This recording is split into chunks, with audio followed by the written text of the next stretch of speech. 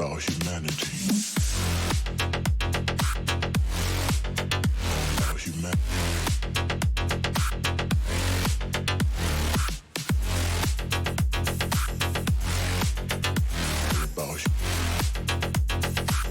It's all about humanity. About humanity.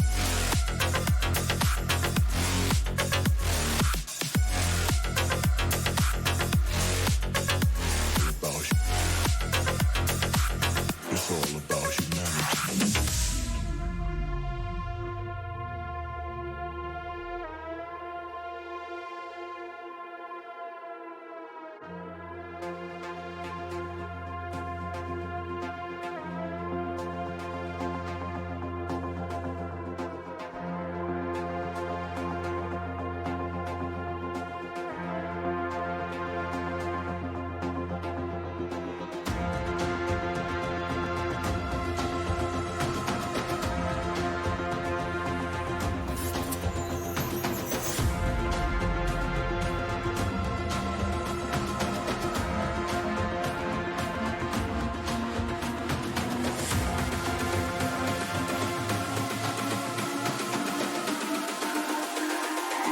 It's all about humanity.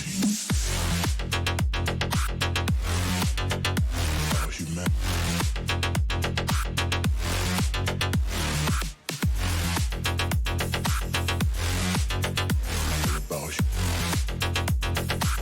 It's all about humanity.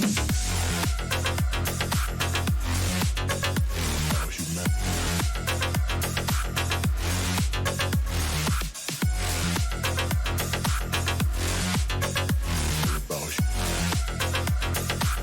It's all about humanity.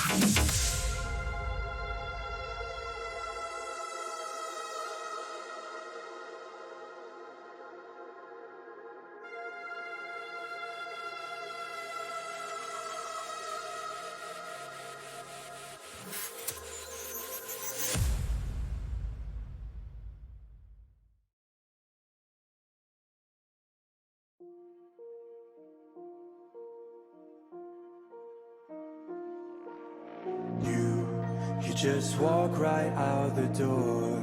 Don't wanna do this anymore. Now I'm lost without you. You drive me crazy out my mind. How'd you do this every time? Now I'm lost without you. Used to be the one I talk to when I'm sad. Can't you see now tainted love is all we have? Our issues run so deep. Now when I try to sleep I feel so bad.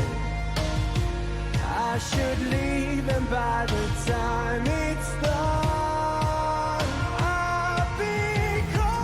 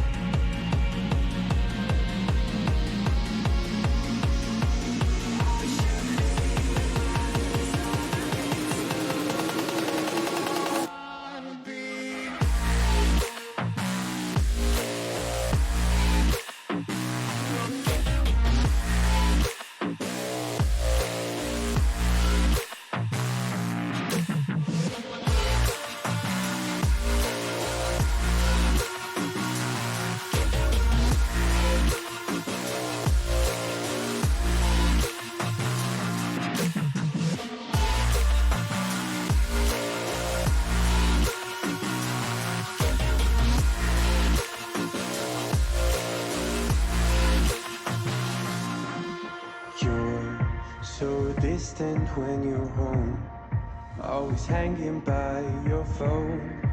Do I even know you? And I get paranoid sometimes, 'cause I know that you ain't mine, and I'm lost without you.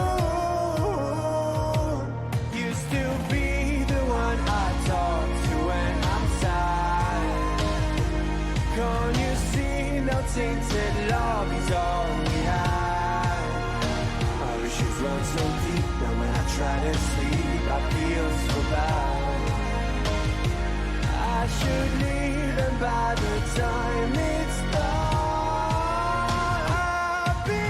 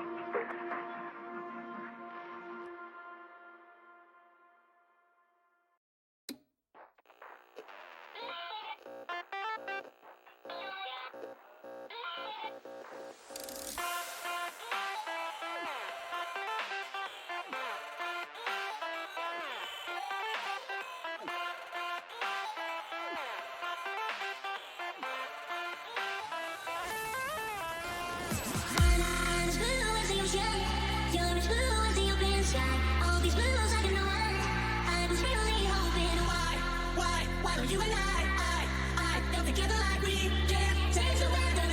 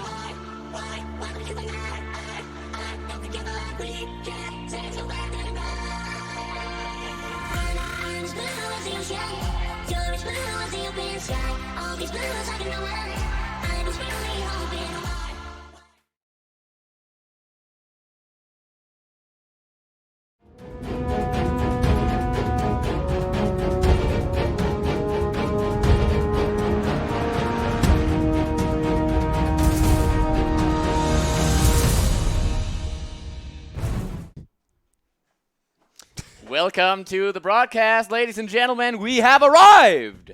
LCD Finals, Wicked Gaming versus Atlando Esports. I'm Bildorn, and I'm joined here by Pelle and Kelhira. Kelhira, you know, you've got some inside knowledge on how to play against these teams here from the LCD, so we're going to rely definitely have. Yeah, we're going to rely on your opinion here, and of course, if you guess it wrong, you know, the result of the game, we're going to mock you until the end of time, because you are the only guy here who's Yeah, but of course, but I am right. I am almost always right. I predicted the CSD final right, and I casted that one, but I predicted the Wicked Fortress wrong, but I didn't cast that one, so that's why. Okay, so that's why we already got the head on the block over here, guys. What do we think about the two teams? I mean, I guess we should start talking about them. And we have Wicked Gaming on the other, on the one side, and Atlando Esports on the other. Is there any team you want to talk about first here when we look into the actual final game of this split here? I tried writing down the players of each team, like go through all the players on each side on Wicked and Atlando. And when I thought about the players, I just kind of thought like the best players weren't Wicked, plain simple. Bendix, I do believe he's a better mid laner. I do believe Flipper is a better jungler, even though Yulbo is a great jungler. Cox is by far better ADC than Lunge, in my opinion. Champion and Fiala, that's a bit. They're really even, I think. Yeah, I don't think you can put. That's pretty even. One on both the other. As long as and Ilogu and Fred probably also pretty even. But I know give that to Fred. I give that to Fred. No, I really hype out Bendix a lot because I do believe he can be the best mid laner in LCD. Well, I mean, we didn't see that building towards Not at this all. final stage here. We saw the 3-2 game between Fortress and Wicked Gaming. Very close one, that series. You know, they had to clench their butt cheeks. I believe Flipper said something about them not scrimming and them being the better adaptive team when it came to the full best of 5. We're going to have to see if that's the case today. Atlando's certainly the underdog in this series, or am I wrong there? I mean, what do we think about it? I think it could go both ways. I think Atlando is just as strong, and I think that Atlando, like having scrimmed a lot more and a lot more. I mean, they played a lot more together, and they're a lot more a team than Wicked is. I think Wicked is a lot more like 5 individual good players playing together, and because they're good, and because they have like voice comms, they can just communicate really well and just play the game on a relatively high level compared to the time they put into the team. Compared to Atlanta, who has, as you said, they have a bit less talent. I would say as well, but they have a lot stronger teamwork, I think. And I would say it's really even player wise. I would say Julbo and Flipper. I could give it to Julbo. I could give it to Flipper, and I think Atlanta is a stronger team, but if Wicked wins, it's because they're the better players. I agree that Bendix is really underrated and could easily get the best mid laner in LCD title. Young gun in the mid lane there. Touching on the jungle matchup, you said Yulbu and Flipper, they could, on a good day, at least for Yulbu, match up against each other pretty well. The thing is, a tendency I do see from Atlando esports here is they tend to pick the Sejuani for Julbu when he doesn't get the Gragas, he doesn't get the Jarvan, right? How do we see that play out? Because it seems like Wicked Gaming, right, they're the more aggressive team, and then we have Atlando Esports, who's more the counter-ganky kind of sort of reactive, responsive team. I mean, how do these styles match up, maybe specifically towards the jungle, but also in general? What do we think there, anybody? Well, Opinion? in my opinion, it's always best to be the proactive team. Even though you can make mistakes as a proactive team, you always make the plays. And if 6 out of 10 times if it goes good, well, it's fine. You have a good play. You can extend the lead with the dragon, with the tower, and Wicked is known for that. When you look at the players, especially in top lane, Champion versus Fiala, they're probably the same skill level, but Champion is way more aggressive than Fiala, I'd say. This can both be really good if he does get back up from Flipper, which he does a lot, but it can of course also be really bad if Fiala and if Yulbu are good at punishing with them. But since they are this aggressive, well, they are always ready to make a new play, and sometimes it's just a bit dangerous to be on the back foot. Not that it is bad to play reactive if you're good at it and you can reach the late game if you, for example, are playing a scaling competitions, but I just do like the aggressive team a bit more, just like we saw with gaming last split. Okay, I would say that there is no. I'm gonna quote Don Voxner here. He told me this. There is no good like aggressive or passive teams or aggressive or passive players, but there are good and bad players. And I think actually I play like Bendix. Now we have him a lot up, so I think I can give him a bit of critique. He tends to be on the passive side. I have the jungler. Like he's not the type to push his like go up and push his lead alone. He needs the jungler, and I think that Jakob Asai is a lot more aggressive. I think he that could be the winning part of Atlando actually, because Bendix is sitting too far back.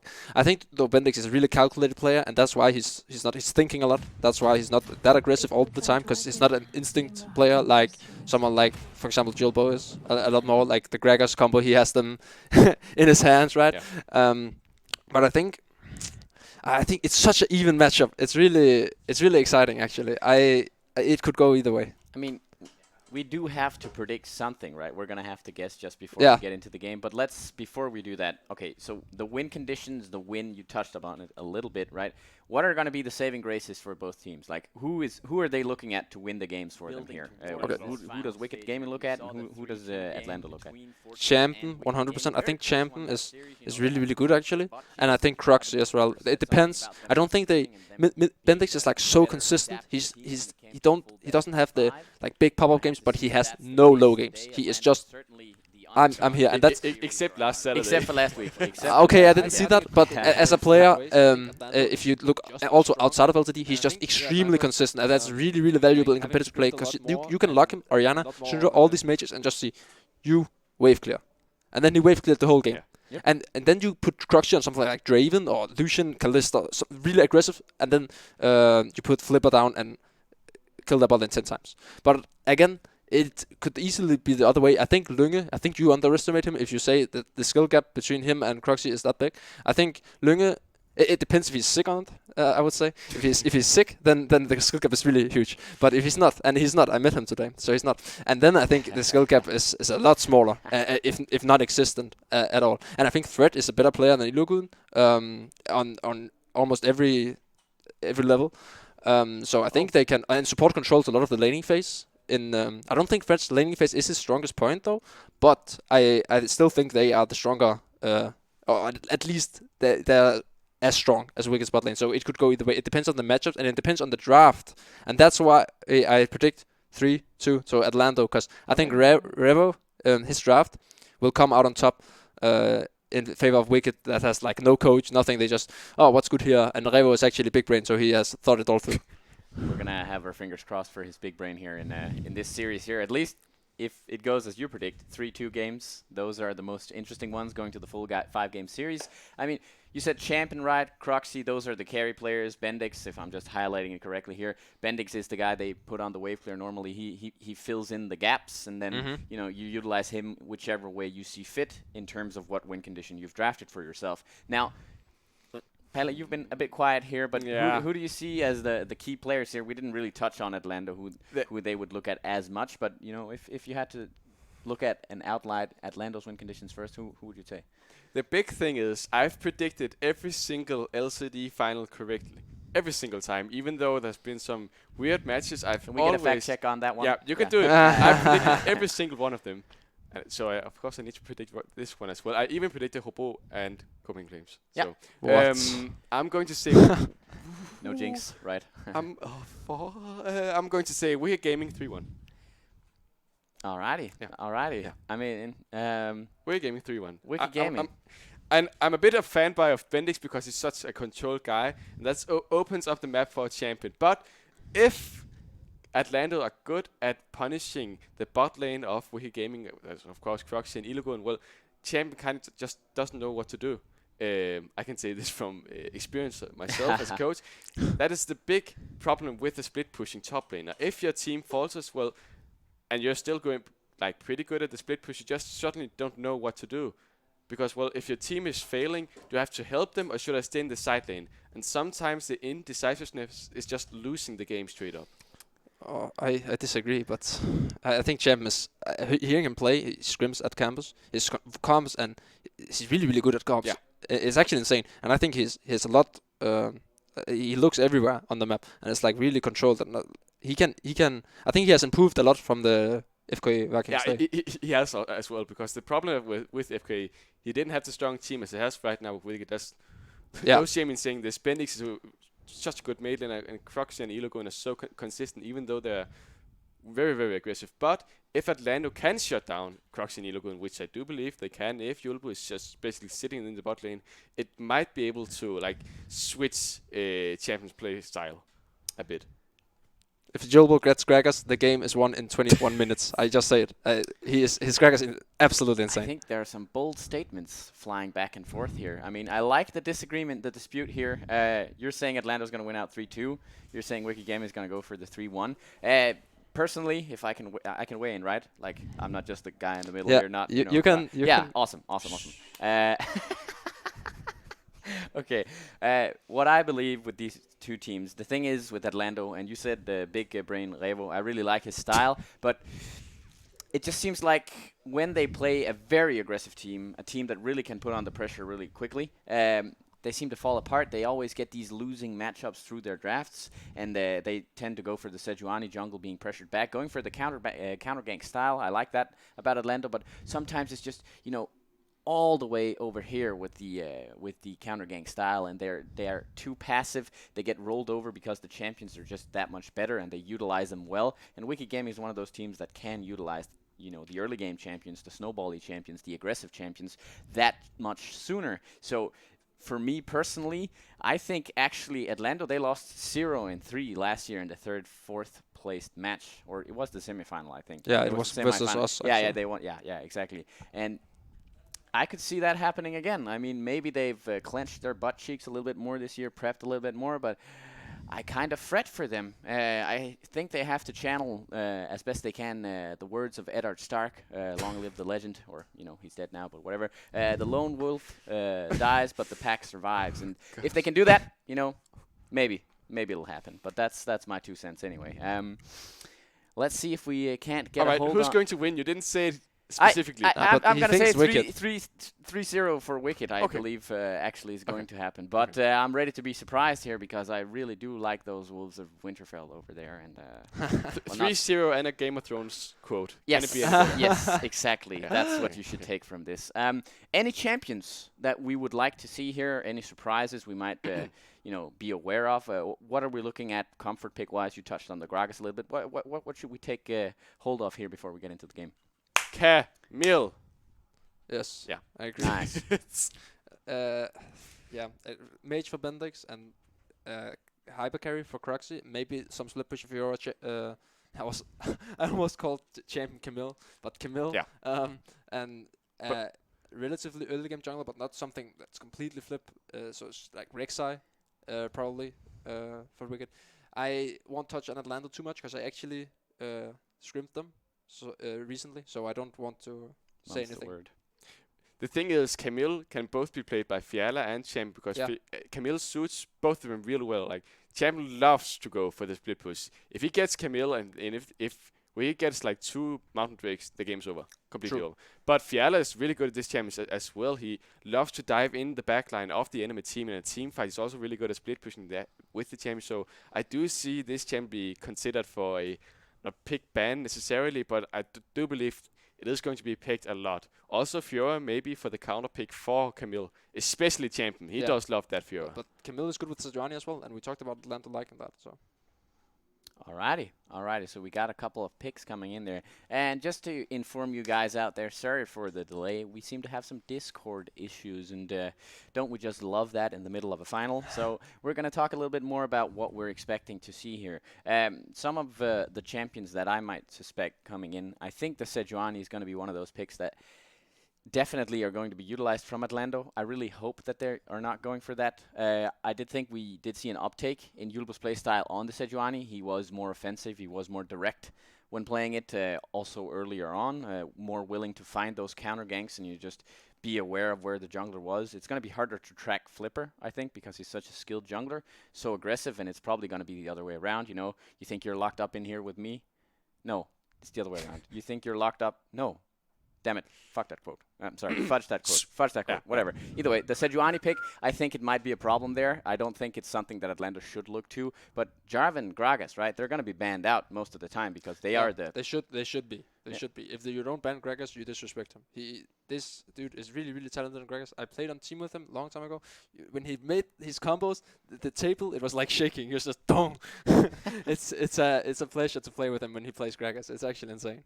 Yeah, we've seen some definite highlight reels from him over the course of the splits here, and hopefully we'll see some again. Maybe he slips through, the fat man. He's not so skinny that he can, squeeze himself through the door, but, you never know, I right? I doubt it. Yeah, exactly. Another pick we could talk about, you said it previously before this, the Nautilus from Fred. Maybe something that, we might consider from the support down there. You're a support as well, Kahir. What do you think about Fred's Nautilus? Nautilus, not just Fred's Nautilus. Everyone can play Nautilus. And it's not that hard, but No. Nautilus is a really, really powerful champion.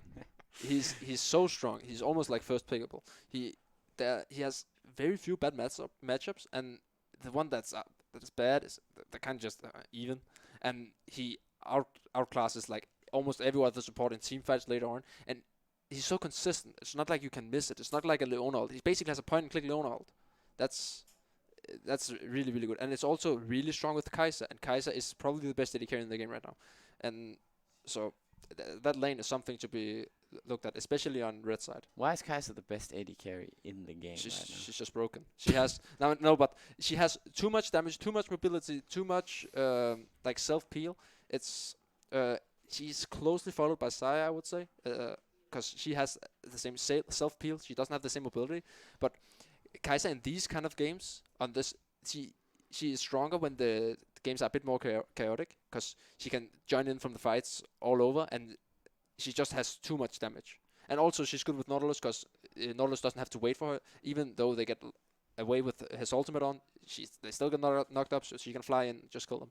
And yeah, she's overtuned right now, and she also got nerfed this patch, but you play at the previous one, so.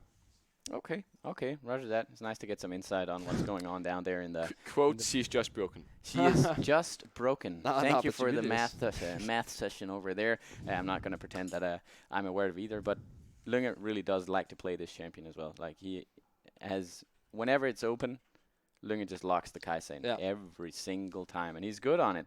He looks very good on it most of the times anyway. He is always sitting on these 3-0, 4-0 kind of scores from the bot lane, regardless of what game he's playing in. Normally speaking, it's going to be harder against Wicked for sure, but I guess that has to do with Coxie. If you match the 280 carries here, right, I really do kind of like their styles. I think Lunge is actually more passive now than he was. I don't know. Maybe it's because of his support, but then Coxie, I think he plays way more offensive. Yeah, I agree. Like if Draven gets picked this game, it's definitely Croxy's Draven. You know, right? He's definitely the more aggressive player, and I think that's to Wicked's favor. I think Atlando is like a bit scared because he is dangerous. He is aggressive, but it could get punished as well. I mean, but this game is probably going to be very bot centered. I think, at least. Because bot lanes they're so even, and I think that as a better bot lane wins, right? A better bot lane wins this series. I'm pretty sure. It could be top, but I see mid laners just play mages. Possibly Nico from Atlando, because Jakob SI has played a lot of Nico. I think that maybe they should look to ban it actually.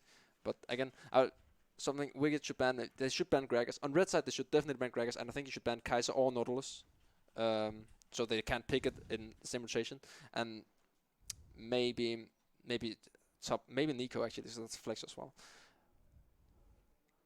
All right, just a second here. I think because of the Discord issues, we're going to have to apologize to the viewers there. That really sucks. And we're going to have a 2-minute break just to check out and check up on what's going on. Yes, we are. And then we're going to just, get back there, get into the Champ Select so we can maybe veer them off through some sort of other speech software, and then we'll get right into the Champ Select there. So thank you for your patience. We'll get right back with the finals there.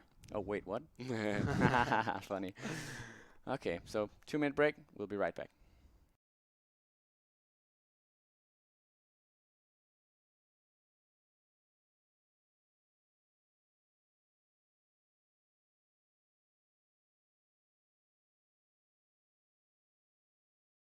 Has got me so messed up, don't ignore the signs. We've had enough of the whole damn thing that we got going.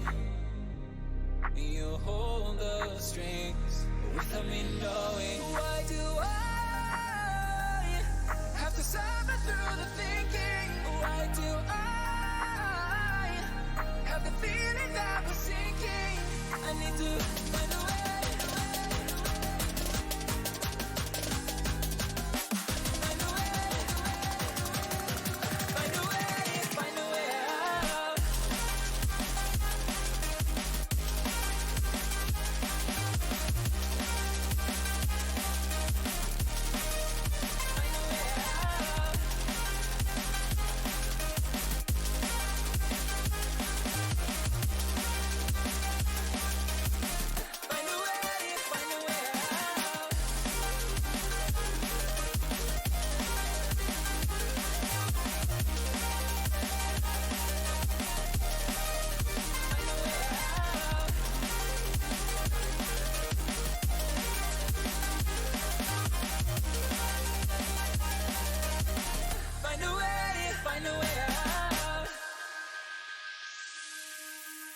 What's all this for?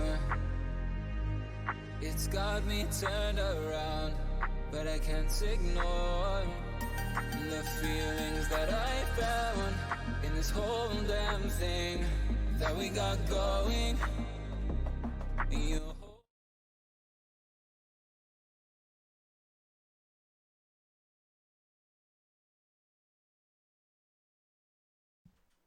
Welcome back, ladies and gentlemen, to the LCD finals between Wicked Gaming and Atlando Esports. Still here with Pelle and Kelhira, young guns over there, and I myself am Bildoran.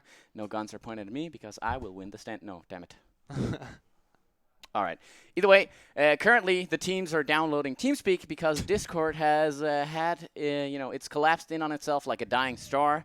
We've all tried that physics. before. Yeah, exactly. And that's just too bad. Of course, it happened right here and now in the finals, but at least we're just going to have to, make that first game even the more juicier. And we've touched a little bit on the things that we expect to see from these two teams here, but what are the champions that you hope that they will pull out, right? Like anything surprise picky? What do we think here? Do we think any cheese picks might occur? Something like that. Something that they've prepared specifically for the other team. Anything you can spring out here?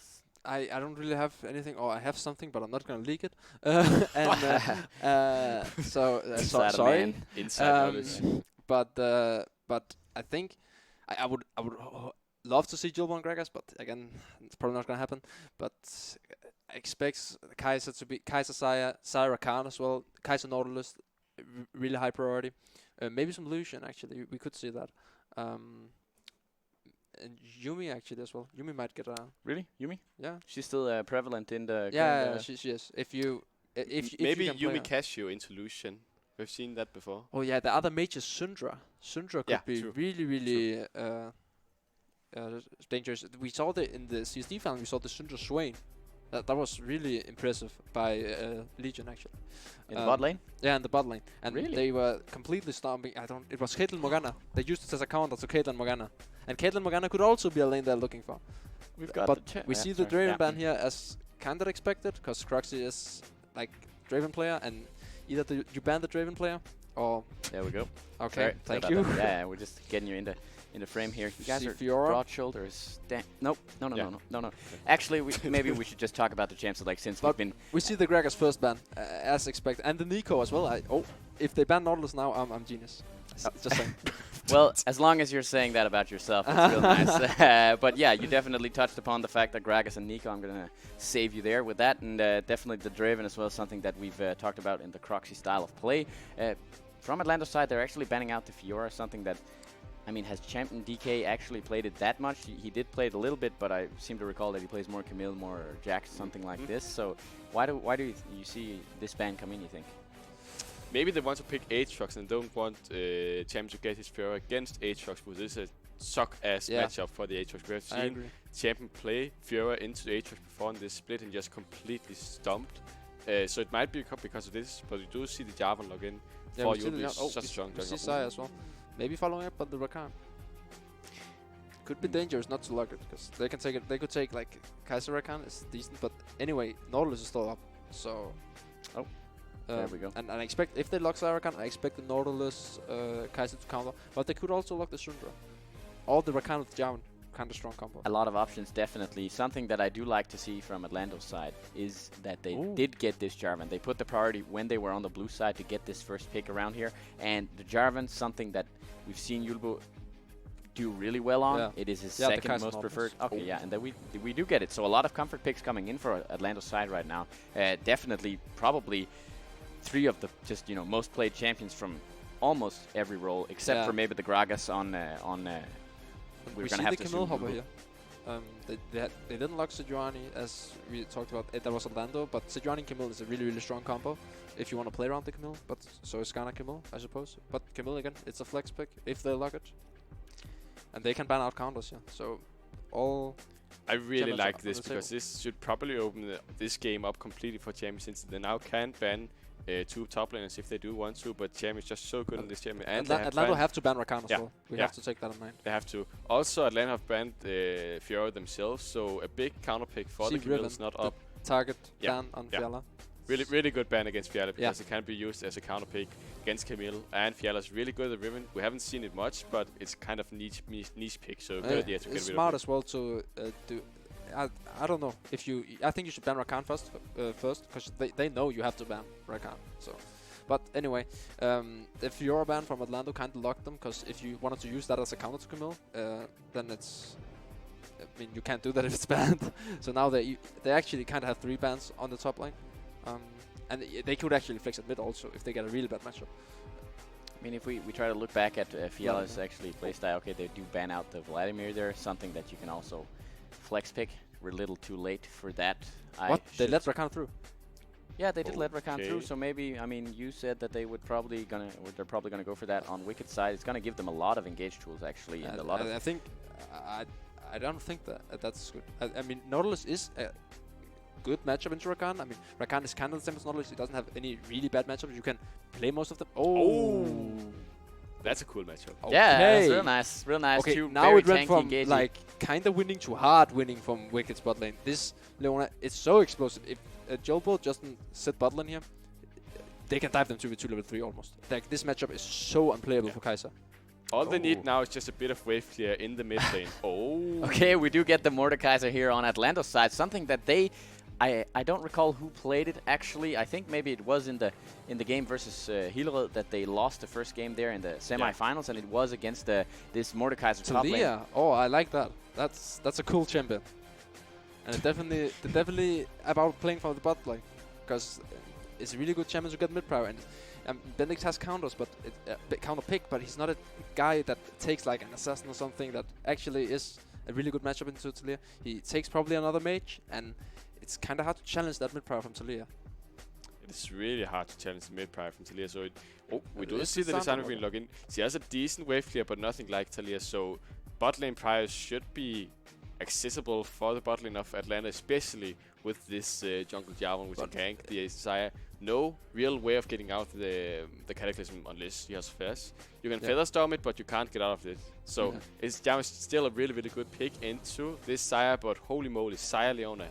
Yeah, That's explosive. Spicy, definitely. But it comes down to the mid 2v2 as well, because I think pre-6, Atlando hard wins it. Like, really destroys it. They can't even contest anything. So I would be surprised if they went for like double scuttle or something, or maybe even an invade. But after 6, they have so much CC. Even though he has cleanse, he can cleanse the Skarner ult first of all, but a cleanse on one of Lisandro's CC, and she just throws the second one, and well, you die. And also, if Camille gets the top lane priority, she has really strong roams in mid lane as well. So Also, look, Jakob just go with the cleanse in mid lane, but there's only so much you can cleanse. Okay, Bendix has Frozen Tomb. There's also the W from Bendix. There's the stun from Flipper, and there's Impale. But Impale, you can't cleanse Impale, so well, you're doomed basically. and You have Camille to- ult you can't cleanse. Yeah. either. Again, there's so many things you have to use your cleanse on if you are in a bad situation, and of course you are going to get into a bad situation versus this composition. I really do like it because they have so much playmaking potential. They have lockdown, insta kill, and they have split push. Especially with this wave clear they do have with Croxy and with Bendix. Well, it should open the game up pretty much for champion. I don't really know how this top lane matchup does play through. Yeah, it's going to be nice to see. We do have some natural gap closers coming in from the Camille, where we don't have that for the Mordekaiser, so maybe that's something they're going to rely on. But we are in the game for the first part of the best of 5 between Wicked Gaming and Atlando Esports. So make sure out there in the chat to call out who wins and with what numbers and results. Otherwise, you don't get to brag about being right afterwards. So it's very important you get to do that now. Otherwise, we're going to call you out, you're faking it, and hindsight 2020. Nobody likes that, right? So what we see here when we get into the game, actually, if you can make a quick rundown here, Pelle and Kelhira. What are the win conditions for Wicked Gaming? What are the win conditions for Atlando Esports? Just really quickly. Atlando definitely the Kai'Sa. They drafted all around the bot lane, and they just play for bot lane. Mordekaiser is just kind of a rock. I think he has prior early game, but Camille outscales him hard, so he's just chilling. Yeah, okay.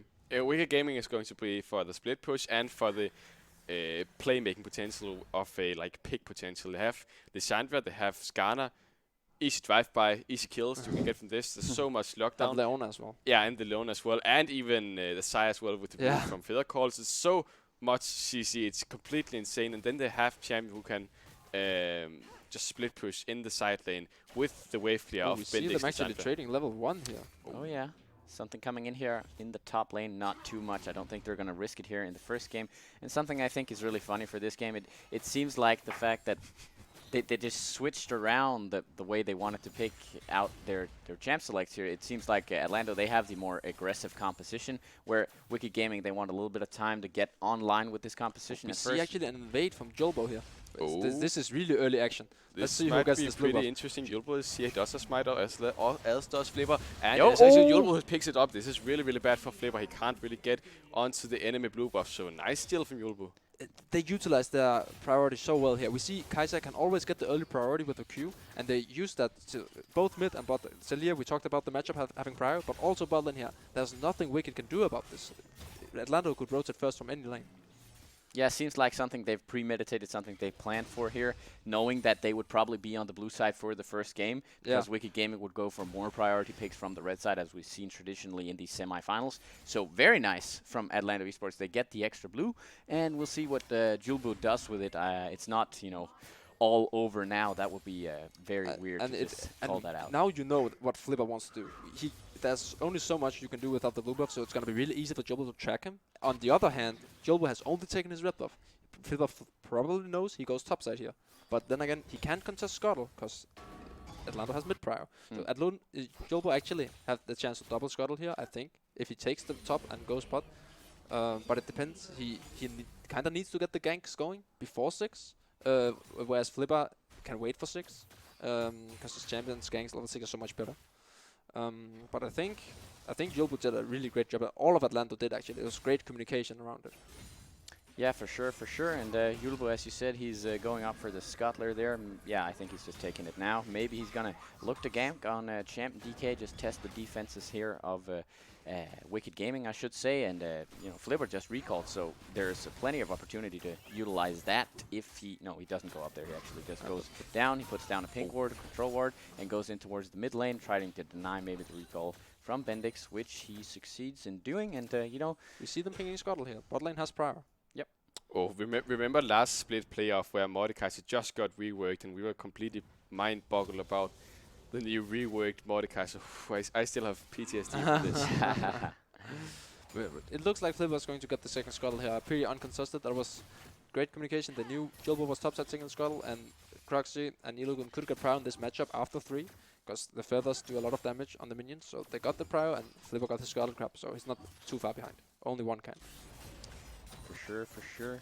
If you look at the vision being planted here in the early game, we do see the vision from Wicked Gaming going towards the bot side as well. You're a support, so you must love the vision game. Yeah. And on the other side, Atlando actually just prioritizing towards the top side, at least for now, with the control ward and the Scuttler. So just the one ward really, but they do get the first control ward down, and it's going to be nice to see whether or not, because they've previously been lacking in this aspect. Nice hook. Nice hook. Root does go down on Croxy. Look at Julbo. He flashes over the wall. Ignite has been popped down. He flashes as well. Hill has been popping. Look. Flash Oh W. my god, he doesn't get the kill, but now Illugun's the next target. Does a flash up. Ignite does go down. Ling, and now the TP is here. Champ and Bendix, you're both here. You both want the kills. No. Now look at Julbo. He actually does get out. First blood does go down. So Champ, meanwhile, over the wall. He has Fred. He doesn't have flash. He's going to go down. 2 Bendix, 2 kills to Wicked Gaming. Oh, Wicked Gaming. They come in after this very, very aggressive play from and it might just be continuing here. Julbo stuck under the turret, but Kai'Sa coming in here with the teleport. Yeah, weird fight, because they actually look to succeed with the 1 kill, but then they just keep going on the Leona afterwards after they don't get Croxy on the Saya, and the teleports come in instantly almost from the Wicked Gaming. It was a really good hook by Fred, first of all. But I don't think Julbo should have flashed in here, or at least he flashed in EQ. That's fine. Then they get the flash. Now you get out. Yeah. You get the flash. You know they have double TP. You don't have double TP. You have 1 TP. And I mean, of course, it should be communicated by the solo laners. Okay, I can't stop. I'm in no position to stop this. So but it weren't, as we can see, and it was a good double TP, good communication from Wicked. They say, okay, they overstep here, so we can TP and kill them instantly. Oh, we see Jakob here. Getting knocked back here. Flipper actually might be in trouble. Jakob here does have flash, but he can't quite get it. Alright, back to Julbo flashing. He also, look, he's level 5 now. Soon he will get level 6, then he has Cataclysm, then he can just go down and gank again. He should just have taken the flash and been happy still. Exactly. It's not the end of the world, but it is a 1k difference, only 7 minutes into the game, or 6.5. So, way too greedy. was way too greedy, and I think they've learned the lesson now. Now they're just probably gonna, sit back, farm a little bit. Okay, what's our next move? We're gonna wait for the summoners to come back up for the jungler at the very least. Yulbu here trying to be very aggressive, and I like that. But we see them ganking oh, top. here. Flash coming in there. Flash from Fiala doesn't quite hit, but look, here's Yulbu. No, there's no way they're going to get this gank. Never mind, way too. Again, Well, they not utilized the aggressive. mid It was a prior, nice play, but just if he didn't miss the E, they would have gotten the kill for sure. He should have looked to flash ult. I don't know the range, but if that was a possibility at any given moment, he should have looked to do that instead of the E. But that's kind of backseat gaming. It was a great roam from Jakob. He roamed from the mid lane, got the prior, they communicate, okay, we can gank top. They should look to do that more. They only got the flash, but that's fine. Cataclysm will be up soon. It is Camille, so she does have escape. But and I think they should look more towards the bot side here. Wicked does have some really nice vision in the bot side though. They have the pink in the dot bush here, and in the bot lane bush. So Julba and Fred can't really go anywhere in the river without being noticed. But we see Jakob actually. Nice Higgs splash. Yeah. I do like it because it's about showing dominance. Yeah. It's about sending a message, not winning the game. Yes. So, well, Both. It really shouldn't be in the finals, but Sending a message about winning the game. Ah, Yes, true. yes. Good point. Also, just popping the Higgs flash in the lane might actually force Lynge and Fred to back off. Because it sure if Illugun just Higgs flashes towards him, lands an E, lands a shoulder flare, boom, you're dead. So it's actually pretty smart. Not we at see the top. the level 6 Flipper gank. is He here. can't Flipper fence coming that. in. Level Flash. 6, here come the Impale, suppressed onto Jakob, he does have stun as well. Now he has come the Frozen Tomb, boom, even wastes the cleanse for some reason. Third kill going to Wicked Gaming. Yeah, and as you said, now the cleanse is down, so it might just be a repeat gank coming up when the ult is ready again. And that's a 2-0 for the guy Bendix that we said, oh, he's just going to be the wave clear guy, right? And he's actually doing really well this game with the nice teleport, of course, so it is. The thing about Bendix is he is extremely consistent. Like, you know what you're going to get. He's not, just because you're passive or not aggressive doesn't mean you can't get at this. As I told, he can get a lead if he's jungler player around him. And that's, Bendix is like the ideal team player, almost. I think maybe a little bit more aggressive, but he can adapt so well, and you can play around him. You cannot play around him. He doesn't care. He's he probably wants the to win. best team player of mid laners in LCD right now because he's just so consistent. He has a pretty good champion pool when you look at champions that doesn't really need attention. Like he can just keep on doing whatever he wants to do in the mid lane. Look at that CC train we saw in the mid lane. This will keep on going for the rest of the game. Yeah, for sure. Not only Jakob, but especially Lynge in the late game.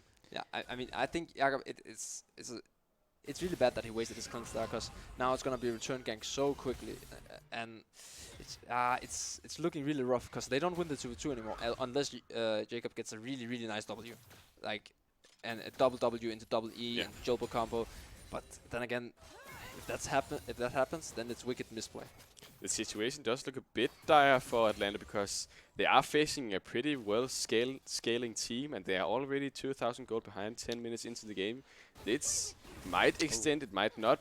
The late game from Atlanta is pretty good as well. We have the Kai'Sa late game, definitely. super duper carry train, but as long as they survive, Camille, it can be. Camille is a really strong late game champion. Yeah. And I think the win condition for Wicked is Camille late game. Yeah. But I think Atlando outscale on every other role but top. But top lane outscaling is so huge that it makes up for like the lack of Lissandra in late game. And Saya, she's almost like Kai'Sa level late game.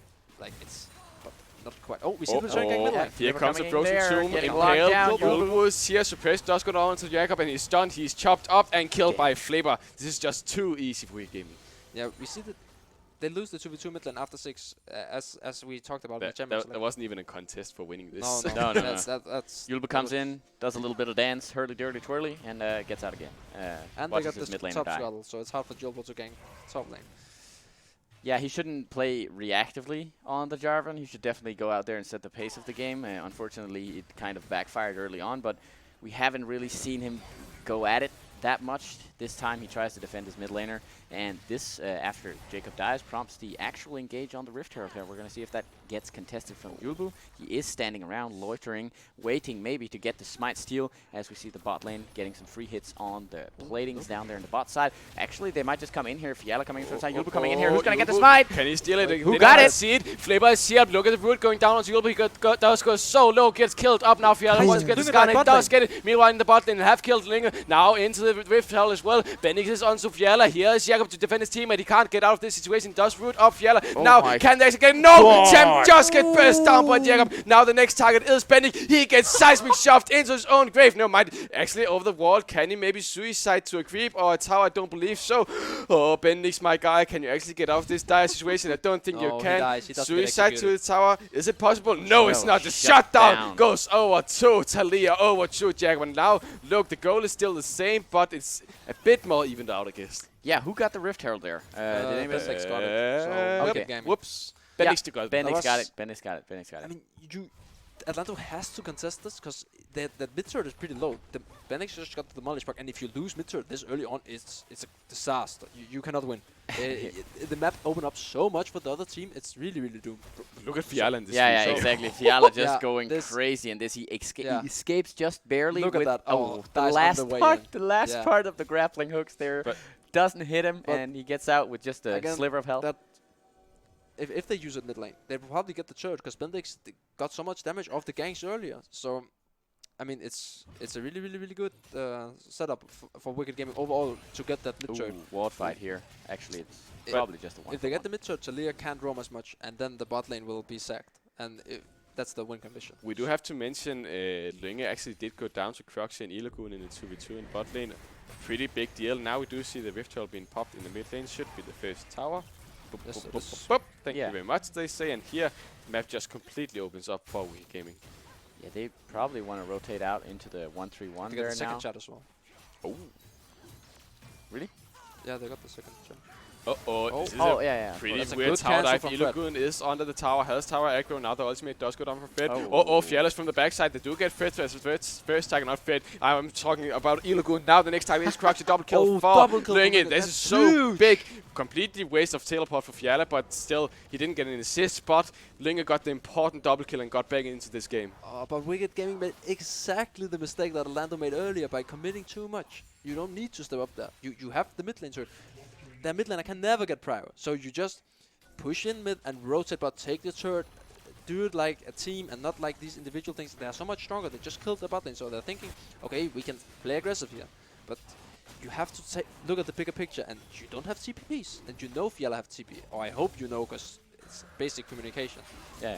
You should damn know that he has TP. I mean, for a guy or a team like Wicked Gaming that doesn't scrim, I mean, do you think the communication is aces, or at least allegedly they say that they don't scrim. Yeah. Either way. They scrimmed a bit actually up to this fight. Oh, so they're just boasting. They're writing checks their body can't cash. I don't like that, Wicked. Come on. Either way, they let Atlando back into the game a little bit with this one here. Gets so many turret hits on Ilagun, and after that, Croxy is just left alone, and they both go down. Of course, still, 2,500 gold in the lead is Wicked Gaming, but they did get the the Cloud Drake here for Atlando as a kind of consolation prize, and they're still on the back foot, but there are definitely tendencies and weaknesses that can be exposed in this Wicked lineup, and just a fight for vision going on. They got the best Drake, yeah. Okay, this it Drake is good. Yeah, 4.5%. No, 4.5%. I have to defend this Drake. It's really underrated. It's the second best Drake in fights. Yeah. Because the other two Drakes don't do anything in fights. I agree that Mountain is probably the best Drake overall, because especially in team, it gives you a win condition that is you can take Baron in 2 seconds. Yeah. But the Cloud Drake, especially on champions like Talia, who likes to roam. Now they lost mid lane to it, but it's really underrated. It's really good. And against the champion like Skarner, probably isn't gonna save you against the Predator. But it can be. It can be that slight difference that does it. So I would say it's a pretty good Drake to take. Now look at the items. We do have some complete items. Looted Sacred from Jakob and Hextech Protobell from Bendix in the mid lane. So we are going to see, especially Champion's first item, Triforce. Really important for this guy. This guy's just known for not completing his boots ever. So let's see if the curse continues. He should really upgrade to Mercs this game, because there are so much magic damage on Atlando. It would let's look at the timestamp when he actually does, because he's known for playing games completely through, winning games, carrying them, but hasn't completed the boots. Yeah, but that's not this game. Can he steal it? He will go Mercs. Here we go, Mix. Let's hope. Oh, is he trading on Illugun? Ooh, does a lot of damage Yeah, on the that's Kai'Sa. And Kai'Sa. it's only 16 But minutes in look there. look at Jakob. He's always on the hunt. He always wants to get in the bot lane with the Weaver's wall and get the good game because The now 2v2 maybe happening mid here. We see them both junglers in the bushes and Fiala. Here they're ready this to defend. might Actually, be- really nice knock up here, knocking back afterwards, but he does take the ulti Oh, from that's a great ult Bendix. from Jobo. Yeah, Oh. Cataclysm coming down. They're just trading back and forth, but Look both at come Illugun. out here. Very nice defense from I think it Jugo was a coming in great here. mistake. He took it down. Filippa couldn't ult him there. I think they could have killed Bendix if, or at least forced his flash if he didn't take it down. The I- Cataclysm? Yeah. Yeah. He might just have spammed R and accidentally yeah, I just think that's what closed down. has happened as well. Yeah. Really eager there. It is the final after all. Yeah, and, there are you know, nerves on.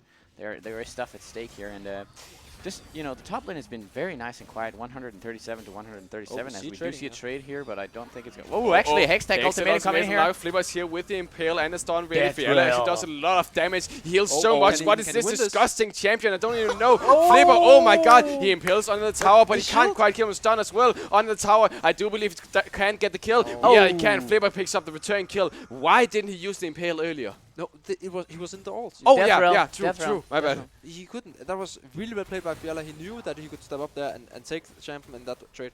And Flipper used his ult. That means he can't kill Jacob again. And that's, I mean, that's a big loss for Wicked actually. Because Jacob is the only one to enable their bot lane. And if he is free to do so, then their bot lane can actually play the game. And that's the we see it here. Oh, Reaver's Reaver's Wall Wall. actually coming in here. Yeah, and Benix there's is Flash. just around the corner. Root does go down onto Jakob, but look at Linge. He's in the back Only line 180 carry. onto Cruxy. He does go down. He has Featherstorm. Benix doesn't quite get in, but look at Linge. He got killed up by Illugun. Now Fred is the next target. Oh my god, the spear does land onto Jakob. Can he actually get killed? Fred is the second target of this fight, and Jakob has to flash out, so it's 2-0 for Wicked Gaming. And now they will get the bot lane tower. take the flash and get out. Yeah, exactly. I was about to say the same thing. Reaver's Wall comes in. You don't take the flash apparently. if No, you're no, on no. that No, level. but you can. Jacob could have used his W defensively on the Leona to get out, but Lunge, or you could just have killed the Leona, job Wing her into her team. Yeah, Look we at do this. get to see If Jacob goes for Leona here instead of Cruxy, because you see Lunge misplaces this as well. He should just front to back here. There's Yeah. no reason for him to dive. He knows Cruxy has every summoner, But and look, they should know Bendix is on this way as well. Linge even lost the 1v1 against Cruxy. He just Yeah. went into a bad fight. If he just went for Illugun, they could probably have killed him, but he was way too Or got greedy. double flash, Yeah, double flash yeah, at least exactly. for nothing. But Yeah, for Reaver's Wall. Yeah. And that is very much something you would want. Then next wall, that's 2 kills, right? Yeah, exactly. You just wait for the next ultimate that's lower cooldown than the flashes, and it would be very nice, I meet think- there for T in the bot lane, and that's real nice. But It is. I think some of this is like its first game, so the nerves are a bit more tricky than game 2, 3, and 4. yeah, And I think definitely Atlanta will look to improve upon this during the series after this game. It's not like this game is lost or anything, but from future games, I think that they will say, okay, guys, we need to take small victories. Oh, he's Solar coming Flare in here. onto Fred. The hook does actually land on the wall, but here's Frozen Tomb. Thank you very much. Cruxy picks up his second kill of this game, and now they are on a 4,500 gold lead. Look. See Flipper looking here. Oh, Flipper actually flash impales onto the poor old Ling. He does get chopped out by Flipper. Very nice play. And now they can look for the mid lane tower. Look, Fiala is actually moving down towards his team. They want to defend this tower. This just makes Fiala's champion strong. top They lane. have to respect it. And they don't have really like any ultimate. They have Solar to Flare kill is down. oh, it misses. It does miss, and now Fiala actually gets a nice hook. He does get stunned up. Can actually get rooted. Oh, he actually Flashes flashes onto Flipper. Oh my god, this champion is just such a broken, dumb champion. Flipper is the first target. He will go down. Shut up down. by Fiala. Now look at Bendix, look at Illugun. They're both going that's to a down. huge Now move. Mighty don't get Fiala. Now can they actually get more double kills. So Fiala has been killed. Jakob actually kills Cruxy. Boss gets killed by Cruxy again. And now Fred is here. He does get a kill onto Illugun. This is just completely insane. Lunge survived and got a kill as well. What is this? I don't even know what's happening. Okay. Fiala coming in with the huge plays from the side here. Fiala played You're that right. so well. Yeah. He played it so well. But again, Wigan has to respect this. And Champion has TP. They cannot force it. It's 4v5. You should never be able to. It's 4v4 if Champion doesn't TP. And if Champion TP'd that, it would have been 1 for 3 for sure. Like just place a ward. Yeah, Fiala has the death realm on what Flipper here. even After happened that, in he that gets CC'd down, but he gets a lot of damage out before he goes down. Both And actually, Jacob as well got a lot of damage off here. Yeah, and he hauls Croxy in there Yeah. just before he dies Yeah, as well. Fiala. Yeah, that Yeah, was well played. Fiala actually sets up the entirety of Yeah. the fight, 1 versus 4. Of course, he has the Death Realm to mitigate all the damage first and get down the single target. See, But both AD afterward, carries hitting the 2 items spike here. Kai'Sa doesn't have it completed fully because of the stacks, but I mean almost. And when she does and gets the Nash's Tooth as well, then she is going to be so strong. And that's when I think that Wicked Gaming is beginning to lose these team fights. They will lose when Kai'Sa hits that 3-4 items. Then she is too strong. But again, they have to play more carefully around the split push. Champion, he is winning that side. coming in Ling again. is suppressed, impaled, and now he just got. Oh, he no gets mind. the flash. Actually gets out, but here's Solar Flare onto Fred. Look at Jack, but he's the next target. He doesn't have flash. Actually, does get out. Croxy There can't quite is kill him, but here's Fiala. Champion. He does get the kill, but here's Fiala around the corner. could be No, Baron. never mind. It could That's be Baron. well played Bennington by is in Wicked mid lane. Gaming. They are pinging onto it, but Croxy is kind of low. Fiala has ulti up in just a moment. This can be a disaster if They it are goes wrong. starting it. They are starting. Fiala is in the bot lane. Does have TP. He's Ooh. TPing in. He is Oh, this TPing could in be the a top spicy lane. fight. But look, Bennings is around the corner. Does have Frozen Tomb up onto 6,000. Fiala, but they are onto the jungler of Atlando. Can they actually get the steal? They are The onto other him. side. Can they actually get him 2,000 HP on the Baron? Yulbu, can he actually go down? Yeah, he does. And now Baron is the next Look at target. Fiala. Oh, look at Fiala. He's still here, still alive. Baron is up. Can they actually steal? No, they can't. Champion does pick it up. Now Fiala's 1v1000. Ilugun is here. They've rooted him up. They stun him up. Then kill him and double kill. And Baron for Croxy. Croxy for Wicked Gaming. That's now it's tough because now Champion has the split push buff of the Baron minions, and I don't see Fiala stopping him anymore. He has the second item completed now after that fight, so he's really strong, and he has his mercs, as I said, and as well I think Croxy get his third item here, his first seal item completed. Yeah, Rapid Fire Cannon, and we see Rapid and Hydra for Champion. Yeah, 627 score on the side there as well. It's This is going to be a tough one now for Atlando. They really have to punish the slightest misstep with the Javelin engage, because we see like Flipper, Champion has no flashes, so they are vulnerable to getting killed by the Javelin or Nautilus. But again, Bendix has self-peeling ultimate, Croxy has self-peeling ultimate, Ilugun is really tanky, and you don't want to spend everything on him. We see double getting caught on the side. Yulbu is rooted up. Frozen Tomb is up, but he doesn't even need it. But Bendix does pick up the kill, and now they're just looking for the base. Huge mistake. they're definitely not shy when wanting to pull on the ultis there from Wicked Gaming. Every time they have it up, they're just, they find a single target, even if it's a single target, right? They pull down the Solar Flare, they use the ulti coming in from Lysander there, and yeah, it's actually just paying off. They get every single, and single outstanding caught out member from Atlando, and then they just keep pushing the lead from that. And this was what we were talking about. They're not afraid to press the trigger. Oh, Flipper.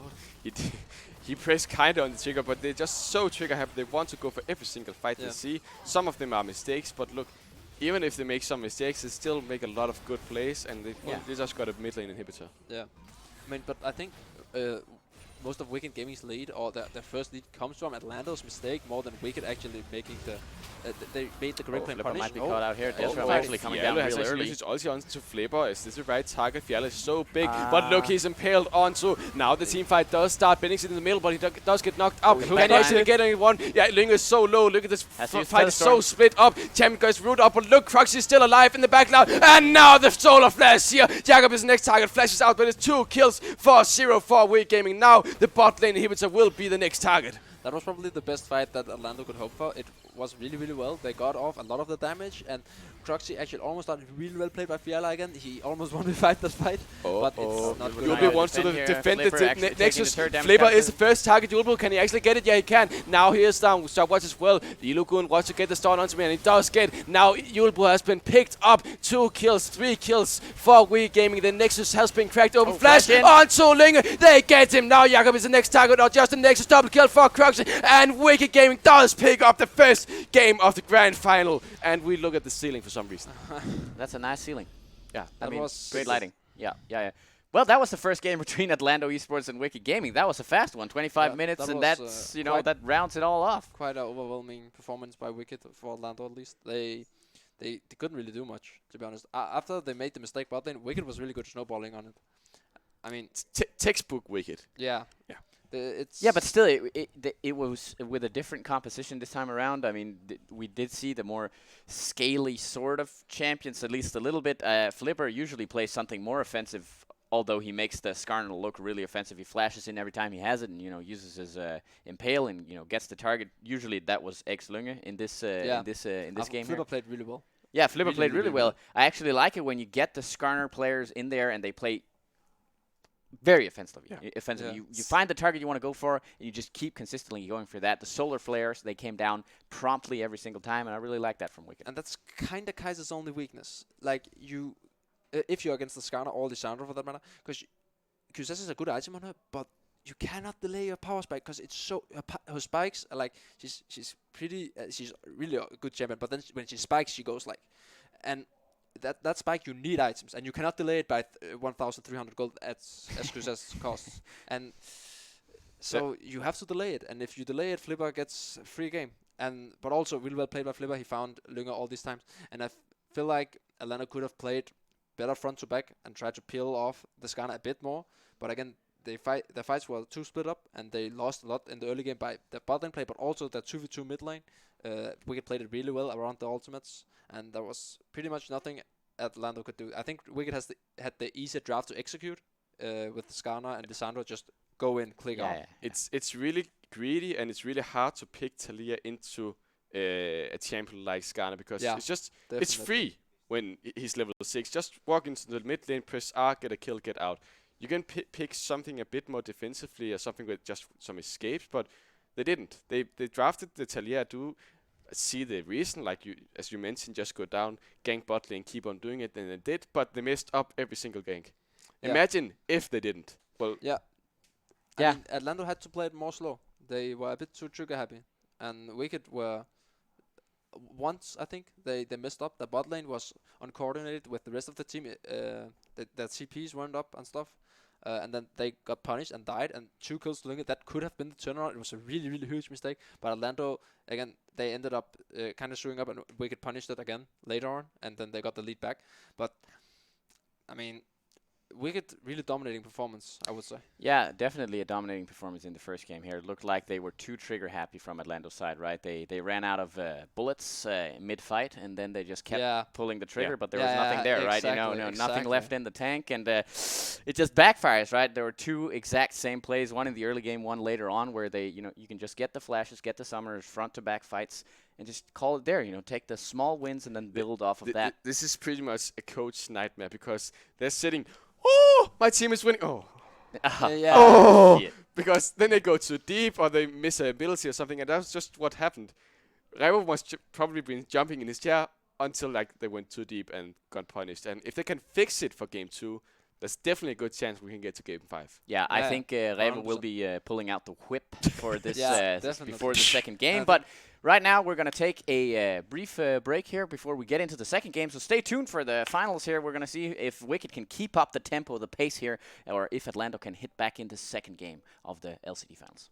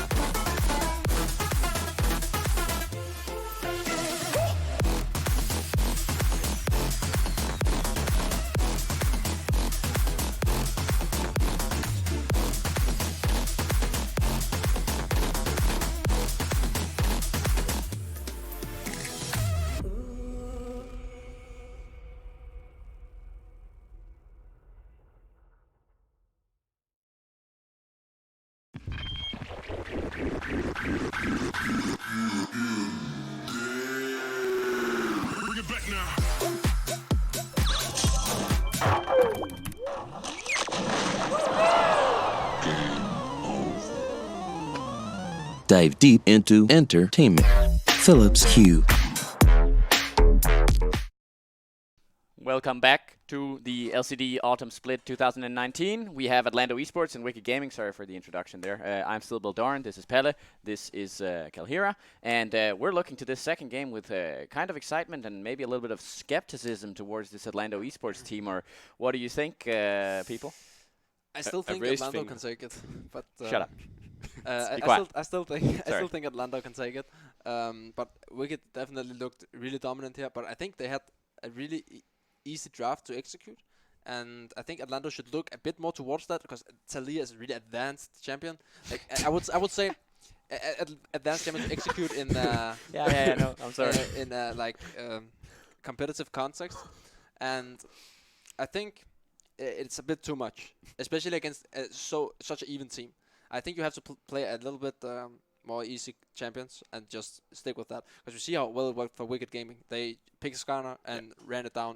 They pretty much picked press R to win champions. Exactly. Leona, Skarner, Lissandra, Camille even. Just press R and you win. Like you kill the target, you kill the next target, boom, hits the team fight. That's easy. That's a easy what's the win phrase? condition? Win condition. That was the word I was looking for. That's It's one an of the easy win words. condition. It's an easy play style. Just go for it. Yeah, for sure. And I mean, and it's effective. That's I do like the fact that Atlando actually tried something different this first game, even though you said it was a very advanced way of playing. Maybe they played for the priority this time around. They played for the winning lane matchups, and they didn't really utilize that. They didn't utilize the priority apart from getting the blue buff in the early game, and then that was kind of it. You had the Fiala going or popping off at the Rift Herald as well as some of the redeeming qualities. I mean, I guess if they pace themselves better when they do the ganks, when they pull off the ganks. But that's hard. Especially, I imagine that they scrimmed with it, and it worked out good. But it's a completely different thing to play it in the final. Because there's nerfs.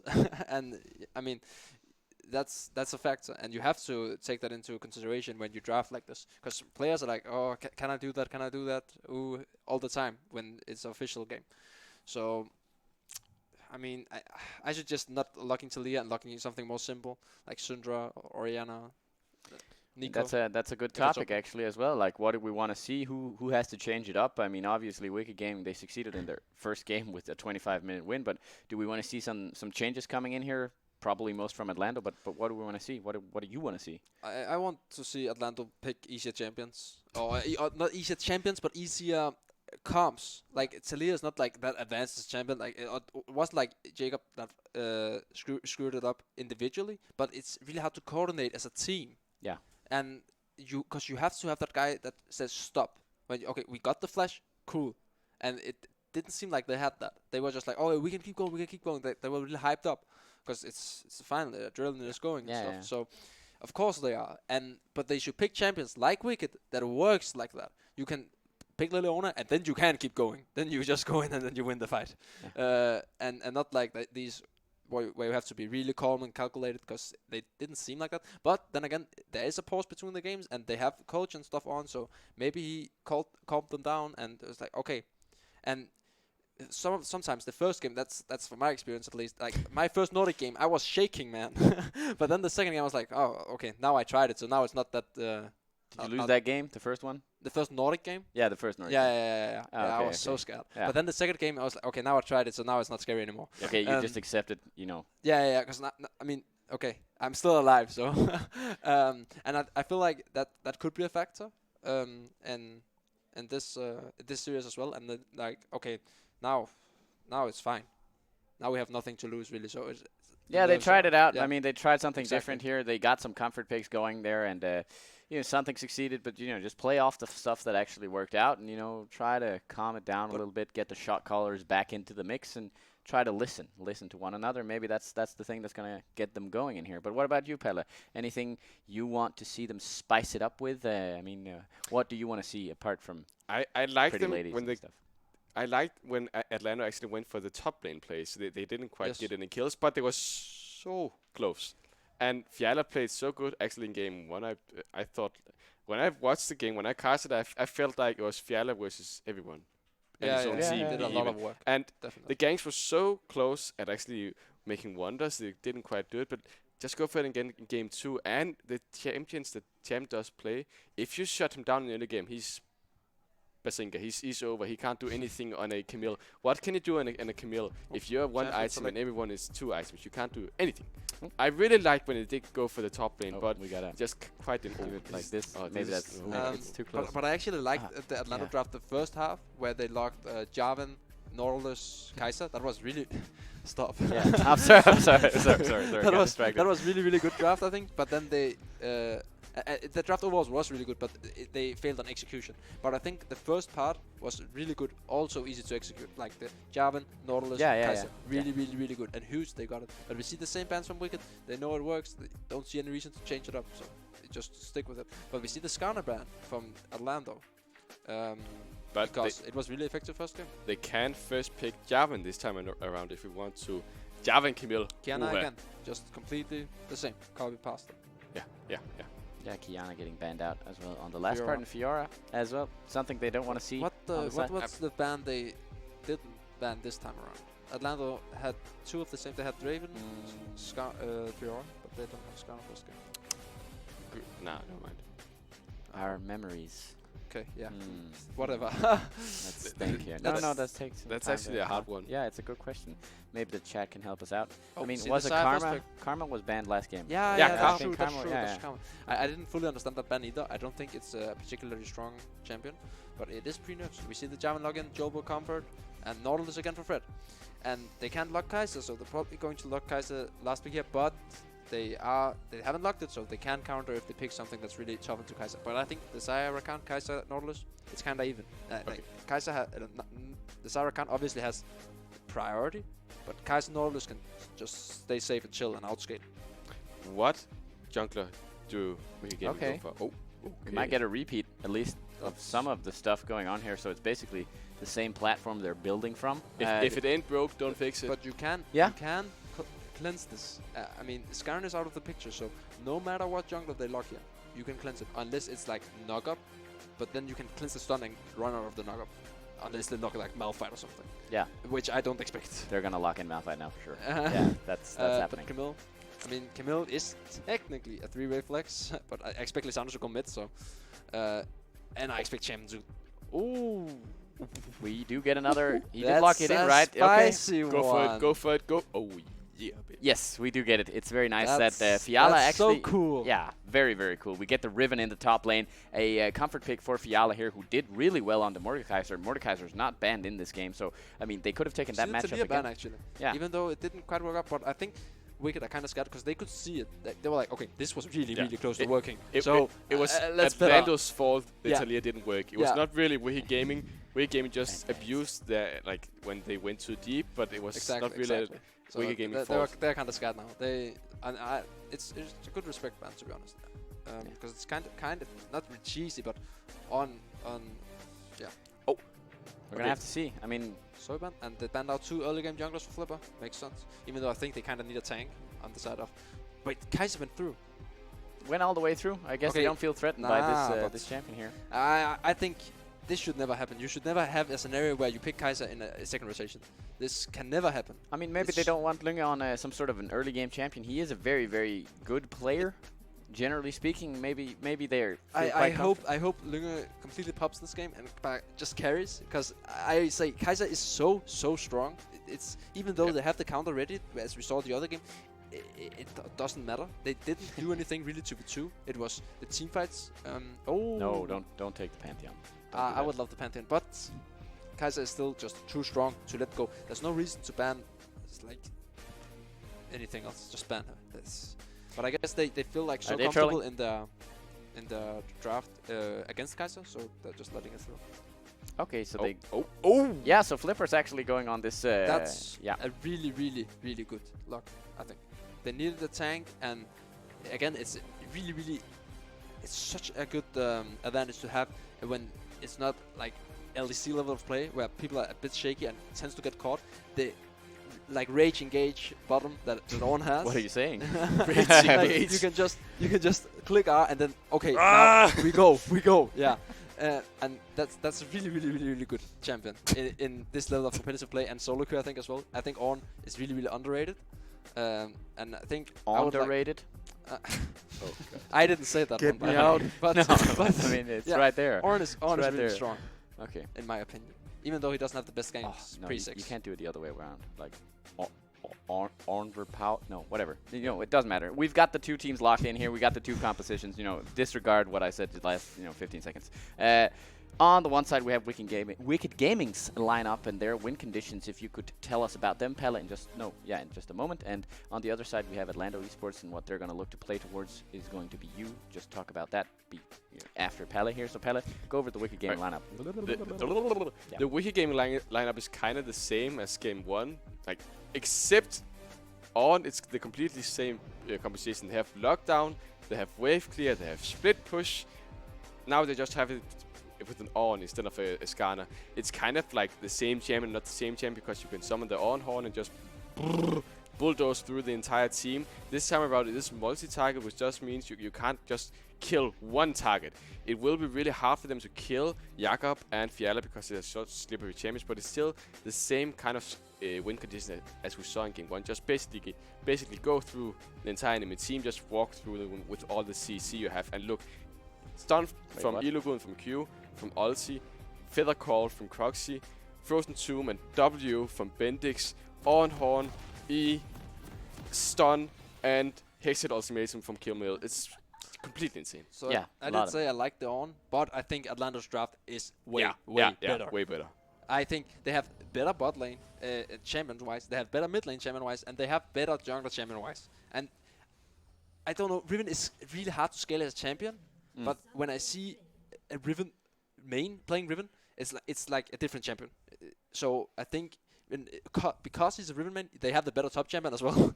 But it's a skill matchup, and I really like to see how they like match up against each other in this matchup. Yeah. But again, Wicked Gaming had a clear win condition before. There was split push. No matter how the game went, they had the split push win condition. There is an opportunity here for Atlando to actually counter that, because Riven, if she gets ahead, she wins the side lane, and then Wicked's come fall apart because Camille is kind of useless in teamfights. Amen, brother. Okay. What sound does a goat say? The on ulti is a goat, right? It's a ram. Ram. Yeah. Isn't that a goat? It's kind of like a. So I mean, a male goat. Wait, you don't need to do the like thing every time there is. But I have to prepare. Like a Zodiac, right? The ram. That's not what it says. Okay. I don't know. That's no way it says that. Somebody look up what a ram says online. We have producers, right? I mean, they should be able to give us the sound in here. So if they can layer that with the sounds here as we get into the game. And, of course, out there, make sure to tweet out or whatever you do out there on the stratosphere of the online spectrum who is going to win this game, seeing the compositions as we've seen now. And something that I really want to touch on as well just before we get entirely into the game. I like the fact that we have high mobility champions that create space for Lunge in this game. Yes, so you I play agree. Offensively forward when you get into the later stages of the game. Of course, Oh, you play still early gang there. Very nice flash. Champ DK might just go down. Oh, First blood. That was cool. That was really Very cool. But Very nice. yes, it was very good from Jolbo, but I have to criticize Champion or Wicked Gaming for this, because it's a Jarvan, it's a level 2 gank. You don't die to that. You don't. Not in a final. It's so obvious that we know that unless the bot lane fake leash. If the bot lane fake leashed, which I don't think they did, but if they did, it's really well played by Atlando. But otherwise, they know, okay, we don't know where he starts. Everyone should be careful. He can level 2 gank. That's the communication that goes into Jarvan. He did have the E. He did start the E, so that he was kind of expected it. So mechanically, it was well played by Jolbo and Fiala. But he shouldn't have been there at that place at that time. And let me just ask you, what's the worst champion that you don't want to see a 1-0 on just at that early on in the game on Atlanto's side? Is it the Riven or the Akali? I mean, it depends. I would say it's Kai'Sa. If you get early kill on Kai'Sa, I would say yeah. Oh, okay. In this I think situation with but I'm Kai'Sa biased. I think she's bust. you're a bot laner. You can't, Yeah, you exactly. can't I'm a bot actually laner. talk on this subject. No, we're going to disregard that comment and we're going to say the Riven. In this situation with the champions on the opposing sides, it's definitely best for the Riven, because how are you going to kill Elisandra in 1-on-1 situation? Well, you're not really. You can kill a Camille in a long lane, which top lane obviously is. So I like it way better than getting a kill on a Kali, even though that is nice as well. The thing Atlanta has to do is snowball. When you have an assassin in mid lane, we have this like assassin, bruiser, brawler kind of champion top lane. You have to get a lead in the early game, and well, they just got one. The problem I see here for Wicked is Atlando just straight up drafted them. Like if you look at champions, I feel like Atlando outscales as well. I think Akali is 6 items or 4 items, a lot stronger than Lissandra. Or Kai'Sa outscaled Xayah not by a large margin, but a little bit at least, or enough that is notable. And Yep. And- No, not Yeah, sorry. and the jungle is it's kind of even, to be fair. It's 2 tanks, but Kai'Sa has the better tank. Oh, flash in from Fred. Flash onto Croxy. Now Ignitus has been popped as well. Here comes the EQ coming. Oh my god, the hook does land with the root on the tower. Now, do they here get is caught out on now? TP from the back line. Ilagoon, he wants to get the kill onto Yulbu. He doesn't have the flash up. Ben is here. Can he actually get the kill? Oh, Flash and Drag is here, but here comes the claw. Can the flash onto him? Here comes the stun onto Linge. He doesn't have the flash. He can't get out. It's 3 kills for Wicked see the Gaming. TP 3-2 for Wicked Gaming. But we see it again. Yeah. They go in too far. Take and now the they damn get punished. flash. Yeah, just take the flash. Yulbu just has instant as he gets. Okay, we see. Oh, Yeah, okay, we see replay coming in here. 3 not people from taking the- hits. the full play. But when Yulbu comes from the tribush down to the lane, he just EQ the Croxy, so he is forced to flash. When he's forced to flash, okay, we take that. Yep. He's forced That's to it. flash. But he waits. That's greedy in it of itself. But he waits and see if he can predict it. Which if he does, it's amazing, and he will probably get MVP for the game and turn the series around. But you cannot think like that. You cannot think of the highlight. Guys, how are we going to get the MVP? Yeah. Not like this. Yeah, exactly. Not like We this. would get them MVP if they just turned around. Yes. That would have been an MVP play. Yeah. Because look now, actually, we Gaming are in the GOAT I lead. would say though, it's Smart 2 is kills on the, Ornn. 2 kills smart on is the Ornn. new sexy, 2 right? kills on Ornn, so it's nothing huge. Actually, 1 kill on Lunge. I would say almost worth, Yeah, because it's Kai'Sa. But and Still. we see him with the pickaxe. They actually have the advantage, item-wise, in the 2v2. But again, I feel like Leona is a lot stronger, level 4, than a Nautilus is. I feel like you're completely right. Atlando completely outdrafted Gaming. That's not discussing. Oh, never mind. Oh, Shit. Fiala that's a going good in here. trade Top from lane. Fiala. Oh, never mind. But look, when you actually play like a team, which they are doing right now, they're TPing together, they're making the plays. Well, it doesn't matter if you're outdrafted. And I suspect in the late game, if they do get a good on-horn, get a good what's it called, wombo combo, well, it doesn't matter they're outdrafted. Look at the top lane. Fiala is level 6, bot Flipper Flipper here to coming in defend here his from the side. teammate. The damage actually does go down. Here Yeah. comes the on-horn. Man, cells. They actually Not do what get it the knock onto Fiala. Nice gold right here, but doesn't do any more than this. Champ is forced to back though. He can't really stay against this Fiala. Fiala didn't have flash actually. He looked like he was looking forward to flash on him. He didn't, right? Yeah, Never mind, he's dead.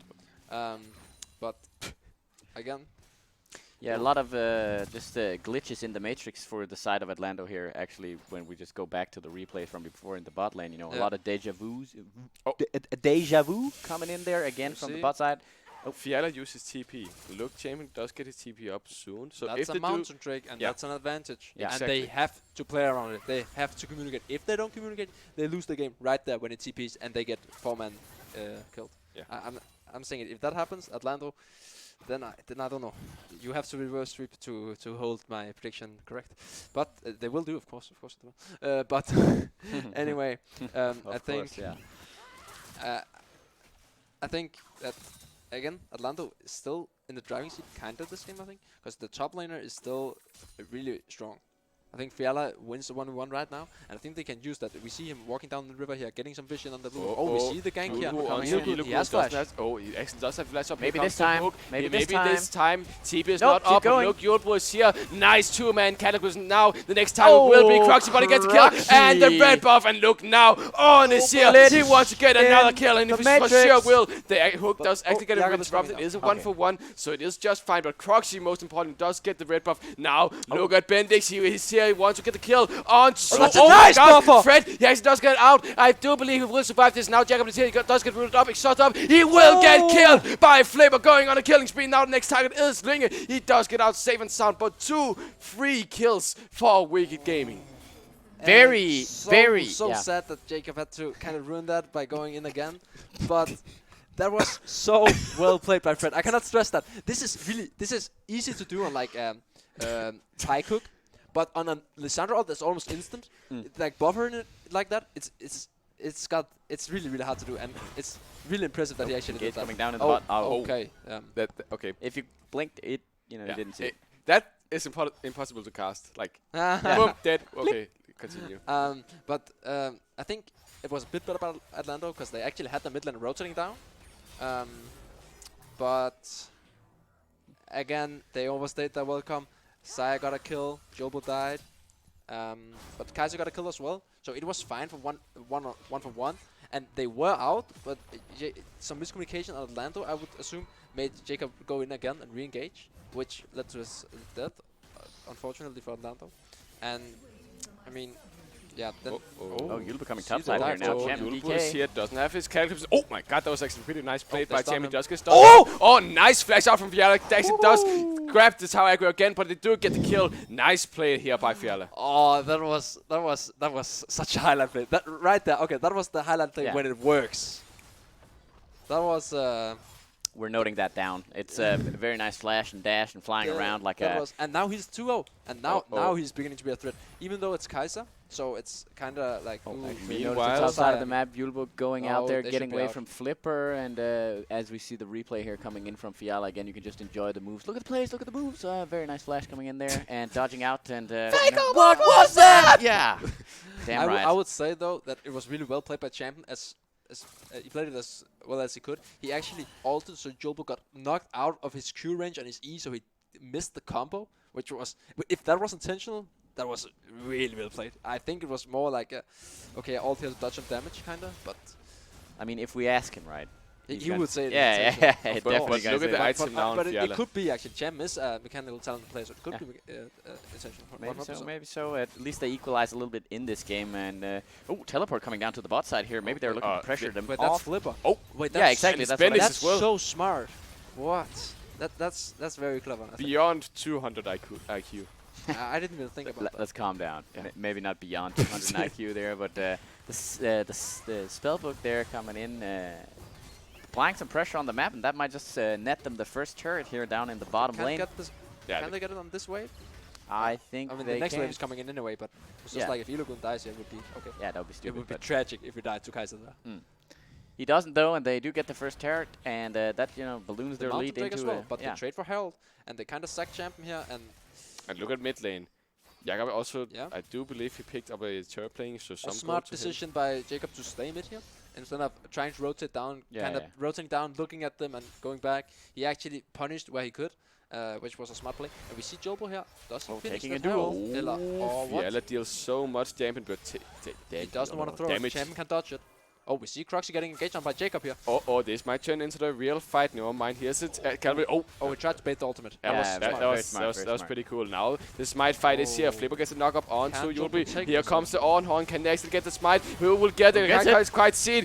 What Yulbu will be the first target. Now here comes the solar flare onto Fred and Jakob. But Look Luna at jumps Lynge. He's in the backline. He is onto Flipper. Meanwhile, Jakob he kills up Ilugun, and now Crux is the next target. Chem is so low. Oh, it's Lynge splash. flashes over the wall. Can he actually get the kill? Oh, I do believe he can. He has more moving speed than has. Yeah, double kill for him. So it will be a 2-for-3. Who gets the Rift Tail? It is It Atlando. is Atlando. Okay. That's Very, very oh, nice. wait, no, Oh, it gets Bendix the took hook that. on the backhand as well. Bendix oversteps. no, he took it. Shut No, down. Come on.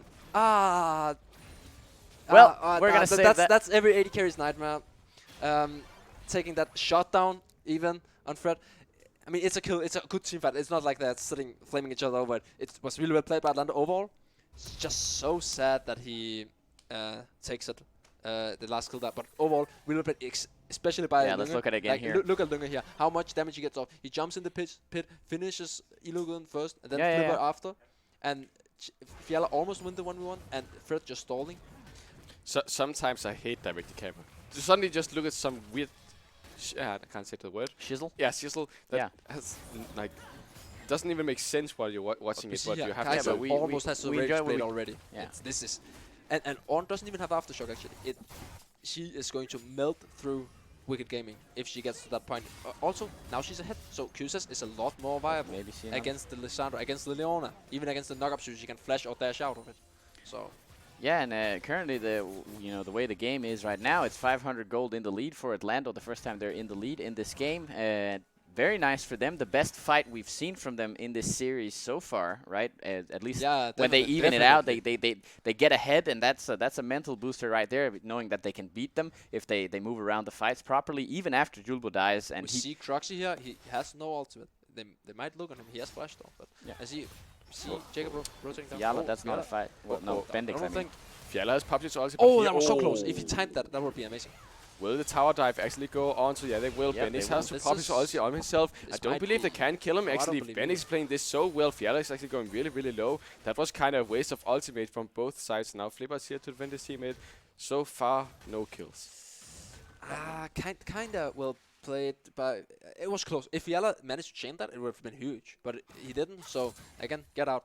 No reason to get in. Now that Julbo has to back, Fiala has to back. Fiala maybe had to back anyway, I don't know that. But I still think it's overforced. No way they kill him there, and they should know. Because now they have no...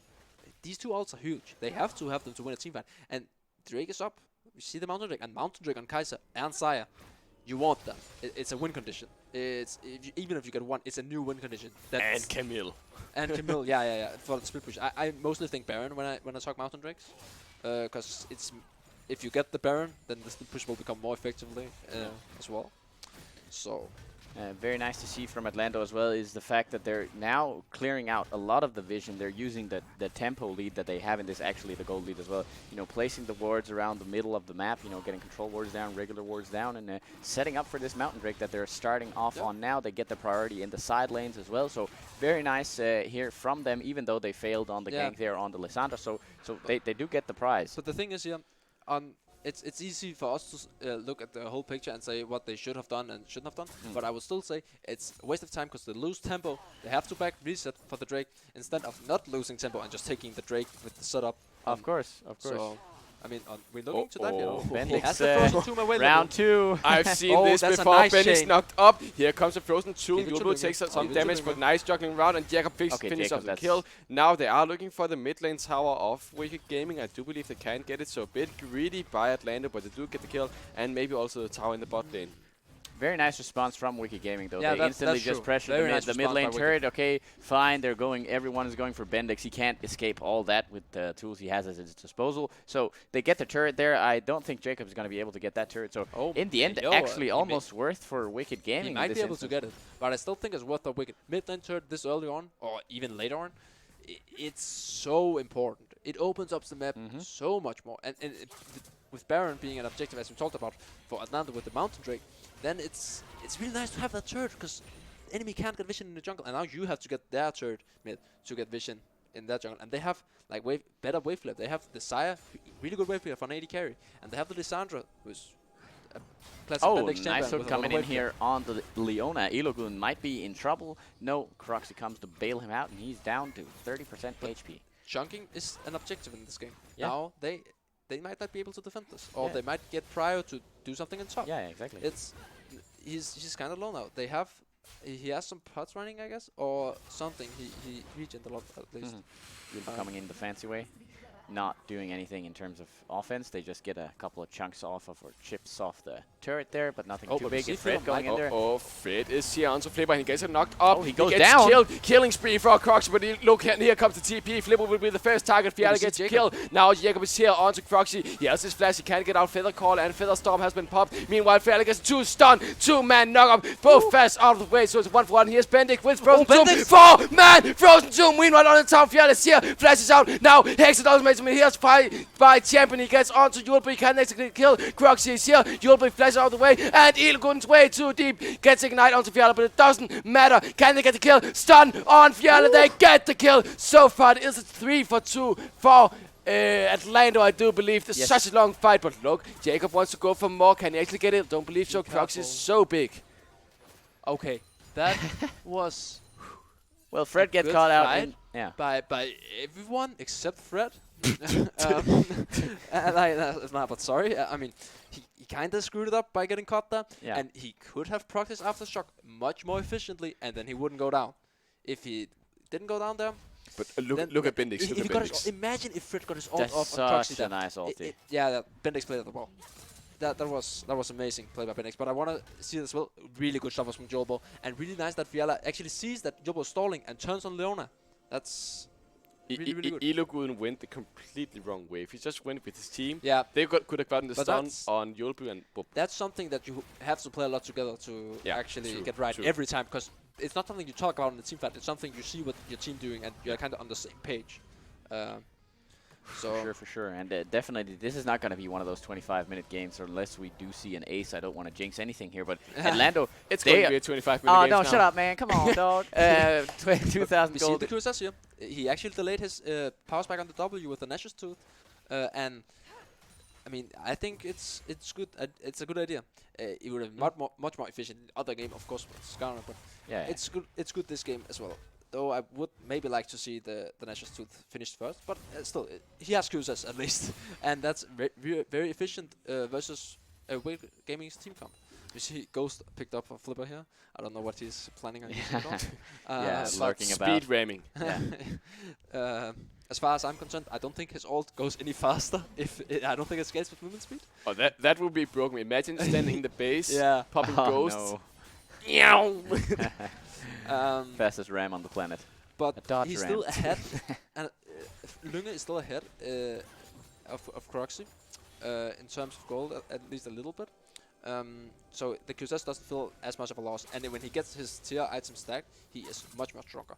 Also, Croxy kind of has a hard time here because he has to proc ult if Fiala goes, and he has to proc ult.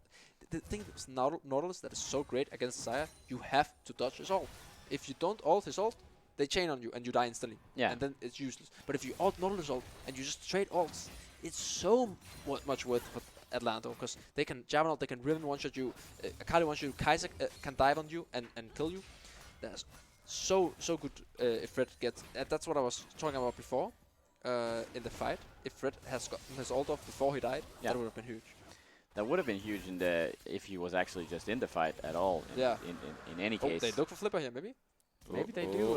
Champion DK stuck in his own jungle against Fiala. Not something he wants to dance with. Or the Riven there, even though she is a babe. But the sword is hurtful, and he's going to cut deep. So there we go. 10 to 12 still going on here. And we're seeing incrementally Atlando moving into the jungle. Oh, we get the duel, maybe.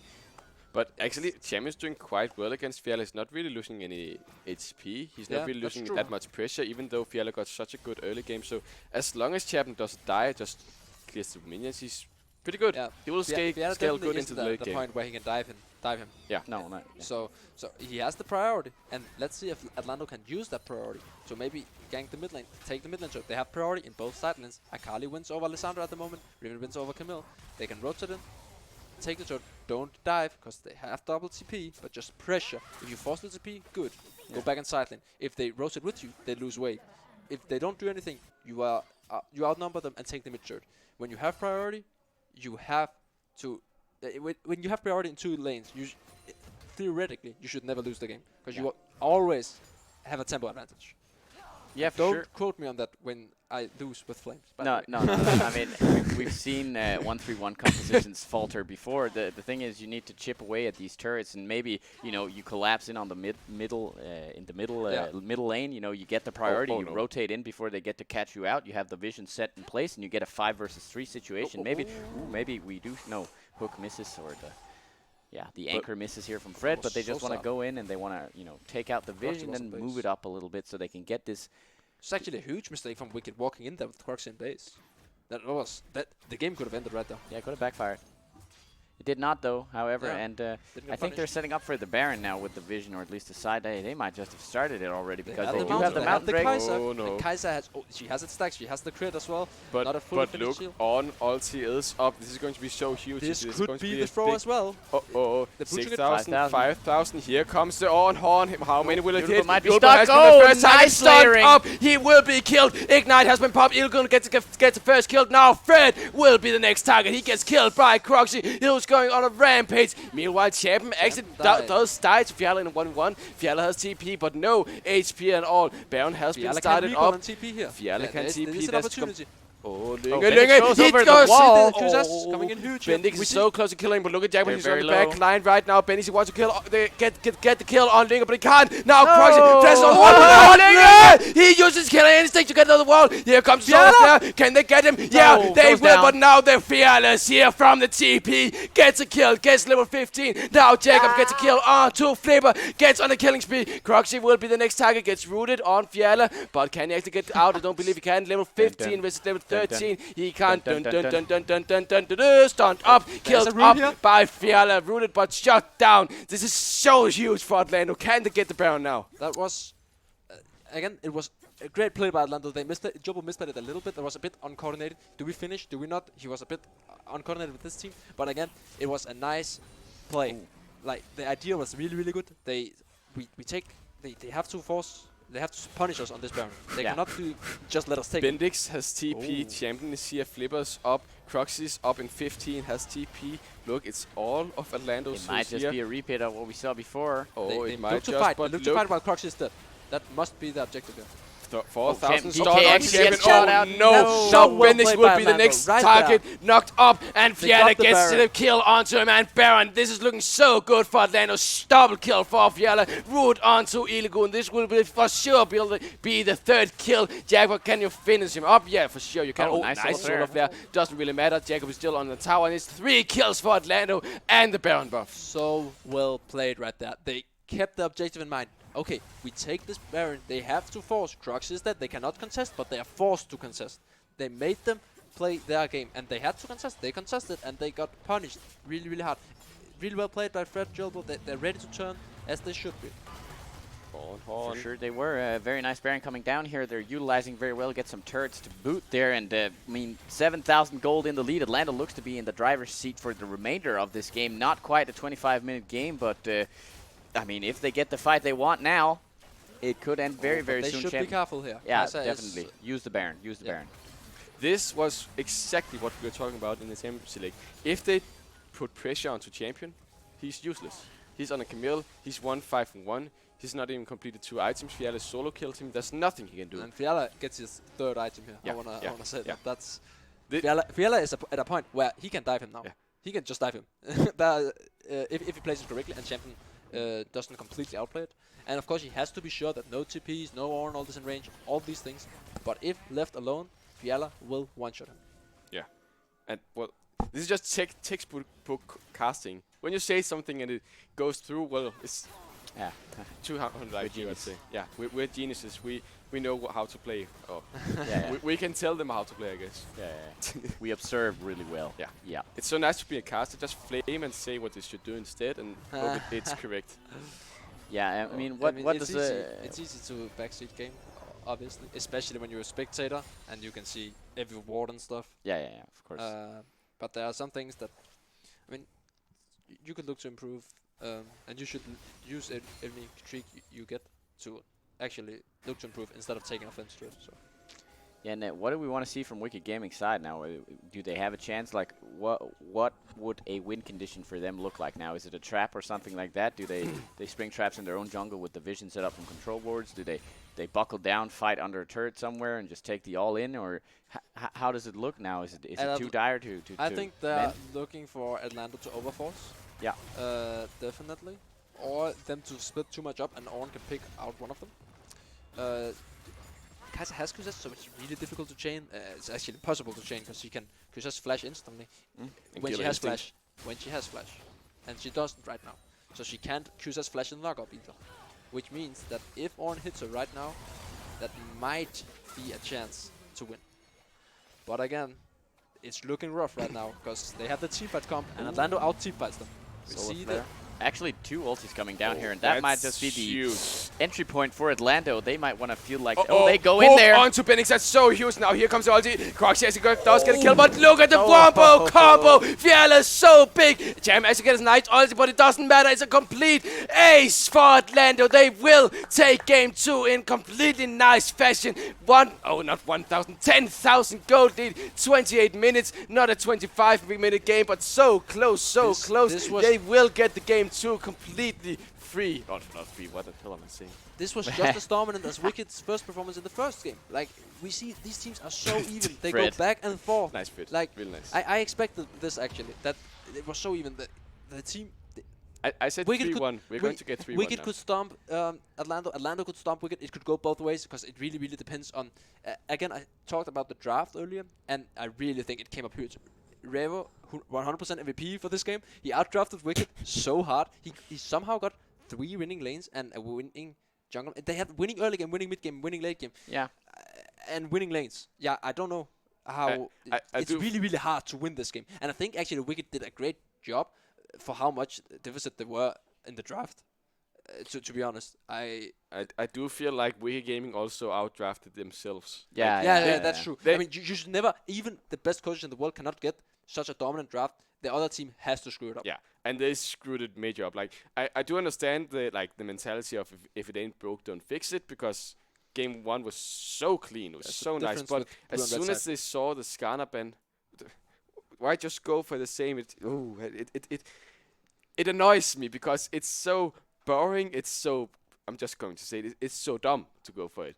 And they just showed all their picks. They showed their strat from like the first phase, so Atlanta could just pick whatever they wanted to play into it. That was why we saw the Akali, the slippery champion, unlike the Talia, the slippery champion of Riven in top lane. So there's not really anything for Wicked Gaming to dive onto, like we saw in game 1, where the Talia is so easy to dive on. No, and they had the mental edge in the first game, from the first game, I should say, Wicked Gaming, but they gained something back. They gained some traction. Actually, if we can pull up the replay, the second replay from the Herald here, 12 minutes in. What Yolbo will be the first target. Now here comes the solar Right, flare onto Fred, and Jakob, look at Lynga, he's in the back line, he is onto Flipper. Meanwhile, Jakob, he kills up Elogun, and now Crux is the next target. Champ is so low. Oh, Lynga flash. Really well into their pocket. They equalize the What game. Yolbo will be the first target. Now here comes. That sort of equalizes the game after it looked like maybe a repeat of the first game. So that is the beginning of the snowball that rises in the favor of Atlando. So that gives a huge boost mentally. But there are still mistakes to be fixed on Atlando. So They still overforce sometimes in the early game. Late game they were ahead, so didn't really matter. They had the Fed Riven, they could overforce and win, come out on top. But that's the thing, if you are ahead like this and you make quote-unquote mistakes, they don't get punished because you are ahead. But in the early game, we saw them get punished again. Or not punished, but Jolbo traded 1 for 1. It was a kill on both AD carries, but the jungle died for the support. Wouldn't really say it's worth. Also, he got the flash. He didn't have to blow his own flash and ult. He could just regank with his ult and get the objective that is the kill. Yeah. So, again, I think a little bit too trigger happy. I mean, it's nice that we have 2 trigger-happy teams that they mess up a little bit. It makes for a very entertaining match. And right now, it's equalized 1-1 between Atlando Esports and Wicked Gaming. We're gonna go for a brief break, so stay tuned and let's find out who the winner is here. So far, so good for you guys in predictions, at least. 3-1. Yeah. Damn it.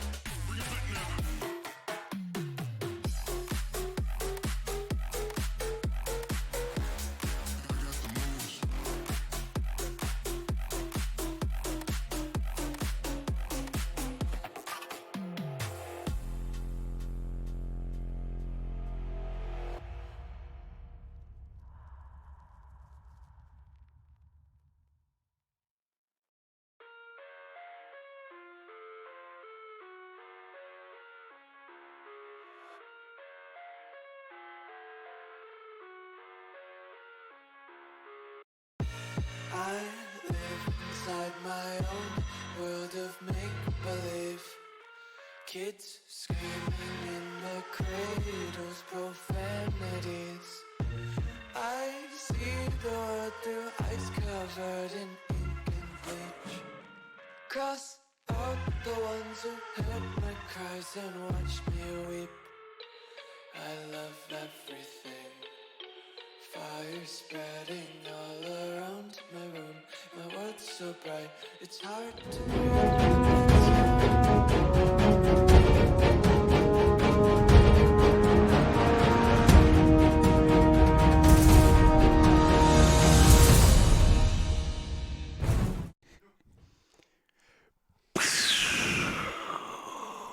Welcome back to the game between Atlando Esports and Wicked Gaming.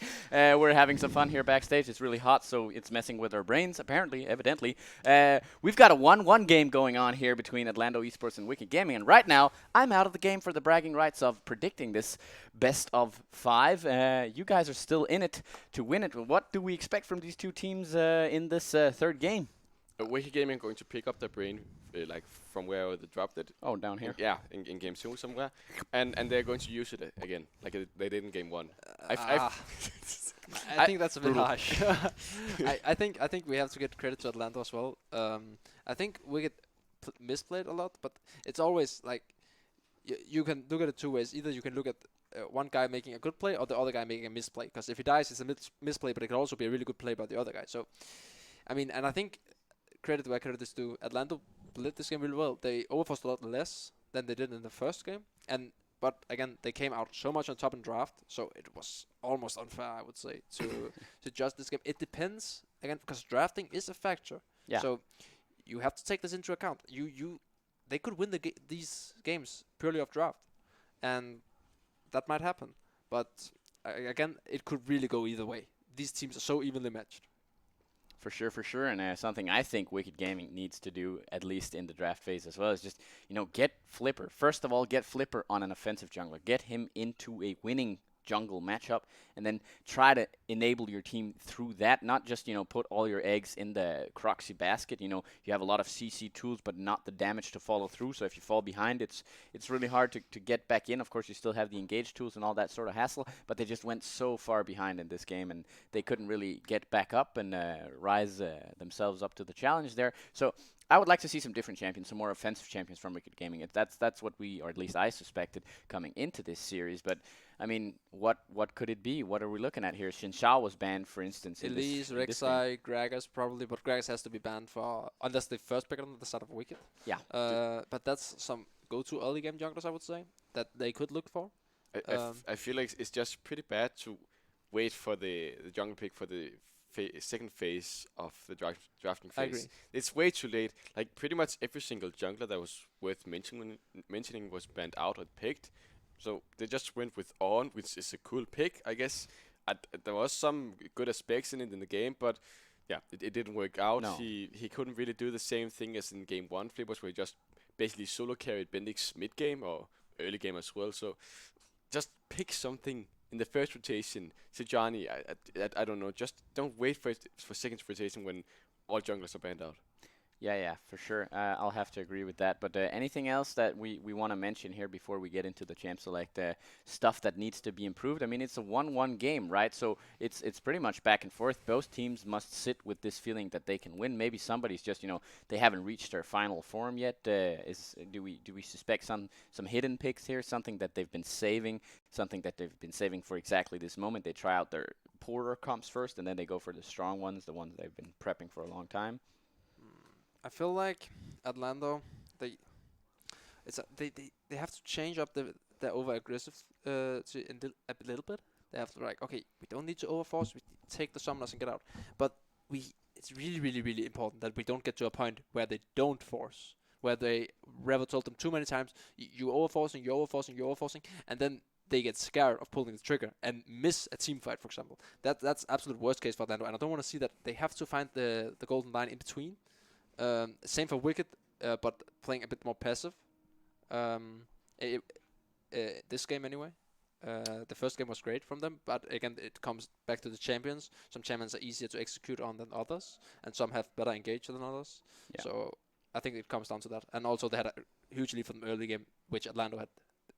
It was a little more even this game, but I mean, I think Atlanta should just keep pressing the attack in top lane, because it seems like every single time they go for a play in bot lane, well, they make some stupid mistake and they die. It happened in game 1, it even happened in game 2, but when they went for the ganks in top lane, they executed it perfectly. Fiala played so well around the aggro. Yulbo got a good gank, even though Champion played it like he couldn't have played it any better. Yeah. They still killed him 3 times in the lane or something like that. Just keep Yeah. on doing this, because when Champion is disabled, like he was in this game, there's nothing really Wicked Gaming can do when they pick a champion like Camille. But again, it's a bit weird in the drafting when they just straight up just pick the Camille for some reason. I do like it because Champion is really good at it, but then they have to be careful in the early game. I mean, he lost both matchups so far, although with some help, especially in the early game this time around. But he didn't win against the Mordekaiser. He didn't win against the I would Riven. say Champion. Two things. Camille isn't the strongest laning phase champion, and Champion isn't the strong laning phase player. I would say Fiala as a player is a stronger laner. Yeah. But Champion is a really good mid game player, like insanely good mid game player, and we didn't really get him to shine in any of the games, because the first game was kind of just a storm for Wicked Gaming, and second game it was kind of a storm for Atlanta. So there is. Let us see a 40-minute game. Yeah, exactly. Where you actually then see Champion, some. Champion will come to a point where I think he outperforms Fiala in the mid-late game when he can be enabled on these split push champions, or even team fights actually. Just his comms and everything mid-late game is really great. So I think I would like to see that from Also Wicked. on the Camille again. On any champion, but in particular Camille, he's known for his Camille, so that would make sense. What about something like the Jax? I mean, he's been playing that a couple of times. Jax is fine. Yeah. Jax as well. Every champion is fine as long as he gets to that point where he can be relevant on his champion. One might ask, what champ would he like to sit? What do you mean? No. Champion. No one would ask that. What? Ask what? I didn't. I missed the question. It went over my head. Oh, whoosh. I tried to make a joke with No, his no, name. a joke is really bad Champion. if you have to. A joke is bad if you have to explain it. That's the rule. That's the rule. A joke is really bad if you have to explain it. Okay. Okay. Yeah. So, yeah. Okay. like, he lost, Okay. right? Like, yeah, he's leaving the broadcast. Nice. I would definitely, at least, very much like to see the Jax, because I think Champion DK, he's been, when he gets the Jax, and as you said, he shines in the mid to late game, the split push prowess of such a champion, as we get into the champs later, is something that he's been very good at utilizing. It's, you know, I like the champion. I definitely prefer it to Camille, even though Camille is a spicy lady, mechanical and everything. But it's just, you know, it's no good. I'd like the Lantern Man rather in this game, and we'll just have to see how it shapes up. Get to see the Draven ban again. They don't want Croxy on this champion at all whatsoever, and I think it just it's might smart. be. Yeah, it is smart. There's no reason to let it through. It's kind of like what Wicked Gaming has to do with Riven. There's no reason to let it through, or even that example Gragas, because I think they cannot blind pick a champion which Riven is rival into, like that. They have to ban it in the second rotation at least, and I think they will ban it now, or champion will say he respects it, deliver 2 gank this time around, and they will ban something else. As we see here, they ban the Fiora again. They keep going with pretty. Wait, oh my God, I'm switching around. Yes, you are. But It was the Kiana ban. It's the same 3 bans as the first game, and that's what we see. There's a difference between blue side and red side, and their mistake was not changing anything. Their mistake was not changing anything on the other side of the map. But now they're on the side where they actually won, so their mental state, or they're thinking that, okay, we can do the same thing this time around, because it's basically the same game. And I think that's not a bad strategy. But let's see what Atlando planned for this game, because they're the side where they lost. oh, that does change it a little bit perspective-wise. I like that. Yeah, it's A very lot. nice. Yeah, you kind of you get a really good pick. You said what was it? The term broken is what Kai'Sa is, and if you take that away from Exlungen, we have to see him on something else. He's been very prevalent on that champion. Another champion that I don't know what I think about Silas, but you get the flex pick potential from this guy, and definitely an opportunity for Flipper to There get is a onto. Sire Rakan. You can lock that here. Yeah, you can definitely, and we'll just have to see when the tables turn if that's something that they want to go with. Even better, you can lock Sire Nautilus here. It's comfort for Fred, and it denies the combo from Kai'Sa. The only downside is that Side Assault with Normal Assault, it's really, really strong. Yeah. But, you know, I mean, they'll just have to do it one better. Yasuo, something that we... No. Thank you, Atlando, Like for that not being just Kali. completely retarded. What? Because that would be so bad. Oh, No, yeah, what but I'm it would talking be about, Yasuo fun. is such a strong No, champion. yeah, but Yasuo, it's just, you know, it's one of those champions. Oh, yeah, you get it, you know, you hypothesize, you get the theories right, and, you know, oh, you then can die. combo back and forth, and then he's dead 11 times or something. It's just, I don't like it. Maybe it's just the solo queue aspect of me speaking. I'm not, per se, a good player. Actually, not at all. So, yeah, maybe disregard it. But they lock in the Akali, and I think Jacob has been looking really, really good on the Akali, generally Lissandra speaking. as the answer. I think it's fine. Yeah. It's okay. It's defensive. Exactly. I mean, We saw the potential, what the especially in team game two. wants. I guess again I have to kind of praise Bendix because he's like, okay, you want me Lissandra? Okay, I take Lissandra. And then I play Lissandra and I abuse her to her limits because I know this champion. Yeah. And yeah, that's really nice to have such a player that can play like that. But so far we're not really seeing a game plan on Wicked Gaming. We are on Atlando. It's dive. It's the same I feel like as game 2. And jive. if they have any other 80 carry than Kaiser, I would say that Atlando long ago won this draft. But they have Kaiser, so it's you can't really tell. Oh, but we see the Jax ban from Champion, as we talked about, and I wouldn't be surprised if the next ban was Camille. Yeah, it might, or maybe they don't feel threatened by it. I mean, he has it under pretty good control there in the top lane, so I don't That's think they're going to true. waste the ban on Camille. Honestly, the Riven goes The down Riven there, goes, yeah. so that might that's- just throw them into the Mordekaiser loop once again. Fiala looked really good on that in the first game. That might throw them into Camille ban. Yeah, exactly. Because the Goddamn. Mordekaiser, it did work against the Camille, but it did work because it should work. It's the superior matchup where Riven is a skill matchup. So They it's opted to ban the Varus instead of the Saya. Is this a correct choice, if you, in your opinion? ooh, it depends a lot. I would say Varus is a better matchup into Kaiser, but it's a worse matchup into Lissandra. But it's a really good arbor. Better than Saya. So it's Galio. this okay, what? It's this engage, it's this a consistent engage from a guy like an 80 carry that you normally don't expect to engage. And Varus is an underrated champion, 100%. He is actually quite strong. I would not like the Jin dog in here, because Kaiser, Saya, she is open, and she's a lot better than Jin. Okay, screw Okay, Saya. I respect What? that. I Okay. respect that. I like it better than the Jin, but it's good against Galio. It's really good against Galio, and it's quite decent against Silas as well. Ooh, they have banned Fiora as well against this They Aurelia, might so have backed themselves into a corner here, Wicked, with the Aurelia login here, I think. Because Atlando, you mean? oh yeah, Atlando. Yeah, But because Akali and Aurelia, they can both go both lanes. I expect Fiala to take Aurelia because I think Jacob is a stronger Akali player than he is an Aurelia player. definitely. I'm not sure though because I didn't watch all of the games, but I know Fiala can play both champions beautifully. Oh, and that's now a they nice- forced champion. That's a to nice something. counter though. That's That's a really, very really, nice really counter. smart against the Vayne. It's so good. It's not something that champion really wants to play himself. Like when you look at his champion pool. No. It's not a champion. Yeah, it doesn't fit him. No, It- it was. yeah, but Yeah. it doesn't fit him at all. And this might be a problem because, well, it's not LLC this LCD, so you can't play every style in like the book. And champion is really good at playing this split push style, and well, pop is anything but split push. That's true. Unless she gets really far ahead. But I Yeah, mean, okay. it's I think it's fine. They have I think Wicked Gaming's draft is a lot better this game. I still think they got outdrafted.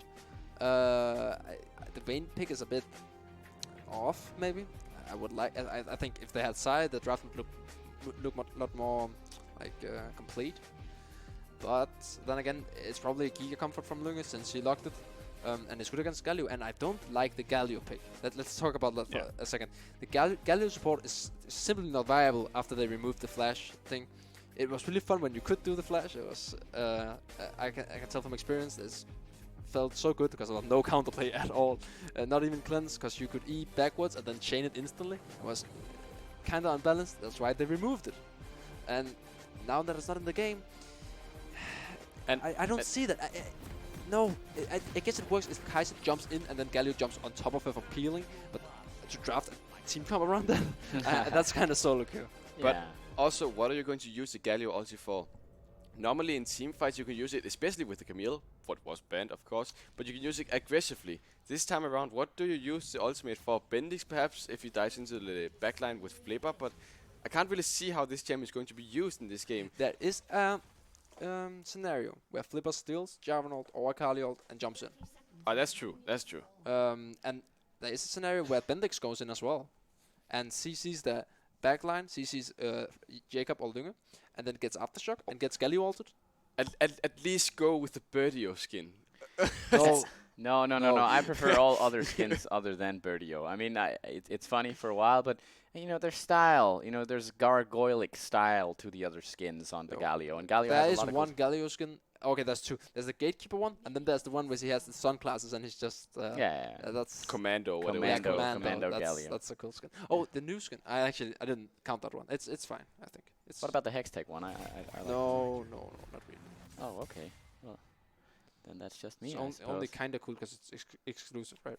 It is going to be interesting though, because we do see a lot of new champions coming in, and this is the 1-1 game, so we're going to see who brings us to match point between these two. The one that win this game, they are so far ahead, because especially if Atlando wins it, because then Wicked has to play on the side that they just lost. Oh, we see a trade here level 1 already from Fred going in on Croxy. Actually, Kind of turns out even trade, but it's 80 carry versus support that loses HP. So I would say it's well for Atlanta. And we see good trades here from Lunge on Croxy. Really good. Oh, we see the level 2 from Java. no. This time, I want to see they expect it. They didn't expect it at all. Illugun has been booted up. Oh, Jobo! Nice flash by Yulbu. That's so cool. Ignite does go down as well, but it is Yulbu picking up the kill. That is so nice played from his guy. But why didn't they expect the level 2 game? No, I'm not even about flaming Wicked here. This Jobo, what a fucking monster. This is so, so well played by him. This prediction or reaction, I don't know, but he is, like, I kind of knew it when I saw it. I was like, oh, he's going to predict that. He's going to predict it. And he did it. That was amazing. Yeah, very, very nice play, and a very good way to And they kick took off the game blue again. buff. Yeah. And the Gromp, it seems. So they might split the map here. Or they look with the Prior on top and the Prior on mid to actually contest Flipper, and then they look to 3-buff him again, like they did the first game. And that was a very successful idea from Atlando. And Yeah, he goes worked towards out. his blue buff now. He's going to be a bit surprised. He should know this though. Yeah. That's if he does. I mean, you should know this. You should definitely know this. Bot lane should communicate. Okay, Fred is missing here. He's up helping with killing the jungle. It's probably warded as well. Oh, that's a nice trade back from Croxy. It's a nice trade. Maybe. Ooh. So you can do that. That thing with Nautilus. Many don't know this, but you can actually, if you throw the Q while you get hit, just a bit before you get hit by the CC, you go through anyway. And it's quite interesting. Oh, Dive coming down but in the bot look side. at Yulbu. He's just around the corner. Toronto has been picked Flipper. up by wait. Fred, Yes, but look at Illugun. No flash, and he gets chopped up by Fred. That was just weird. Oh, that's now a nice the hook hook. lands onto Flipper. He has flash up, he heals up, but look, Croxy is Jobo here to missed. defend his teammate. Can he actually get out? I don't believe gonna so. turn around, There's no shoot heal. something. Blinker flashes on the wall. Will he actually get picked Okay. up? He will, but a flash from Fred. Root onto Croxy. It will be a 3-for-1 for Atlando. that's well played by Atlando. Really, really well read by Jobo here. He goes bot side. He knows Flipper. He's bot side. He hasn't cleared his top side. He knows his bot side. And we are like, that's talking. Okay, the only thing they can do here is diving bot. And they have the Galio, who's a really nice diver, but they counter gank it. They read the setup perfectly. Really, really well played by Atlando. Yeah, really well played, and the worst possible Nice hook start as for well. Wicked Gaming here. Looks a bit weird what Croxy does here on the back half. He doesn't go all the way in for Lunge. Maybe he's scared of Yulbu, but But yeah. Jobo misplayed this a little in the tri-bush. He missed his EQ combo, which is kind of sucks because I think it could have been they could have killed Flipper cleanly, and then Croxy probably would have backed out, but Lunge would have survived. It's a bit sad that Croxy gets a return kill, but we see the item difference bot lane. Croxy's items, they're really, really useless compared to Lunge's. They can perma-trade and get the sustain with both the Relic, which has upgraded on Flipper Fred, down in the but bot not side Illugun. again. But they could almost look to 2-3 actually. Yeah, maybe. So I mean, At but they that- have but they to do shouldn't. something. Go in Here comes first. Fred onto Illugun, but look, Lunge will be the target. Oh, Doesn't he missed. flinch up, but no flash. Flipper look actually at missed Kane. his things, but he still gets the Doesn't kill, and matter. now Fred is the next target. Can he actually get out? I do believe he can. Oh, he's so close. Never mind. The creep actually blocked the Void Seeker from Croxy, but still, it is a kill Okay. going over to Wicked Gaming. That is a huge misplay from Lunge. He missed Condemn, and it's a point-and-click ability. You should not miss that. He could have used an Illugun to knock him away, which I think he should. But he could also have used it on either Croxy or Flipper. I think Croxy was the only one in range, but he missed it, and it happens. I mean, it happens that he fail-clicked it on a minion, and it really sucks because he dies there, and he loses 1 or 2 waves. But and it gives up momentum. Yeah, and Croxy gets a huge solo wave here, and he gets probably back with a pickaxe or a tier or what he wants to buy. Yeah, for sure, for sure. Right now, it has netted them, though, a almost 2,000 gold lead on the side of Atlando here. Ooh, gets the condemn in there, not hitting any walls, though. And, I mean, they should just look to play onto that lead, you know, utilize it, get to transform it into some vision there, get some control, realize where you want to gank again, and just emphasize Julbo here in the early game 1, 0, and 3, 100% kill participation, as well as on Fred 2, 0, and 2 here. So definitely bot-centric right now, and maybe they should just keep that up or switch it up. I like the respect from Fiala earlier where he knew his people was topside and he didn't go in even though he hit the stun. Now he's playing a bit more aggressive. And also, the jungle difference here, it's huge. Julbo has 2 times the farm of Flipper here. He 3-buffed him again, I suppose. And they now know that his red buff is spawning. Therefore, Flipper should move towards his red buff here or look for a gank. And Atlando knows it. Atlando knows that his buff is spawning because Julbo's buff just spawned as well. And I mean, they could misread it here and say that Flipper, if Flipper goes bot here and they say he's on red buff, but we see actually Flipper moving towards his red buff. It's pinged out. I don't know who pinged. Oh, it's probably Atlando's ping because Jacob just walked up and warded it. Now they know he's not topside, which means the bot lane should play passively. And they do. They back off. They respect the gank. Fred goes up and warding. Really, really nice communication around this by Atlando. Yeah, they're playing way more defensively right now. Wicked Gaming not as well. It has been explosive here in the early game, but at least they're pacing themselves now. Ooh, Champion may. Oh, he's forced to flash actually there, losing that summer after the Vanguard's edge comes in on his face. And yeah, I mean they're trying to, you know. Ooh. Fiala has 69 CS, nice. Never mind, now he's 71. That was kind of inappropriate, but I don't think Champion had to flash right there. He still had his ultimate up. Or maybe his ult, but I think he would get slowed if he walled into the Aurelia ult, and then the W would wear off, and Fiala could jump on Champion. But couldn't he just knock him away? Is the question. Yeah, he could while walking into it, charging the ult, so he was slowed anyway, so the slows doesn't stack on top of each other, and then knock him away, probably. And then at least wait flash, because then Fiala had to flash it to go aggressive, and then he could just flash away. So maybe, but I think it's not too bad that he flashed. I think it's all right. I mean, he was at full HP, right? Better safe than sorry, I guess. Yeah, I mean, if he didn't flash and let's say Fiala somehow dodged his ultimate, then he would take such a bad trade. Then he would have to back and TP back. I don't know if he had TP. If he doesn't, then it's a respect flash, and it's all right, I would say. Yeah, and what's the state of the game right now? You said something about the junglers being mismatched right now because Julbo is so far ahead compared to Flipper. What do we think about this pick in the jungle from the side of Wicked Gaming in Flipper's Silas? What's he gonna do with this champion now? I don't think you can. It's not the jungle matchup in particular. It's not like Julbo just out jungles Flipper and just like completely destroys him or something. No, it's not. It's just Atlando playing so well around the jungler, and it's a team thing here. They communicate, okay, we can go and wait with these prior lanes here and there, left, right, and center, and we can go get these wards together. If you come down here, and then we get prior with the gang, go up ward, take his blue, all these things. And it's Thread, it's Jacob, it's even Fiala who gets walls down. And so Julbo can't take this credit alone. It's a team thing where, of course, Wicked Gaming doesn't have the same coordination, I think, or doesn't have the same level of communication, at least, to do this. We see Julbo here again taking the Drake with the pressure they got from bot lane, and mid lane as well. Yeah, they are using the priority really well this game, and I mean, rightfully so. It's nice to see that, you know, the teams improve over the course of the year, and I do see a lot of improvement on Atlando this game, as opposed to the other games, but also from the semifinals. If you compare it to that, you know, a lot of lackluster things happened in those series, and now the vision is being applied correctly from the priority. You know, you get the objectives from the priority. They get the priority, you know, mechanics into their playstyle right now, and they're utilizing it really well, and it just shows. It's very nice. Like, I just can't see what this side is going to do in this game because Wolfiala is going to deal so much damage later on. I guess he can go onto Vayne, but Vayne is just a slippery champion. I just can't quite see what is Flipper on the side is exactly going to do in a team fight. Yeah, but I can't see really Bendix either here. They haven't really abused their Lissandra CC because Jacob doesn't have cleanse. He has their Kali. He's really slippery, as we were talking about. So again, he's gonna fall short of their Akali soon. Akali also have Mercs, really nice respect by. So he can't really get CC'd. We see also Jolbo hovering around mid here to give him the free time to push and then maybe rotate together bot lane to get some vision. As we've seen, it's pretty standard play. We see Flipper bot side here. I'm not this big jungle tracker, so I don't know if they should know this or not. But if they don't know where he is, they should ask themselves where could he potentially be. We know he's not top side unless he's on Crocs, because they can't gank.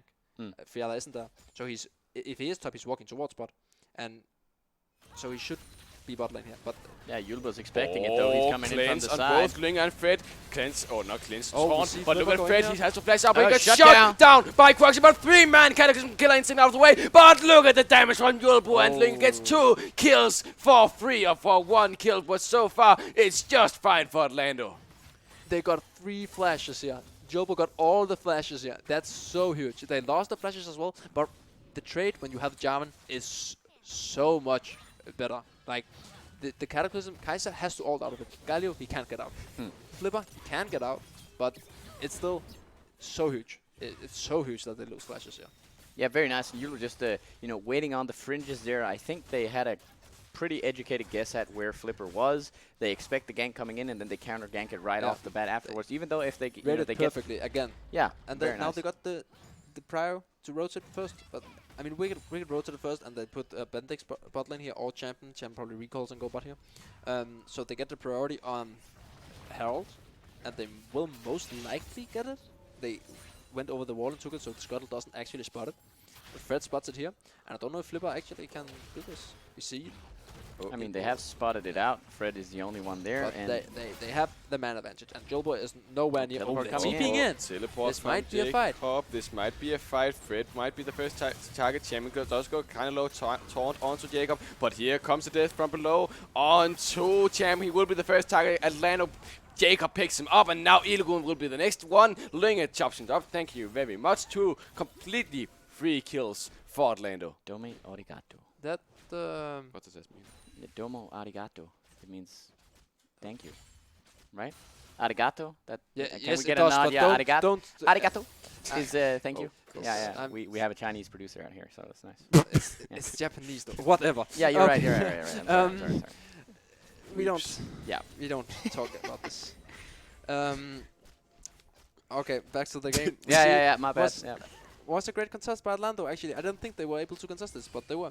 They lost the Herald though, but they got 2 return kills, and that's really huge. Now they have to kind of respect Flipper here.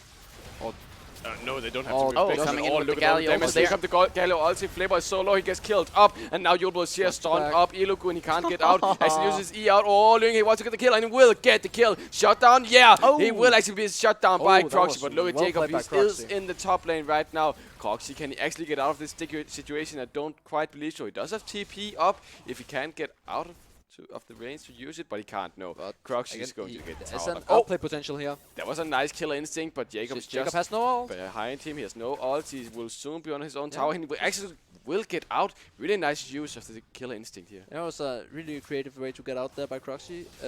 Jacob should have seen this coming and moved down and not up towards the escape route that Croxy wanted to. But still, Bendix, what is he exactly doing right? He has no mana. He flashes out, but look at all the damage coming from Fiala, and he Flash just of flashes after him. Another kill. Another one with DJ Khalid said. and we see Champion here rushes the Revenant Hydra, and he's really strong right now. He spikes so hard. Same with Jolbo. He has the BF sword and the I don't know Warrior. what it's called, the Warrior. hammer thing, Fates. Phage, and we Support see. players. That's what I don't like that item. And I would expect Jacob to get his Gunblade when he backs. And that's just huge spikes. We see Lunga as well. He's pretty far off his Rage Blade, I would assume, looking at his item components. But Again. Oh no, Croxy. What? No, why? Croxy. Oh, Jacob coming in from the Oh, side yeah, here. he's Fred building. also pathing up towards the top side. Fiala coming in from the back there. And Elogun might be caught out. No, maybe not so much. Teleport's coming in from the Poppy. And what's going on here? Bendix is here as well with the TP. Fred is Frozen kind of Claw caught for out here. Oh, absolutely nothing. But Flipper out of Flipper will be the position. next Lunge target. just Cataclysm. one-shots Lunge picks up the kill. Another one. 12 kills for Atlando. Only 14 minutes into the game. Into this game, I feel like Wicked Gaming, they're just running around. It seems like they've turned off communication. But we see it as you talked about, the Silas being not a threat at all. Useless. He's really useless, yeah. Oh, that's a nice play by Jolbo. They're catching Champion completely off guard here. Can he buffer it with his ult? Oh, he doesn't have ult, so... No. Lunges here does not have final hour, but he deals so much but damage with Bendix this is red there. buff. Kinetic Gillick. Here Oh, comes Bendix Bendix, ulted. but he uses his Excellent. ultimate onto Linge. Killer Instinct has been popped by Croxy, but he can't get any kills. Now Champion will be the next target. This is just a complete whitewash for Wicked Gaming. They will just get completely dumpstered, it seemed like. There's nothing they can do. Atlando keeps on killing them for no retaliation we kill. see Ilugun Here trying is to get some Ilugun, back. but he can't do anything. He doesn't get the taunt, and now Flipper will be the next Turn target. around. He gets killed Jolbo. by Very Ling, and nice. US Yulbo. He gets the knock up, he gets the kills, he gets the ace for Atlando. Oh, that's so well played by Jolbo. And I want to see Fred's ultimate on Croxy. Croxy could have cleaned this fight. Probably. Or at least got Lunge to flash up. Lunge actually went a bit too fine, but Fred's ult makes so much pressure. You cannot stand still or walk towards it because it will hit you faster. You have to walk away, and if you walk away, you cannot auto attack. Croxy cannot do damage here. And here he could, or he couldn't really, but it was a mistake to re-engage, I think. But up and when we were fighting between two turrets, Bendix actually made a nice aggressive ult. Kaiser could jump in and deal the damage, but Nautilus ult, really, really good zoning, really powerful. Oh, Bendix might. No. Okay. There. Ling is so strong. Yeah. This is absurd. And they have nothing to take him down. Well, it's 17-4, 16 minutes into the game. It's almost 10,000 gold lead. 2 Drakes in the favor of Atlando. It's the writing's on the wall on this one, people. They're just driving up the vision here. They're splitting out into the 1-3-1. They can play all 3 lanes, and I mean, it's hard to see which path they're gonna take in this game. Maybe just get some moves in there, try to spring some traps, prepare for the next game. Mentally speaking, and just get the good stuff out there. Try to coordinate themselves again in this game. I would say like this. Atlando again with a huge outdraft, especially when it works out like this. That's easy to say. I mean, but when you got the Vayne to a point where she's not useless, she's really powerful. Of course, kind When of. she's not useless. Yeah, she's no, powerful. but it's one or the other. Yeah, It's either she is 1v9ing or she is 1v9ing for enemy team. Yeah. So and right now she's 1v9ing for Atlando. So actually, maybe Lung is so strong on this Vayne right now. There's nothing they can do. He has his cleanse as well. So Lissandra, she's the CC bot that she is. But when you can't CC him, it's kind of useless. They don't have enough damage to front to back because their front line dies faster. So team fights really, really Atlanta favored right now because of their gold lead, especially. And side lane also Atlanta favored. Aurelia completely dumpsters everyone she's against right now. Both with the sustain, but also just an all-in. And same with Jacob. The 1-3-1 from Atlanta is really strong here, but the team fight is also really strong. So Wicked Gaming, they have to find this perfect fight, or this Lunge has a chance to misstep. If Champion gets on Lunge and he grounds him, so he can't tumble, that's when he can be one-shot. Oh, just like Mommy. If she does get grounded. Yep. Relegated to the room. Relegated to Private sphere. Yeah. Goodbye. But when you look at the items right now, and I would tell you, we're only 18 minutes into the game. Well, that's a typical high tier versus low tier LCD team game. Yeah. Well, it's just completely thrown out, dumpster. Like, there's nothing you can do, and it seems like this game has just been it. Flipper's done absolutely nothing this game. He's not even completed a real good gank for his team.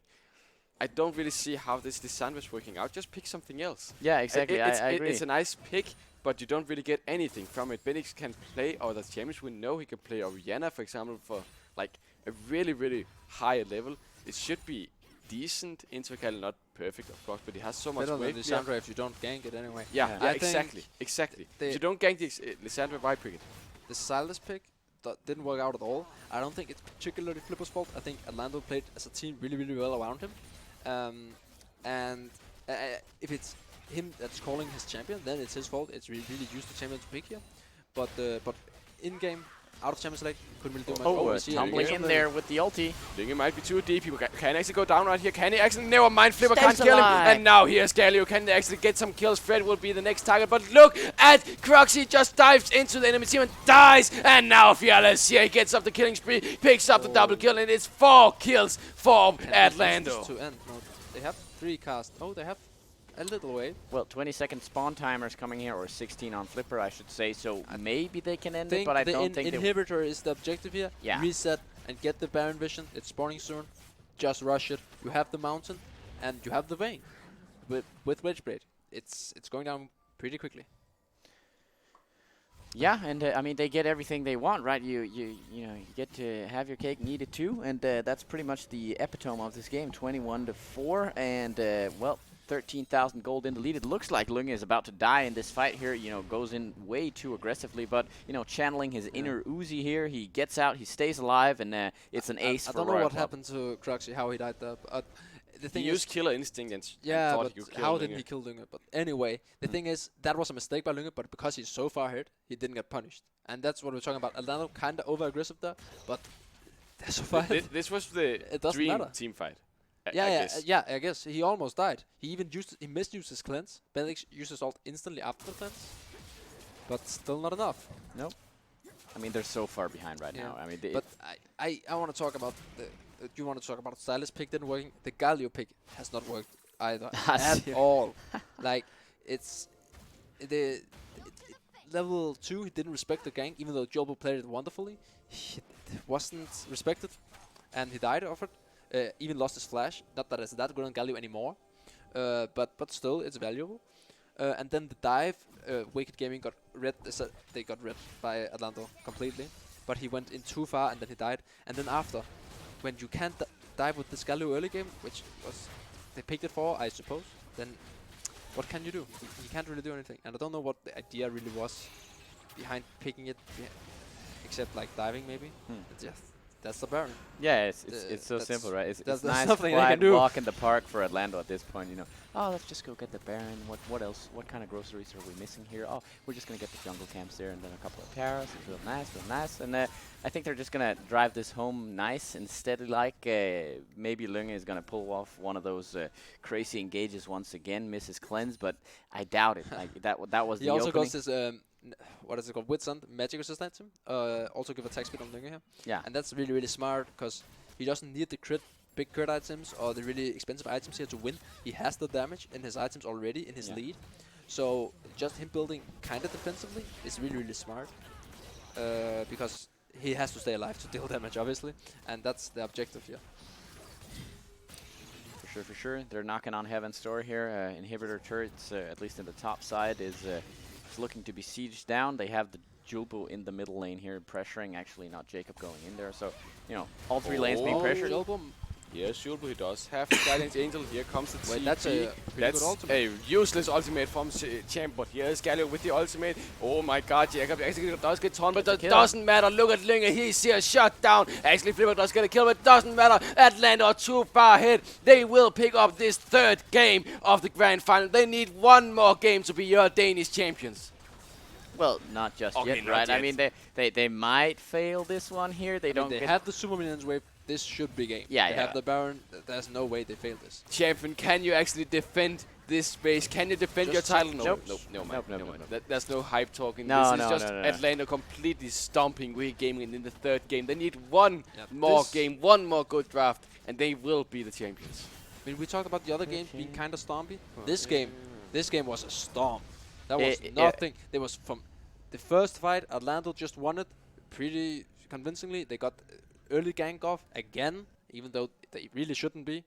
And I actually want to see for the next game, Julbo, he doesn't go for the level 2 gank. Because, I mean, Wicked has to expect at this point. And if the double mind game here is that Julbo doesn't go for it, and they are sitting, oh shit, what if he goes for it? The level 2 gank, and the pressure that he puts on by getting 2 successful level 2 gank, where he cancelled abilities and predicted both ganks, like really scary to play against. definitely really scary. And he's been playing. I mean, all 3 games on the Jarvan here, doing really well so far. And maybe you want to switch that up. Maybe you want to take that away. They took the Kai'Sa away this game, not successfully, I might add. They had the Vayne prepared, maybe specifically for that scenario. I don't know if it's a counter. I don't feel like the Vayne did. I mean, the Vayne did a lot because you got ahead, but you could have counterpicked it with other champions as well. Yes, of course. I did hear Lunge actually mentioning the Vayne at some point. I didn't want to spoil I think it's the a surprise. comfort. Yeah, he likes it. He likes it. It was also pretty good against Galio because, well, Yeah, that's you just true, knock that's him true. away. There's no point in picking Galio against Vayne. Well, first of all, he shreds Galio, and, well, the taunt just condemned. But Galio is a good champion if you want looking for dives. And if Wade Gaming's dive botlane had worked, and Jilbo didn't read it like he did, or Atlando didn't read it, and they got 2 kills, maybe Galio dies, but not really sure, then the game is completely different, because Lunga loses 2-3 waves, maybe even 4 waves, and they lose plating and get prio to Drake and Herald and all these kind of things. So I see the idea, but there is a reason he is out of the meta as support right now. He's not good. I mean, you can make him work, but you can take other champions that can do that. I mean, you can take other champions that are good at diving. I think Elise support would have been better here than Galio. She's better at diving, and that's clearly what they were looking for, if I'm not mistaken. Because if they don't look for dives, I don't know what they're looking for in Galio support. I don't think it's viable. Yeah, and also their lanes really. I mean, they do get a lot of, at least shove-wise, sort of iffy matchups, don't they? The Lissandra mid, you touched on it a little bit. I do feel like they don't play the Wicked style right now. Wicked Gaming is playing some other team's style. They're not playing for these. Okay, Bendix is their reliable guy in the mid lane. I get that. You know, but maybe get it in such a way that they get a more 4-1 focus. The thing about Bendix, he is reliable. Also, if you put him on a carry, that's his consistency. That's his strength. That he is like probably in this series the best competitive player in sorts. Like he can play everything, and he's just the ideal team player. So you can put him on maybe not like assassins. That's not his playstyle, but more like not Lissandra, man. You can put him on anything else, and he's still going to do well. Like Orianna, Syndra, something that has a much greater impact than Lissandra. Unless you really want to play for the Lissandra, but then you might consider banning the Akali or picking it away for the top side, because the Akali is really slippery. And I think Atlanta learned a lesson from the first game. We picked champions that just counters theirs on a basic level, like disengage, counters, engage. Okay, sure. And not like, okay, so we have to push the wave, coordinate the bot lane, all this. No, just simple League of Legends. We pick Akali into Lissandra. Yeah, and that's really nice. I really wanted to see this from Atlando so many times before, and they're doing that now, and it looks really great for them. It seems like we started off on the front foot with Wicked Gaming, and slowly it's been going over to the side of Atlando. Now they're really, they're up ahead. They got this to a match point, and that's where we're ending it up here before we get to the 4th game. So 2-1 in the favor of Atlando Esports. Make sure to tune in for the 4th game. That might be the decider and the first win for Atlando Esports that have been looking to contend for this title quite a while now. So stay tuned. We'll be back in 5 minutes.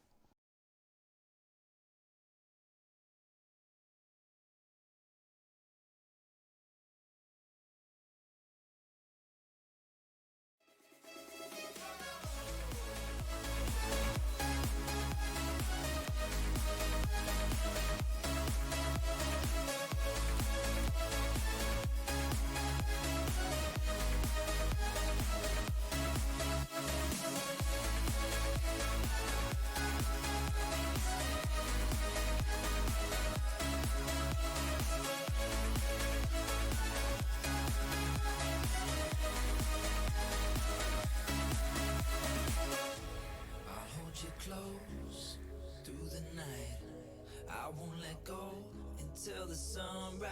These open highways are calling our name, and now it's time for us to escape. Wave goodbye to your city life, say hello to the desert sky. These open highways are calling our name, and now it's time for us to escape. Escape to a world we don't know. Escape into the great unknown. Escape to a world we don't know. Escape into the great unknown.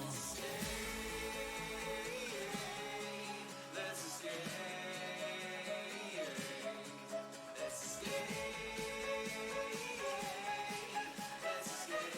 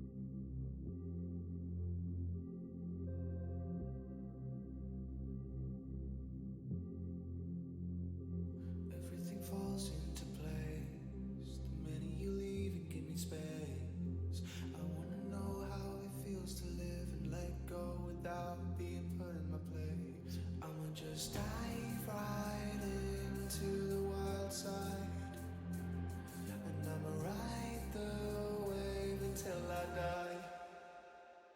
Until I die.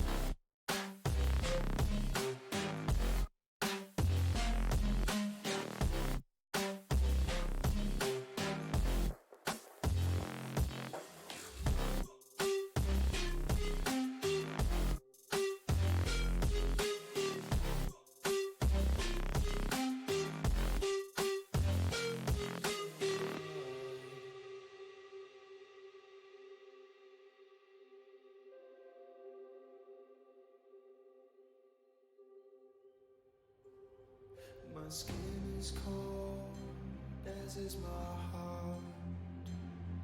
I'm falling apart with a smile. My bridges are burning, I'm holding the match. I'm ready to fall, will you catch? Dive right into the wild side, and I'ma ride the wave until I die.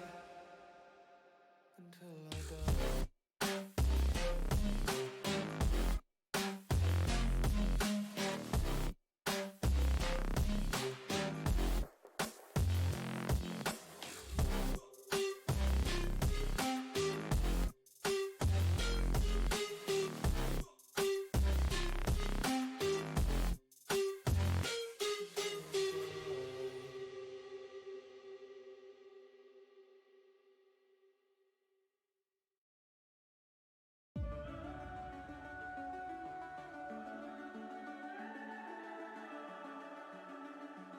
The summer's calling.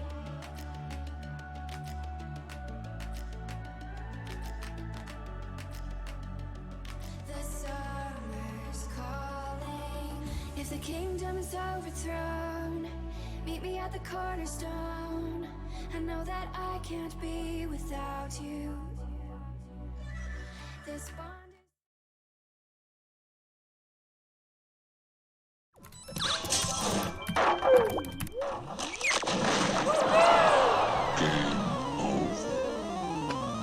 Dive deep into entertainment.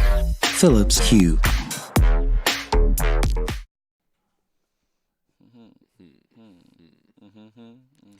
Yeah. Yep. That's what it's all about. The battle for first. Definitely stakes are high here. And Atlando, they're looking to be the team that comes out ahead in this best of 5 series.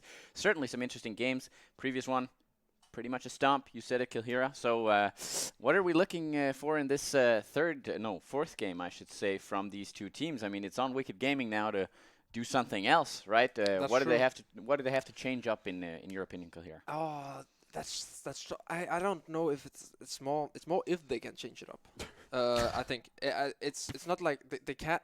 They have a lot of different opportunities like this, but can they change it up? They played the same style on both sides, and then they played the same style at the side they won on. Like there was the side they played in the first game. I don't remember, but red side. So they played the same style which they won on the first game, and then they lost on it. So now they have back and blue side where they tried the same thing. They tried red side and lost with it. So they have lost with all the strategies that I've showed so far, which is really mentally draining. Because now they have to get a new thing, and if they haven't planned that, which it doesn't look like it from the outside perspective, maybe they have, but if they haven't, then it's really, really tough. And they should definitely look for champions like the Skarner again, but I don't think Atlando is going to let it through, because it was really effective first game, and it's working for them to ban it, and Wicked doesn't seem to have answers. So if they find an answer this game, then it might be on Atlando to change. But right now it's on Wicked, and what they should change is it's a bit tricky, but put Bendix on another champion than Lissandra for sure. He's too good to be playing Lissandra, and also pick a wholesome comp, like, cause this individuality, like a Galio, Silas, what is this? What is the team comp as a whole? I found the game 4 strats. Don't pick Lissandra if you're not going to gank it. Yes. It's that simple. There's no reason. It's so in picking true. it. Like, And just put him on Oriana, like a late game monster, mid game monster. Just so true. Lissandra. He is too good. Yeah, to be sure, Lissandra is one of the things we're looking at Yes. to, be swapped out with something else. I would like to see them going because it looks like they want a team fight a lot. So go for the 4-1 compositional mid laner, something like a Syndra, something like an Orianna. You go out, you wave clear, and you go back in and you look for like a fight or something. Bendix has a ban. No, he could ban Lissandra. I think he should. then they can't play it. Yeah. I mean, then that excludes it completely. I mean, other things that I would like to see from Wicked Gaming as well. The Shinshao coming in from Flipper. I know he's played that a lot previously. Maybe something offensive as Rek'Sai. Get that early game back into your hands. But I think they need engage as well. I think the Ornn, it didn't work out that well, but it was against the Kai'Sa as well. But now they also have Vayne, so they have these two tank killers. But most of the engagers in the game are tanks. So Wicked won't engage, but Lunge has some really, really good picks ready for the tanks. So it is kind of hard to find out the golden line in between, where you get enough engage to pull the trigger all the time, but doesn't just stack your lineup with non-damage. So they have to find the perfect draft, or at least a better draft than they have shown the last 2 games. Yeah, and what they've done in the previous games is that it just seems like the only real carry damage dealer, apart from maybe the top laner, who's a solar laner anyway, is Crux's champion. It's either that just create space for the 80 carry, but they never really get to that state in the game, in at least the last 2 games here. So Crux never gets the space to play with. He never gets to go online with this, and then that's the only carry they have. Maybe get some more damage dealers like Atlando have. They've been doing that for the last 2 games at least. More damage dealers, something that can fly around a little bit. Create some confusion, create some distraction, lock down the targets you want to go for. Lunge, he can't just free roam into fights the way he wants to, and that might change it up a little. Maybe they should. Now we have seen Atlando play towards Viala in the top lane, and he's been doing really well. But I want to see Flipper go top lane as well, because Champion, he's a really good player as well. And if you get him ahead, he can definitely take over the game. But that hasn't really been the case yet. They have been trying to get. Last game they were hard trying to get that bot lane and overforced it a lot. Like diving level 3 when they don't know where Julbo is that's not optimal. So they should look towards other lanes, I think, and I would look towards top lane because Champion is a carry player and he has been kind of sacked this series, which I think is kind of sad, to be honest. And same with Bendix actually. They can play with all 3 roles, so they should. I mean, they should do it. For sure. Since you are a player, we might just ask you how do you feel in this situation when you are, if you lose one more game, that's the final. What mentality do you have to save yourself from I this? would say that depends on the players and the team so much, and it depends on the chemistry you kind of have.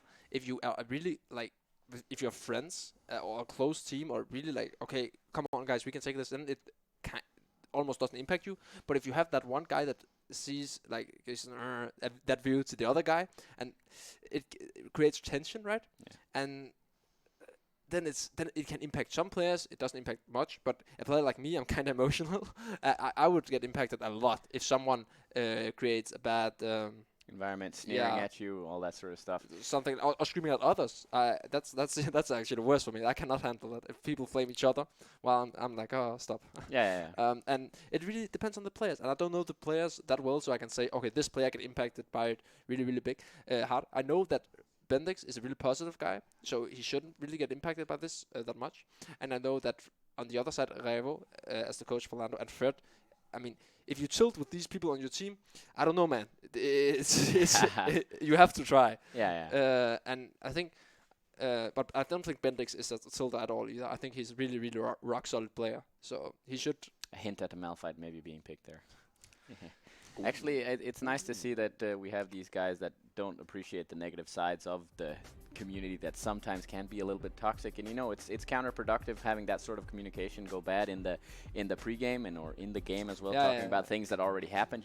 Go over. You can lose the game before the game even starts. Yes, exactly. But we get into the 4th game, Champions League match point on the side of Atlando, and Atlando. I love Atlando just instantly ban champions just to put pressure on Wicked. Like we this. We know what we're going to do because we know we can win. Exactly. Damn. Just like that. Javan ban, they mixed it up. Yeah. So, Julbo. As they should. First time he has to play something else in this series. And double ban on Julbo. I like that. I like the first pick. Yeah. Nautilus here. It's been solid for them. It's a really comfort for Fred, and it's a really strong champion. They could answer it with the Saya maybe that could dodge it, potentially dodge the ult, but again, it's the best, but it's still not good enough. Because if you force the ult consistently, yes, the Black Shield, exactly. Oh yeah. That's really good. The Black Shield is really good here because now you don't have to use anything to get away from the normal zone. You can even walk into him. But if you have the Black Shield, it doesn't matter. Yeah, but where's the tankiness then gonna come from? Because I feel like when you pick the Morgana, you know, you reduce the tools you have to work with in other parts of the map. Depending, I get the counter pick into the Nautilus in this case with the Black Shield, but it just I would like to see Camille get locked here. I don't know if it's just me, but okay, Akali is fine too. It's also a melee champion that will go both solo lanes and really good with Sejuani. Yeah. The thing about Morgana here, you can go the new Flash doesn't actually played it. I don't know if it was official or if it was against him in solo queue, but he built it Athenes into Redemption, and it's really good if you go Bruce's tanks. So if you have like Flipper on kind of beefy champion, maybe even champ or Bendix for that matter. It depends on Bendix is not kind of the carry or not the melee player. There we see the Jax get locked in. Nice. Then it's really good because then you make the front line so much more beefy with both the Black Shield but also with the double healing, and that's really good. Then you don't have the Sonias obviously, so you are a lot more squishy. But the Sonias is a really expensive item for Morgana, and she has to be ahead to get it in time for it to be useful. So yeah, but Morgana, it depends a lot on the matchup. I think they can win with the matchup, but again, it's definitely a favorable for Morgana. Yeah, for sure. I just want to see some tools coming in from the other champions that they want to go through with that. Like the Jax, you know, if you get something that I like that the Black goes Shield for on the Jax as well. Yeah, exactly. If you get something that goes for the back line, you know, adjacent to the Jax, I'm like, and I rarely adjust for example, but you know, stuff that goes in and dives together with the Jax, you know, sort of off tanky, Xin Shao, whatever, something like this. Yeah. It could be really good, and you create space in the offensive way instead of, you know, on the other side you have Nautilus, you have Sejuani. They create space in the tanky front to back kind of fighty way, and you know, it's just a different expression. But I do like to see this from Wicked Gaming. This is what I would expecting. like to see Cassiopeia from Bendix here if it's left open. Oh, nice with the Kaiser ban. Really nice. Yeah, smart as well. Finally, they did it. As they should. They did it. And then as they Xin should. Shao, yeah. Like Cassiopeia here, because they might lack tank threat if they go something else. And Bendix is a known Cassiopeia player. He's been doing it really well. And the ground is really nice versus the champions that have a lot of dashes. I don't know the specific matchup into Akali. It's maybe not that great. Yeah, it's pretty hard. But I think Bendix can pull it off. I think. Oh, that's completely different. Okay. And a really good champion for Flipper. He has played this before. But we see the insta-lock Vayne and the insta-lock Mordekaiser that worked so well for Fiala first game, even though they lost. Very quickly This just got spiced up. Yeah, it did get spiced up a little bit there, and very nice. And Nivea as well. Dun, It's dun, actually really nice dun, champion dun, here, dun. because it's really it's a control mage if I've ever seen one. Like you control these big areas with the Q, with the wall, with the ultimate. Like you can, if you fight in, but You might get, yeah, okay. as I said, the Cassiopeia for the tank threat on Sejuani, maybe even Mordekaiser, but on Nautilus as well. And the ground versus Vayne versus Akali, really nice. Yeah, If he gets out of the laning phase, Yeah. unscathed. Yeah, but it's actually a really hard matchup. Back when Akali used to be super duper bongos OP, she's still a pretty like the kid is Still pretty pretty insane. top tier. Yeah, but that was really hard matchup for Cassiopeia because you can't really use Twink fans because she's always invisible. Yeah, but you max Q now though. That's true. But it's hard to hit Qs to someone you can't That really is see. also true. And the Miasma W from Cassiopeia also pretty hard because Akali's just such a slippery champion. She always runs around, especially in the shadow. But if she does exactly get out of the laning phase, imagine a Dark Binding into Miasma, into Q, into Twin Fan, boom, you're dead. And they have so much follow-up CC here. Yeah.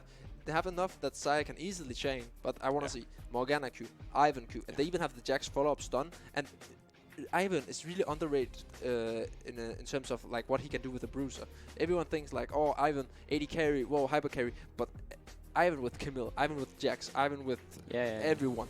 The shield, the damage part is actually quite huge, and the slow also. So it creates like an anti-kite kind of for champions like Jax that can get kited quite easily by the Vayne, and then the Vayne gets slowed and takes damage, and then into the stun and she dies. And I think Ivan is quite a good pick. Yeah, they lack tankiness, and if they fall behind, That's good. it's going to be really hard. But I would say this draft is much better than the other drafts, and it's something that we can, like, it's wicked, right? They throw that curveball in there. But it does feel like we have not 3 losing lanes just completely mindlessly being picked just because the champions. Yes, I agree. Yeah. I think Jax is losing in the Mordekaiser's early game, but he outscales a lot. I think Cassiopeia, I don't know the matchup, but I can imagine after 6, Akali has a lot of kill pressure with the ultimate. And pre-6 she has range, so she might be able to get some power with the early 3 levels, so Ivan can get a bit of free space to go around. The bot lane is double range versus Vayne and a melee champion. Obviously early prior to Wicked Gaming. Also, Sai has better wave clear, so does Morgana. It's an easier lane. It's just as long as Illigun doesn't waste his Black Shield, well, it should be fine, because how's Vayne going to kill you?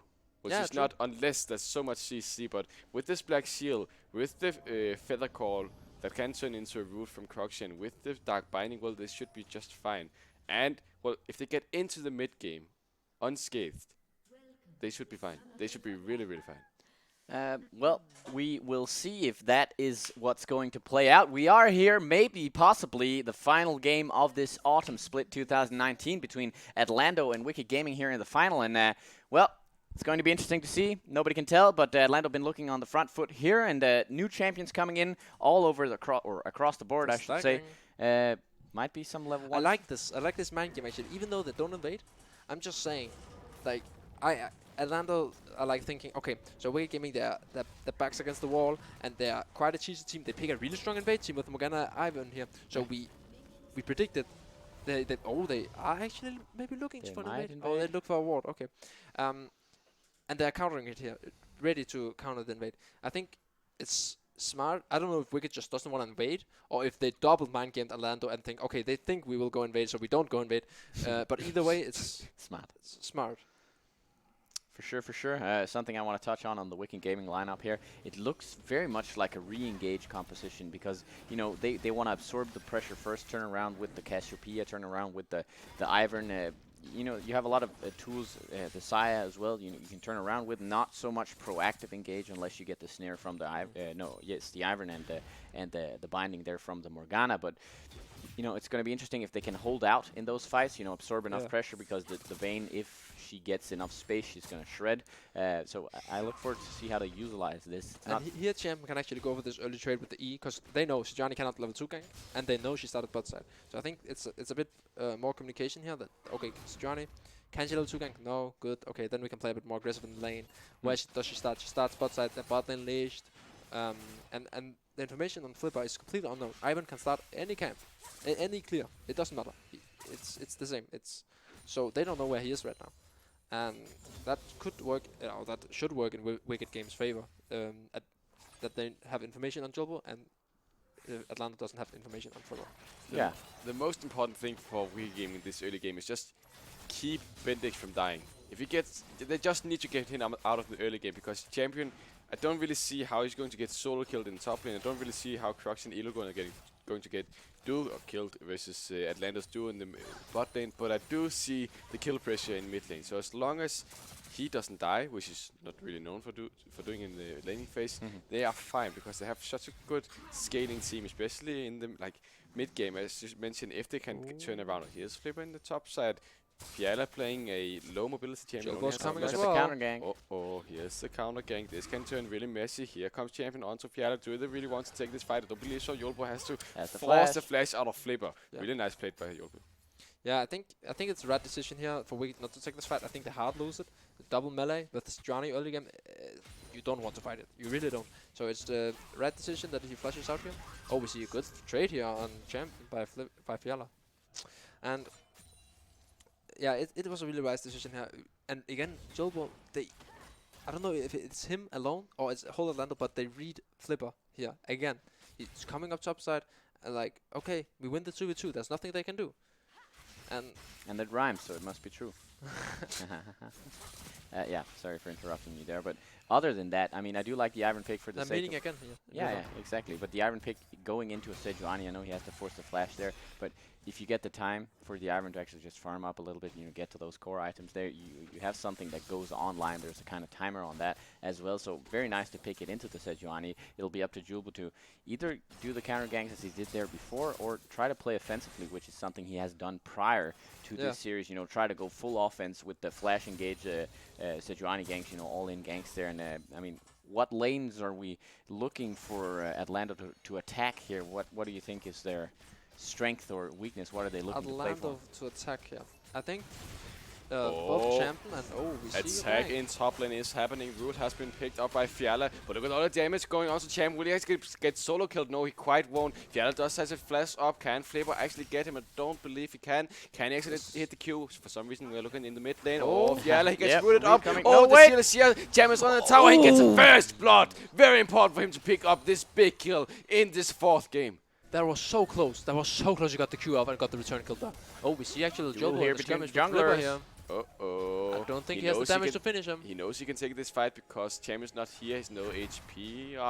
Never mind. They can't quite get it. But really nice play by both Flipper and Champion. Actually, also really well played by Fiala. So close at getting the skill. But look at Champion. He's here. Julbo is rooted up. He actually has flash, but doesn't even use it. And it's another kill to Wicked Gaming. Wicked Flipper picks up the 2nd kill. Nice played. Yeah, that's a bit greedy by Atlando that Julbo doesn't just, okay, we chunked him a bit, but I mean, in reality, he should know that he could never kill him there. But again, I want to say well played to Wicked Gaming that they know they can re-engage there with, again, that's what we were talking about with the Ivan shield, that its damage and utility is really underrated on Bruiser champs. He goes in there, he uses it on both, slow them down, get the damage into the stun, and then Julbo, without the passive early game, he's not that tanky. He is not for sure, and they get the eggs in the baskets that they want. It's no longer just the Croxy show for Wicked Gaming. This is something we've been wanting to see from the Wicked Gaming lineup, and already looking a lot better for Wicked Gaming. That's so well. Nice trade by Ilugun and Croxy there. That was perfect execution. Except for the binding. Yeah, except for the binding, but the black shield. Yeah, the black shield into that was insane actually. It looked smooth. Yeah, it looks so smooth, but it was smooth. Let's stop fanboying too much. Yeah, okay, it was really smooth. But let's talk about if Flipper picks up the redemption as you always do on Ivan, and if Ilugun does go with this build you were talking about with the Athenes and the redemption. He probably doesn't when he has Ivan. Yeah, that's true. But if he does, on the sustain they can get. Yeah. That would be insane, but kind of greedy. Redemption doesn't stack. Yeah. It does stack, but it's half the second redemption. That's true. It's like the same effect that is with Locket. So I would expect Ilugun to go more standard Sonyas. He has Stopwatch and Runes, which should go anyway, but he has it. So I would expect him to go Sonyas because it's a really powerful item Morgana. And normally he would delay his support items a lot, but the thing is Ivan has these support items, so he doesn't really need them. I would go for the Sonyas this game 100% as a rush.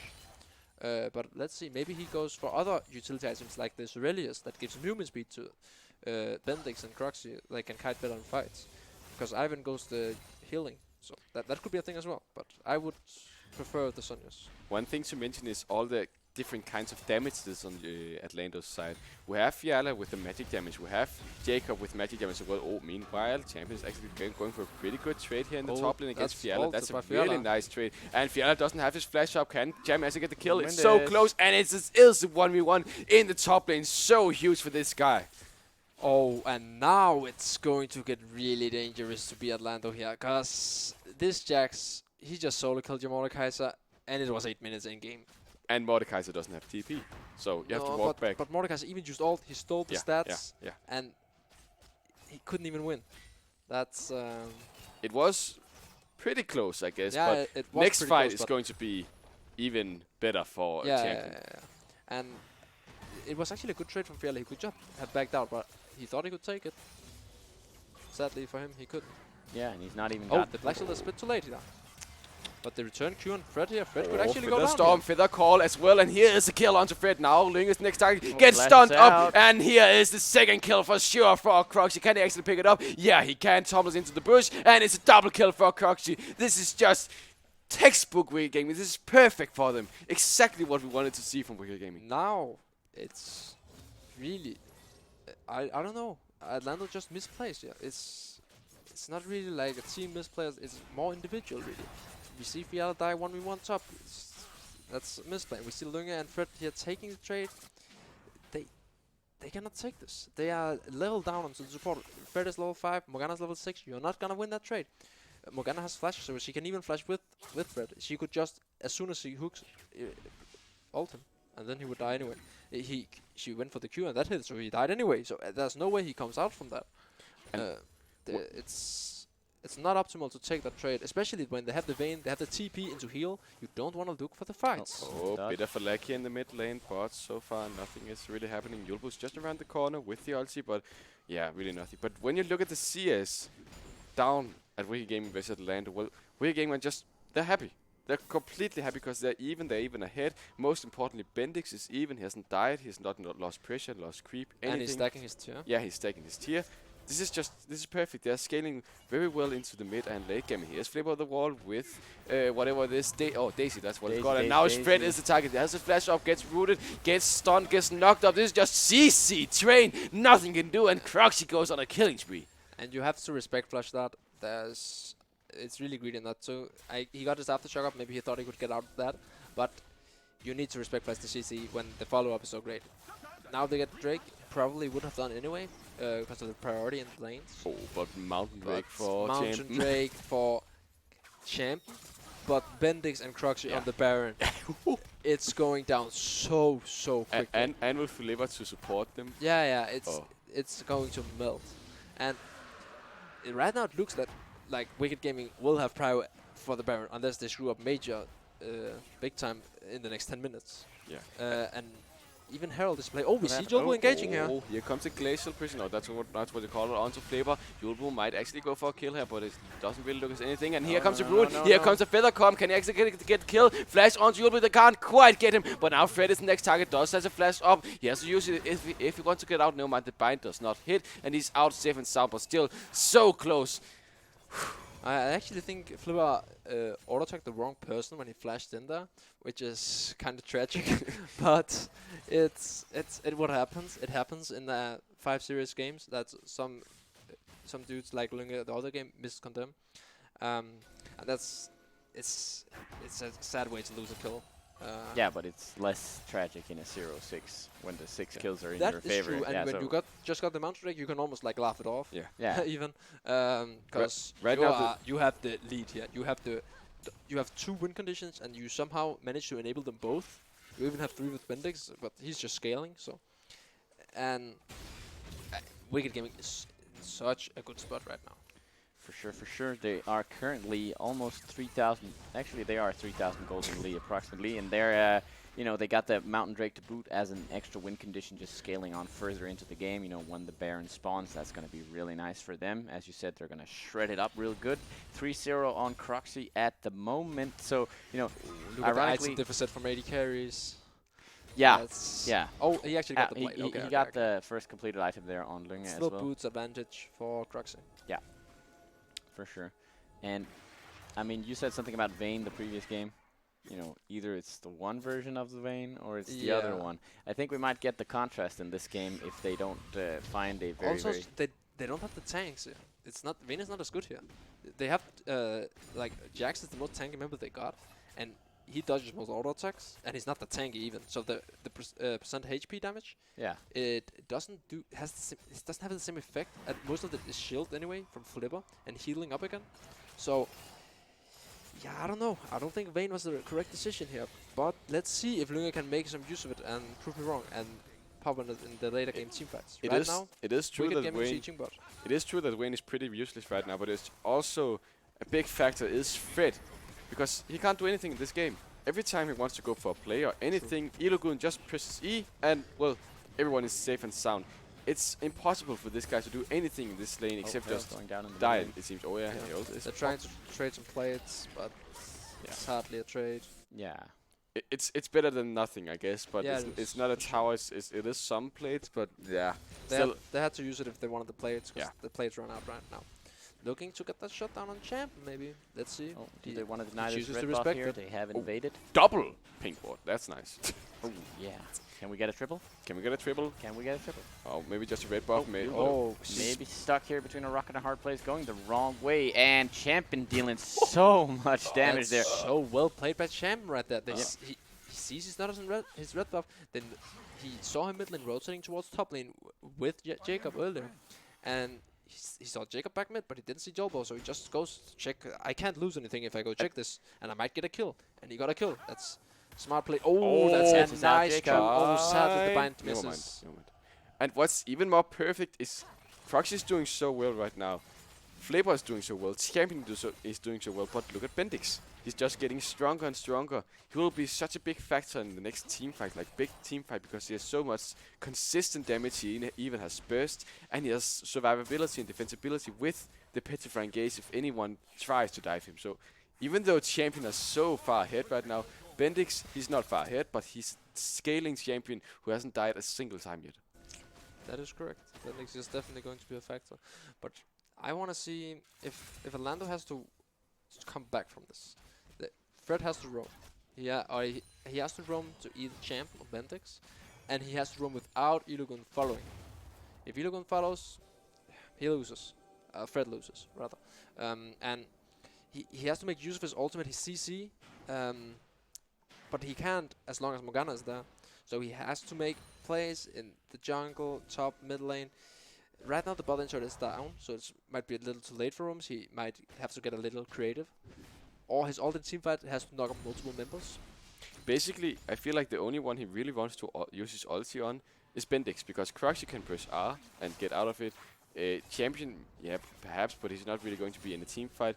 But even though, if Bendix gets the Petrifying Gaze before the engage does happen, well, he should be fine, I guess. Or if he completes his Sona's Hourglass a bit later. There's so much defensibility. Coming in engage here. Has been engaged upon. Here comes the death from below on to Flavor. He will be the first Tiger Ignite. Has been popped down. Nice.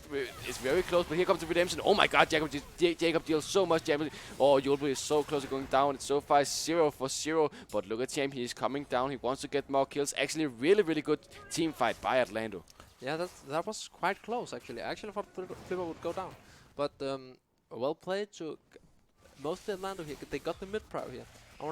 I cannot stress how important that is. Want to do this now? Oh, do you want to do this? Champion has been engaged upon. And Drake on the Ling other is side. just on the other side. It's true, they are giving up. Oh, what's that? A complete fail fight, I do believe it was. Meanwhile, Yulbu has been picked up and killed, and the Infernal Drake is a bit shot down, going over to Linga, but it's a trade. And here is Bendix, here's the Root. Can actually get more kills. Jacob's here, he's full HP, but look at Croxy is here. He wants to defend his teammate. He wants to get the kills. He can't quite get anyone. Oh, the Root! Two-man roof onto Fiala and Linga. Linga has been killed, so has Fiala. It's a double kill. It's an unstoppable Croxy.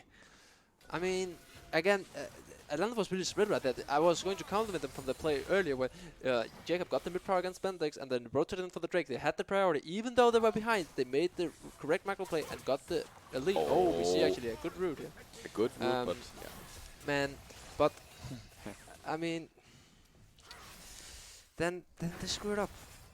One guy goes on Drake, two guys goes to chase Jax, and I mean, it was just so uncoordinated. And then they even chase further here, and that's well played by Cruxy. He gets that Q off into the third feather.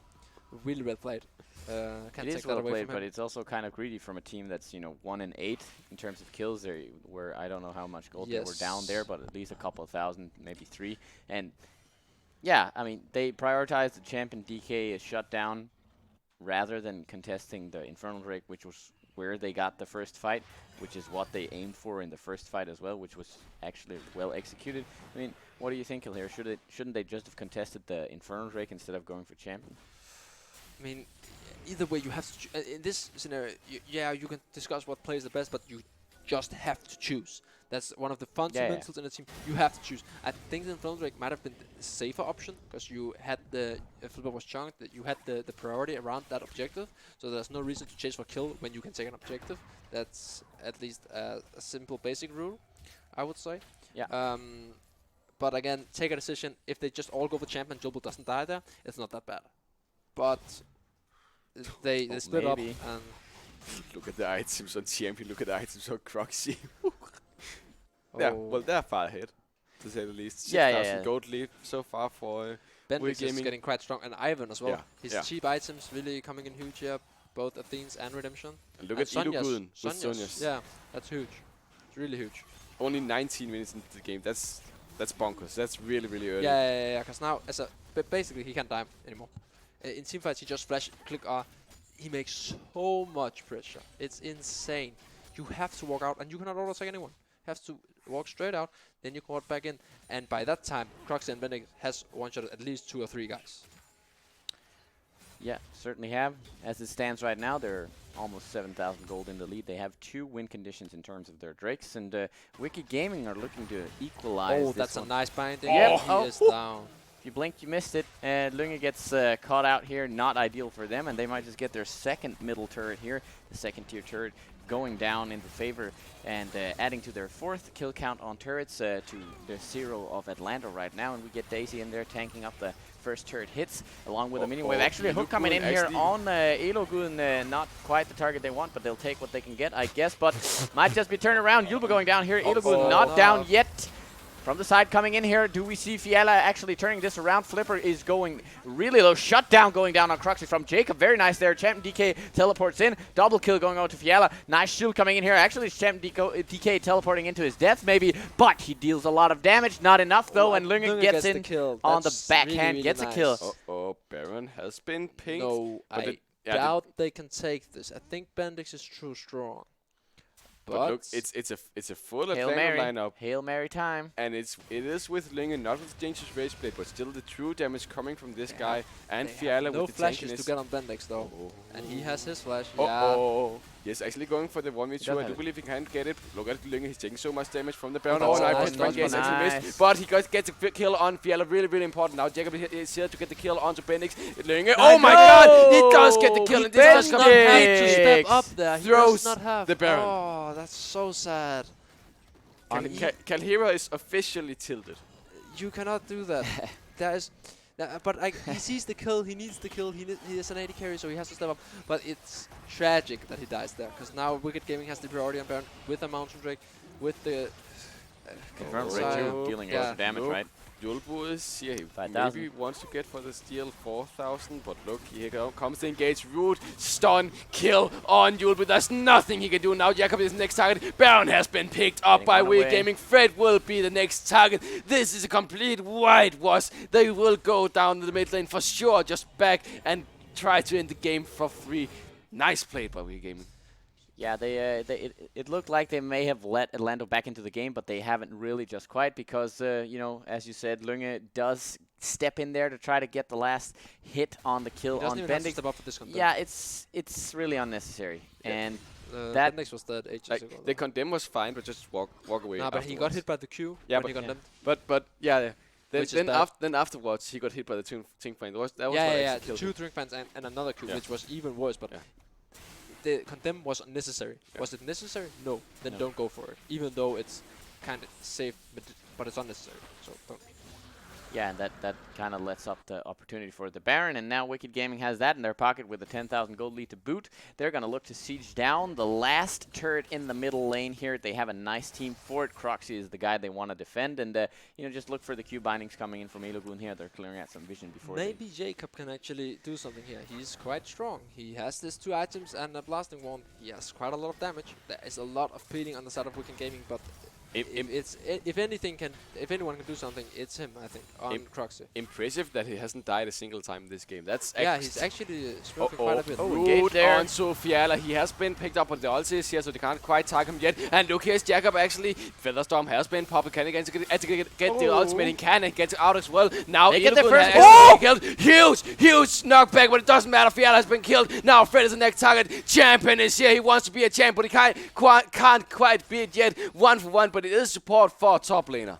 Oh, that was so close to being the most insane pull ever from Fiala there. Hitting like 3 people, pulling them all back into Atlando. But if Atlanta didn't at such a deficit, they would have stopped that fight. And Yeah, it's- very well played. Very well played it's- fight. Yeah, Atlanta played that so well. Fiala got hit by the Q, probably not intentional, but when went in on him. He pulled everyone back, ulted the Morgana so he couldn't die, and just stalled the fight for so long. Look at the ult on Morgana here. It's so smart. And then we see flanks from Atlando coming in on both sides, and the Xayah ult is down, the Black Shield is down, so Nautilus can pretty much, he can actually be a champion. Yeah, I see it. I mean, almost had it there, but they can't get any more into the back line. They used everything they had there. But a 1-for-1 trade at this point it's huge. Nice. It's nice for them. It's very nice for them, but I mean, Gaming keep that is up. Still in the driving seat. We exactly. have to take that in mind. Small wins, right? They do count. They do matter. You know, incrementally they can sneak their way back into the game, but it's going to take a lot more of those fights. We saw it in the third place match. With the 15k deficit. Really? Yeah, really. It was that far down? Yep. Yeah. Damn. CLG style. Really CLG style. Yeah. I do like how Bendix, before the player Baron, he was 0-0-3.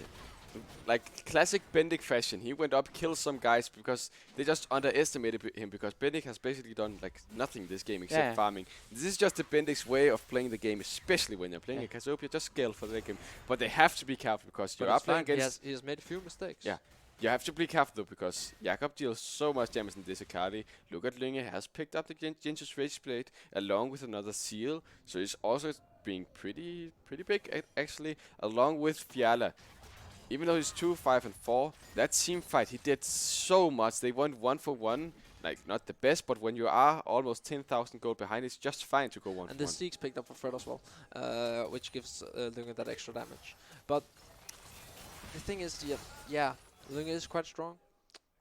Fiala, quite strong. But if you look at their counterparts, Champ has Spear of Shojin finished, Kurzas, and Tiamat. He is so strong. He is ridiculously strong. No one can deal with him at the moment. Same goes for Croxy. 3 items plus the Hexdrinker, so the magic damage doesn't really do anything for him. Oh, Matsian engage here, getting condemned into the wall is Flipper, going far down, but they have the Ocean Drake, so they can just sustain that back up. You know, wait a little bit. Can't heal himself though. No, but the Ocean Drake is kicking in after a little bit. The Ocean Drake, but there's only one Ocean Drake. Yeah, I think. You know, look at it. You know, eventually he comes up there. They've been waiting for what, like 20 seconds now. Almost There's at full HP region HP. from Redemption. I'm pretty Yeah, exactly. Oh, there we Glacial go. Prison has actually been missed. Now Croxy Bendix had has to been use hooked ulti. into it, but look at the Petrifying Gaze, so big! Elo going to get the first kill now. Jakob is here, but look, here's Bendix. He's so low, and Jakob gets another kill. Croxy flashes out. Very He's nice. still alive. Lunge, he's on the other side. Croxy can get more kills. I do believe he can. Jakob, oh my god, he gets out, but Julpe will be the next target. Now Flipper is in the enemy base. He gets a kill onto Fiala. Can he get more? Can he get out of the base? Yeah, he can, because Daisy, good old Daisy, takes the tower aggro. So far, it is a 1-for-3 for Wicked Gaming. Yeah. Really well played by Atlando here. That they actually managed to somewhat stay relevant in these fights when they are so far behind. It was 4v5.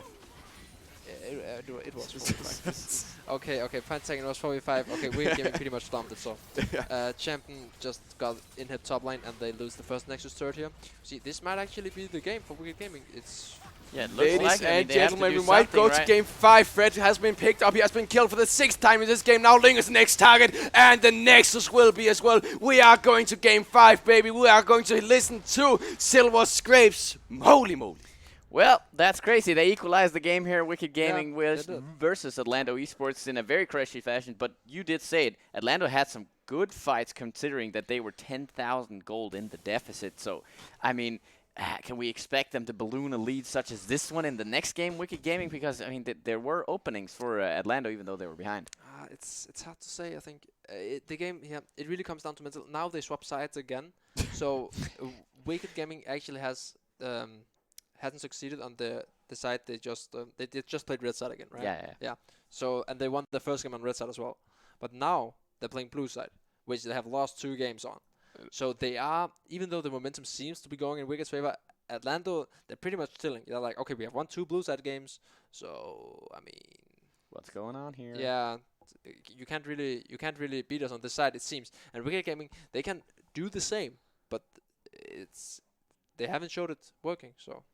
No, they certainly haven't. And the first time that Julbo doesn't get to play the Jarvan as well, and didn't look too hot on the Sejuani. Of course, they got the early game lead. He did nothing. Nothing really happened for the Sejuani this game. He did try some stuff in the early game with the counter gank top side, forcing out the flash, and that was It nice. was mostly individual leads coming from Wicked, but that's what we would expect them, and that's what we talked about before this series even started, with Wicked being really strong individual players, and they can get these leads by themselves. Like we see Champion, that was a bit of synergy between him and Flipper getting their lead, but it was mostly mechanical outplays. And same with bot lane, just killing them 2v2 straight up. That should not happen in a competitive environment, but it did, because Wicked just outplayed them, and that happens even in competitive games. Yeah. It really does. And now we have an equalized game here. We're going to Game 5, so stay tuned for the conclusion to this split. Perfect manner. Silva scrapes everything on the board here for Atlando and Wicked Gaming. We'll see if the prediction holds true for Kilhira here, but we'll be back in 5 minutes with one heck of a game.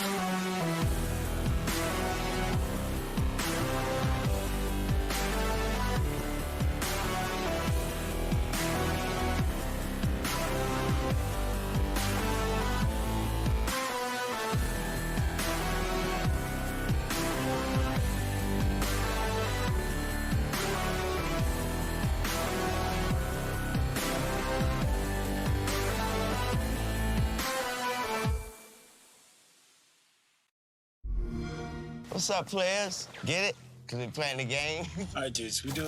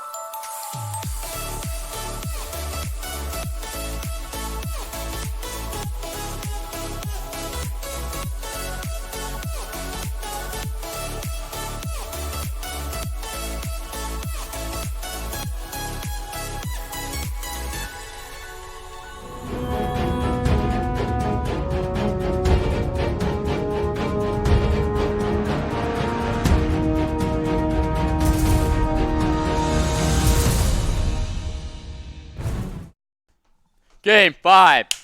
Game 5.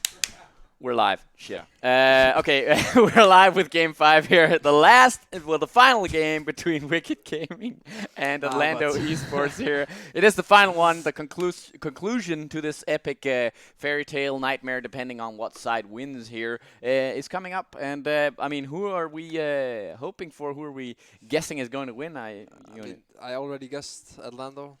Yeah. And judging by the sides, I think it's Atlando as well.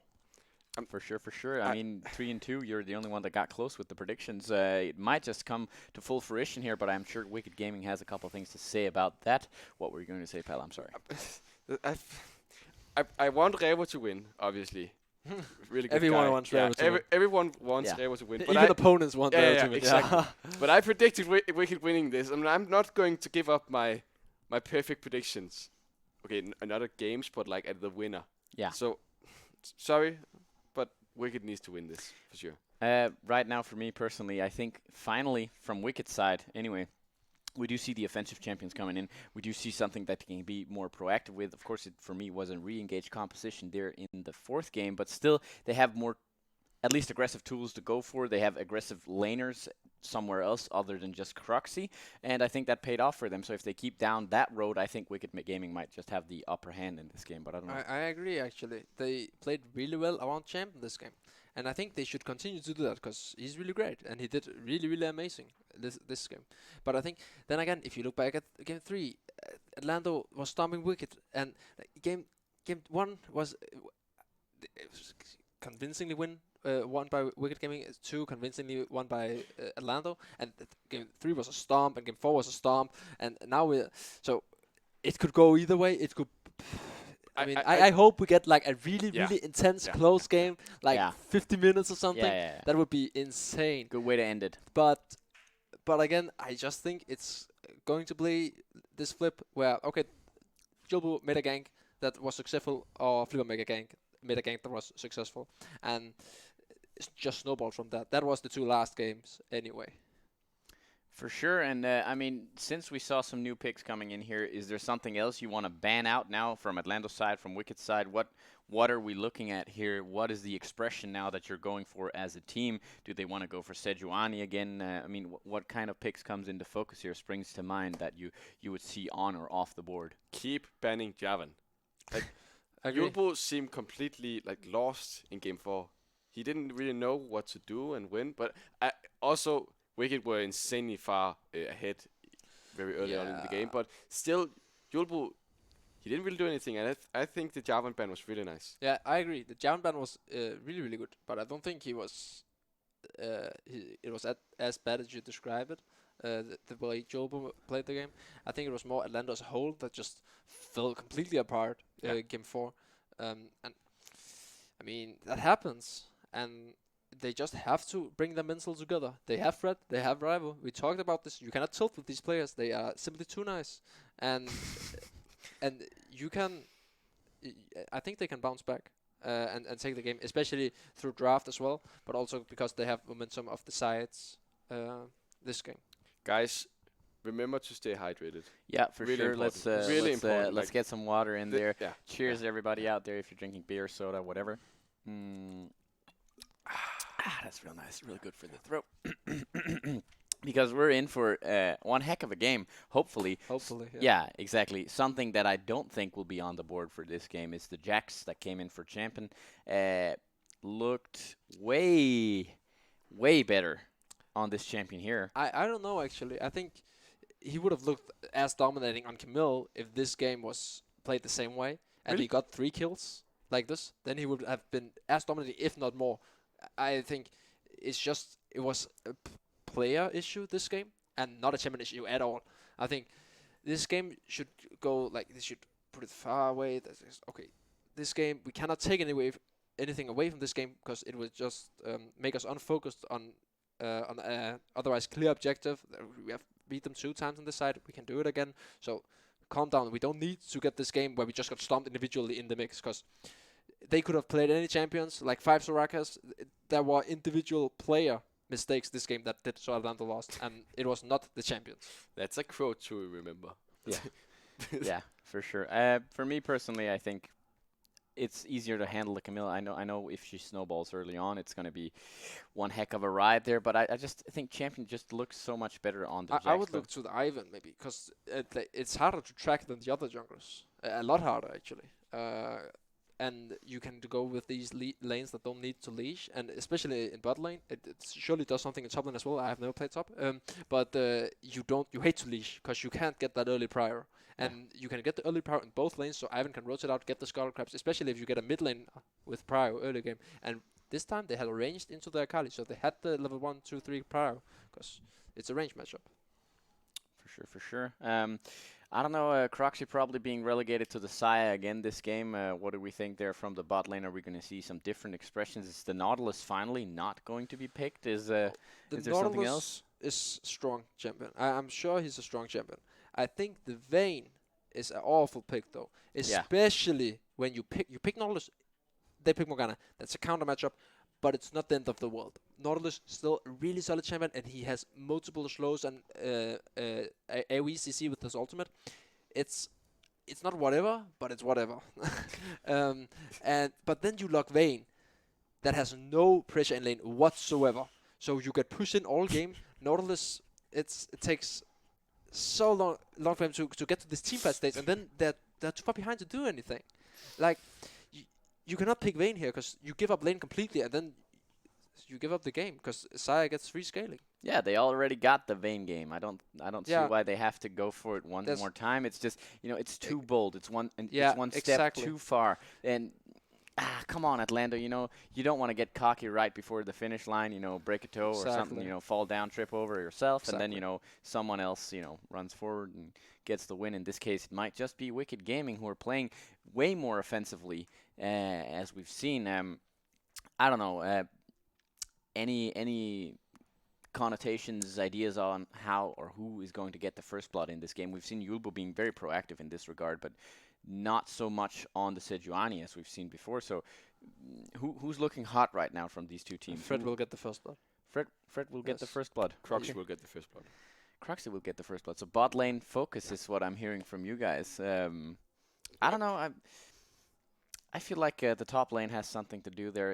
It might just be, I think Fiala might just get the first blood this game here. We haven't, of course, seen the champions yet. We might get into... We have seen the script, though. Could be Jacob, actually. I feel like he's going to pop this game. He's actually... I don't know. I can feel it. He's going to play really well. This is some next level conspiracy we have right here. But he played so well game 4. Even though he was so far behind, he was really solid, and I think he's going to pop this game. But I still call Fred because he's bloodthirsty, and he has taken a lot of kills the whole series. So it has to be him. He did get a lot of kills there, and Akali has been played a lot for Jacob in the previous games, and he's been doing quite well on this champion. I mean, do we see the same thing coming in from the mid lane there? Even though Bendix has been switching it up now. Jacob could be outplaying Bendix, to be honest. I see that happening. But I feel like if you go for the Ivan, even though Jacob did a lot in game 4, the Ivan still has so much defensibility for his team that, well, it's not like Jacob is useless or anything. He's still a big threat, but there's so much shield, there's so much healing, there's so much invisibility from the bushes she puts down. It's not like Jacob is irrelevant. It's just the champion's not that relevant as definitely true. I think Ivan should be looked upon with and said, okay, this champion might actually be the problem, not the Jax, not the Cassiopeia, but and you can ban out all of them. But Ivan is the kind of like curveball again, and you don't know really what to do about it because it's not something you scrim against either. No. And you get one of the downsides of scrimming actually is that you get very used to this meta focused because in scrims you don't pick your one tricks, you don't pick cheese picks, for example, not very often anyway. So you often pick this meta champion. So when you're up against a Wicked team that has nothing to lose, basically no nerves, not anything, they're just here, they want to win, so they just play, and then they play this random stuff and you don't know what to do. Nope. I definitely agree, but if we consider the jungle bans that they've been banning or prioritizing banning, they banned the Xin Xiao the last game. So if they banned the Ivern this time around, would that possibly open up the Xin Xiao then for Flipper? Is that something they would be willing to take on Wicked Gaming? What would that mean? Xin Xiao, I don't like Xin Xiao as champion. I don't think he's that strong. I I don't think Atlando should be afraid of it either. I guess they can ban the second rotations if it's a comfort, but if not, then let him have it. And Okay. I feel the opposite way. I gotta say, I think Flipper has always been looking very good on the Xin Shao, and yeah, but sure, then you can ban it. But as a champion, I don't think it's strong. But maybe Flipper is really very strong on But it. that is the thing about LCD, the chaotic aspect. We often talk Yeah. about it as chaotic because if you don't, we're going to quote the legend of I'm a cutie pie, a bit censored. If you don't know what you're doing, how should your enemies know what you're doing? Yeah. That is Yeah, exactly that's true. what's going on. When you pick something like Ivan, you're not used to playing it. We pick Fine. something like Xin Sao. So let's see. I do hope for the Ivan. I feel because- like that describes the Fortress match better though than this Yeah, match. Okay, exactly. If you don't know what you're doing, the enemy doesn't know. And I mean, it's true. But that quote is useful in every way. When using solo queue, we use it in LEC See, the Gragas ban sometimes here, and the Kiana, always in they LCD. stay with the Kiana ban, even though Jacob hasn't been getting it at all this series, and he has been looking strong on it every time he's gotten it in LCD, I think, at least. Javan. Oh, the Javan ban as well. going down very They quickly changed as it well. up. Let's see Very if they quick first chance pick like- Nautilus here, or if they were too afraid. Yeah, I like this confidence. I really, and then I would like to see something other than Bane, and I think they win the draft. We'll have to see. Are they gonna go for the Morgana again over the Wicked side? I mean, it Yeah, it they did lock work. Saya and you lock Kaiser, and you're good. Because if they lock Morgana here, it's really bad. Because Kaiser and Nautilus is a lot stronger than Saya and Morgana. I would prefer Rakan actually, even though it's a bad matchup. But again, the There you go. engage, it's so valuable. And maybe Illumin is a lot more comfortable with Morgana. He had a great performance on Morgana. So I'm not the one to say that in this specific scenario with these specific players and comms and stuff, that it would be better. Oh, and we I get like the ribbon that. again. We get the It's- ribbon again. It's a blind pick though, it's really, really bold. I would assume Champion, knowing he would play against a Ribbon main, that he has a count up his sleeve for this specific situation. Darius. But then again, it's really, really hard to counter a really good Ribbon player, because they're pretty clean, not gonna lie. Yeah, they're slippery. And Oh, that's a bold well, statement. that's the one. I respect that. Yeah. we get the Jax again. Something I think He's a man. He's been looking very good on the Jax. I don't know how favorable the matchup is. Certainly not in the early game, but I mean he's been good, as I said. Let's see. Yeah. I love this game already. Oh, Man. the Calipan. Yeah, Yeah. Jacob not Ban. getting to play that I again. think that's a really good decision. I think Jacob was really, really good, and if his team wasn't falling that far behind, he would have carried that game. He played really well, and yeah, it's really hard to play well when your team is losing. So, on top of that, he did perform great. You see the Ivan ban, I like that a lot as well, because it's the curveball. You don't want it. You want a standard game. We can beat them at that. We have the better team. We have the better communication, as we showed in the games we won. The early game, the great connections around the map. I think they banned the Celia again. They are afraid, even though I don't think Atlanta would go for it again. I think it's a bit too shaky strategy to go for a game 5, but Ricket Gaming seems to be scared of the potential roam from Atelier. They banned the Cassiopeia. I like that as well. Okay, very nice. The target the ban on Xin Shao Bendix open though. Cassiopeia is really, really smart. He's a really, really strong Cassiopeia player, and he just showed it this game, being able to just be there. And that's what he is so great at. I do feel like you could have picked the Ivan instead of the Jax. I guess because like he plays Nuno. up with Oh, okay, we get the Nuna But now. no, That's a okay. signature No, champion no. of Yeah, Flipper. yeah, that is true. We completely forgot this champion. No, but this champion is really, really bad against Nautilus. Oh, that's And true. now That's you true. should. Right. Yeah, why? You remember the Galio when Galio was viable, you picked it into Flipper or What? into Nunu to buffer the initial E from Nunu. You can do the same with Nautilus. With hooking the wall, you buffer the Nunu E, and you can block it every single time and get out. It's. But what about Lynge? He can't get out. I mean, yes, he blocks it. He takes. the Oh, knockup. that Yeah, way. buffer Yeah, it. I see. Yeah. So he can. And then they have. Oh, that's Bendix signature champion. That's true. But they still lack engage from the side of Wicked Gaming. They have the split push that even the 1-3-1 the Rise, but they lack engage because it requires Fred to actually buffer it. If he forgets the interaction or fails it, then it's horrible. Then it doesn't do anything. And like the Echo as well, I love Echo as a champion. He is so strong right now in my opinion. I really like him. And the Yeah, Oh. okay. Yeah, okay. Um, He's going jungle. Nico as well. That is Jacob's signature champion though. It's a really, really, really Yeah, he's strong really champion. good on the Nico, and I think that's very much go-to when you don't get the Akali, which he's also shown very much proficiency on. Very nice to see that in the mid lane and spicing it up with the Echo jungle here. Yeah, I like Talk to that me about actually. I think Jilbo has been getting kind of sacked when he doesn't get his signature champions in the Gragas and Javan, but he isn't a player with a small champion pool, I think at least.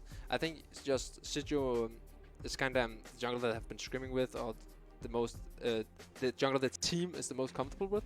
Yeah. But Echo, he's a really nice champion, and in draft, he can be flexed in multiple lanes. But I think, again, Atlando, stronger draft. Much stronger draft, again. But it depends on how they play it, obviously. But Bendix could potentially 1v9 on this Ryze. He's really, really good at Ryze, and Ryze is a strong champion. Late game, Wicked Gaming 100% wins. Back when he played for Hobro Vikings, he I believe he played like almost only Ryze in the game. Yeah. He couldn't play anything else, but his Ryze was so good. They kind of lost many games on it because, well, you can just pick certain stuff into a Ryze. But he's just known for this champion. Yeah. Excels Again, on it. Jacob is known for his Nico as well. He absolutely dumpstered my team at Copenhagen Games. And they knocked us out in group stage, actually. That's quite embarrassing. But his Nico completely 1v9ing the games, I still remember. During the ally has been slain all over and over. Yeah. The gray He's screen of rest in death. peace.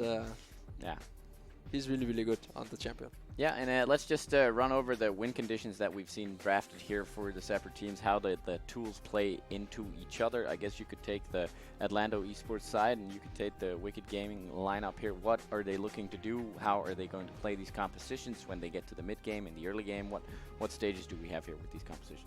Okay, the thing I really like about Atlando is they have a lot going on. They have a strong bot lane with lots of CC engage and like sudden kill potential, especially with the killer instinct for like ganks, I guess, or start for team fights. And they have Fiala on this Riven in the top lane. I don't exactly know how this matchup is going to play out, but he should win the early game. And along with Echo, who can sit in a lane if he wants to, I really, really like this because they have a bot lane that is kind of independent. They don't really need the ganks, they can survive. And then they have the top lane where they can just sit if they want to. Jacob should be able to survive the laning phase for sure. He's playing Nico. That shouldn't really be any problem with this champion. And when they do get to the mid game, they have so insanely much damage. The only champion who doesn't have a lot of damage is Fred, because we have the burst from Jacob, we have the burst from Fiala, we have the burst from Julbo, and the consistent damage from Lynge. I would say even Nautilus has Yeah, a decent amount of damage for support. That's why I said that much damage, because he still has a lot of damage when he's considered a support. But just when you look at this lineup, you just say damage. Yeah, and they are on a timer though, but it's not lost if they go late. Yeah. They have the better split push comp on Wicked side, but it's not lost because Kai'Sa, she's Kai'Sa. Yeah.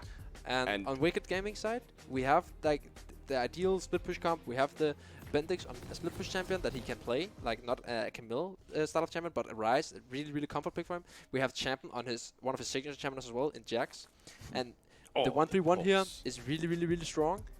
We have Flipper on his really signature champion, like almost Jobel Gragas level signature. And we have Croxy and Ilogun on solid bot lane. I would consider it much weaker than their counterpart, but it's a good matchup into Kai'Sa and Nautilus.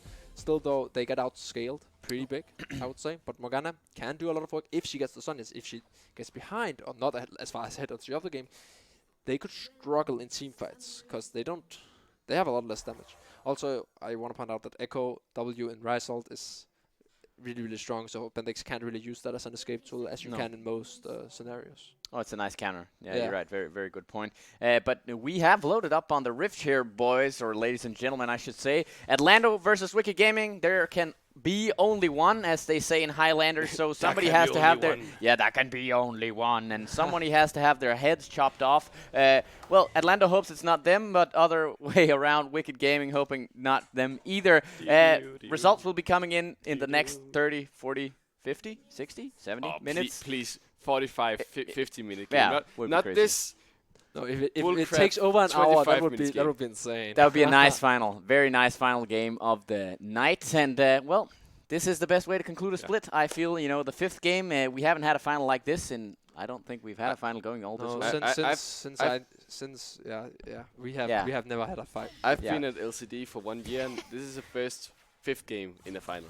Yeah. It's always but been Singularity and the old 3. Flames lineup, they had some best of 5s where they went to game 5. No, 3-1. Only game, 3-1 both times. 3-1. Yeah. Yeah, Really? 2-3-1s. Yeah, you might have traumatized the memory part there, but still good games. Interesting. Still a Yeah. good game. Not a best all the way to Except 5. that we got 3-0 by Wicked. That Yeah. was Yeah. I mean, You need a hug afterwards? ups and downs. Oh, we see the hook here coming in from Brett level 1 at a good trade on Croxy. Sadly, they can't get the Kaiser passive off, but still, nice hook from Fred before the Black Shield comes up. This is Kaiser Nautilus lane. So good. Well played. I'm so pumped. Because if we this is game 5. This never happened before when I've been here, and we have some late game scaling on both teams, especially on Wiki Gaming. I do believe we can get to the 45-minute mark, but all the other games have been so short. There's not really been any competition in the games. Like the games have been decided at 10 Pretty minutes. I feel fast. like all games. Game because 2 it's pretty was much been probably stopped. the closest one. Yeah, exactly. But it was still a convincing win for Atlando. But here we see the junglers both starting bot side. Both teams know. And moving towards top side, Nunu with the faster clear, with both AoE and camps, but also his consume. And they should notice this. Atlanta should be able to say, okay, Nunu will have the ability to gank here, and Jacob should not die to this. But let's see. He should not. He Oh, is stunned. should- He has to shoulda, flash out. coulda, woulda. Bendix will he flash after him? No, he won't, because he doesn't have to do it. And it's first blood in this 5th game to Bendix. Huge for the man in the middle. I guess none of us was correct. Yeah, never mind. Damn it! Yeah, it was in mid lane. We guessed that. So bad. We should have just gone for 1 lane each. You said something about Jacob, but it was the other way around this time around. And well, Bendix gets the first kill here on his signature champion, as you said, Pelle. Will be interesting to see how they get to utilize this lead that they've gotten. 300 gold in the lead of Wicked Gaming. That's the tier. Yep. Right off the bat. And he doesn't even have to TP. I mean, that's pretty huge. It's not the end of the world though. Jacob did get a second down string. He still has more damage. TL doesn't give damage. But he uses flash and no summoners Yulba coming up own. top side. oh, Misses oh, the stun, block. but stun coming in from Chip. DK. Is it going to be turned around? Here In from the comes side is Nunu. Flipper. He is onto Fiala. Fiala can't quite get out. Oh. He flashes out. Can he actually get him? He has Very Nunu nice. onto him, but Yulba gets a kill. Now the heal has been picked up on Fiala, and he gets to survive this fight. Insane. 1 return kill for Atlando. That was spicy. That was well played by Fiala. He CC'd, got the conquer off. Remember to pop the pot as well. So he got all the healing he possibly could out of that trade, because he hit both with all his spells. Well played. And also Jolbo, he get the flash on Champ and still kills him here. Champ has to TP back up where Fiala, he saves it. So they might have TP advantage in mid lane, Wicked Gaming, but Atlando has it in the top side of the map. Oh, look at Nunu, who's coming in the mid lane, but look, the root, the stun, the knock up. Can they get the kill on Jacob? I do believe they can, and the second kill for Wicked Gaming is going over to signature champion Bendix. This is insane from this guy in the mid lane. That's rough. Now it's rough. He can't TP back here. He might not lose that many minions, but Bendix has such a huge lead right now, and in a scaling matchup, and it's gonna affect the mental at this point. Unless they are like dream team where everyone is untiltable, this is a tilter. This is a huge tilter. You're feeling like you're holding your team down, and all the pressure coming here. Like, holy I just died 2 times here. Nice. And Holy shizzle. Yeah. it was really. Yeah, he has to realign himself with the importance of this game right now. 0 and 2. Okay, fine, whatever. Good Let minding. the other teammates get their leads in their lanes, and maybe Fiala in the top side, which they played that 2 versus 2 really, really well. Maybe they can turn around up there. Get the leads from the top side down to the middle, something like this. Right now, pace yourselves. It's only 200 gold in the lead, and Bendix, okay, fine, he's ahead. Sucks, but it's not the end of the world. It's not the end of the world, but still a scaling champion getting 2 kills in the early game. He should be fine for the rest of the laning phase with the Mercury trade, so he won't pick up as much damage from the E and from the Q from Jacob, and he won't be rooted as long. I really like him going for this Mercury trades this early on. It's insanely smart going for this Merc trade. Yeah, the double AP mid jungle. He cannot die now. He's unkillable for the next like 5 minutes. It's really, really smart. Really smart indeed. Flipper on the top side of the map here, maybe looking to do something with Fiala top side, pressuring in towards Champion DK. Also in the top side, or at least close to it, is Julbo on his Echo. So, you know, maybe they're just gonna not do anything anyway. You know, mitigate the pressure off of each other. Either way, junglers both top side right now, and you know, the game is lulling down into some sort of false sense of security. I guess both teams are aware that this is the final game, this is the decider. You know, they don't want to screw up unnecessarily. A lot at stake here. I'm really looking at top. Oh, nice hook. Actually, no Dark Binding hitting and no Black Shield hitting either. So that's actually a really good trade. So sad that Lunga hits the minion with W. Though. It would have been a really nice trade if it didn't. But then again, see, this matchup is not unplayable if you just don't block Vayne. They're winning it right now, even in CS, but they just won the trade and they have the priority. So, I mean, it's not that bad because it's actually hard to Black Shield. If you stand next to each other and Nolan still secure, it's pretty fast. So you gotta decide, okay, which one will I Black Shield? And if you decide wrong, or if you wait, then you get the Kaiser stack on the passive that helps the trade. He did Black Shield the passive from Mombos, the root, which was a good decision. Yeah. But again, it's a little too late. I like how Champion is actually just winning a trade, even though he got killed in the early game by Fiala and Julbo. Of course, he's even in CS, and Fiala hasn't really picked up a huge item, but still, they picked this Riven. They wanted to work in the early game, but Champ just winning a small trade. I know it's not the end of the world, but it's still it's better than I expected. Yeah, I think Fiala knew that the flip was topside. Yeah, that's true. That's true. So he didn't trade back, and that's why I think he lost. I like the Jacob is still playing relatively aggressively in the mid lane here, pushing Bendix in. He knows that Bendix has no damage items, so he can still kind of trade. He has a lot of sustain Bendix, a lot of utility, but Jacob still can still kill these waves like he could before, and he knows that he's keeping calm even though he died 2 times in the early game.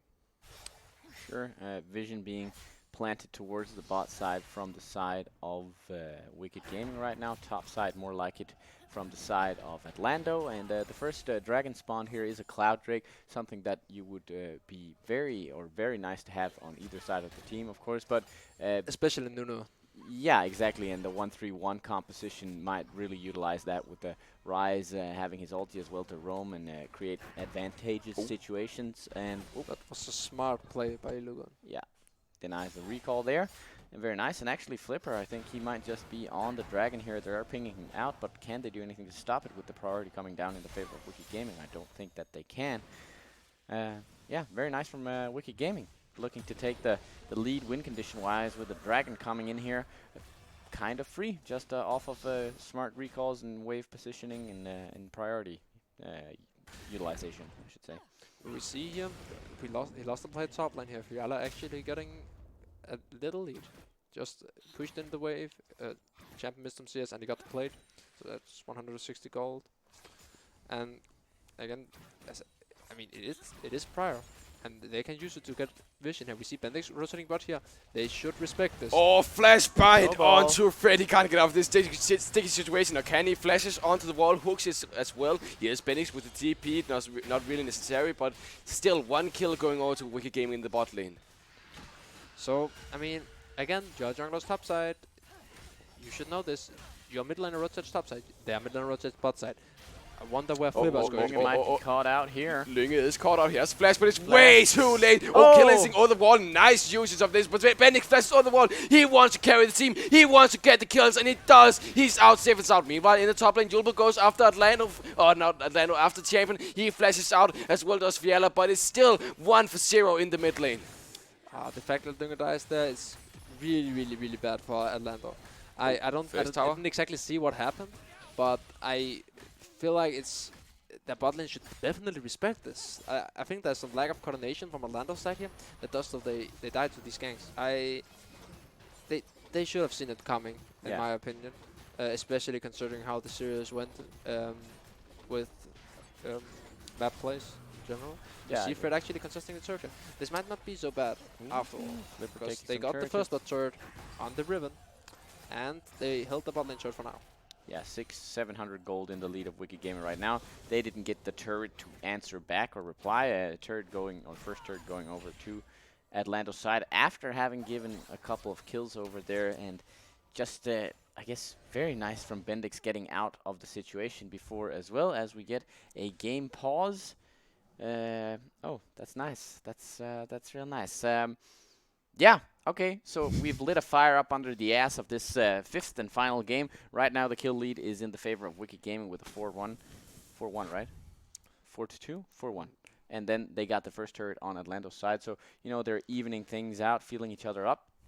And There's a Drake on Wicked as well. yeah, there is a Drake on Wicked Gaming side as well there. And, I mean, right now, Wicked Gaming are looking with, you know, they're looking like the team with the They have a small lead. They have a small lead, exactly.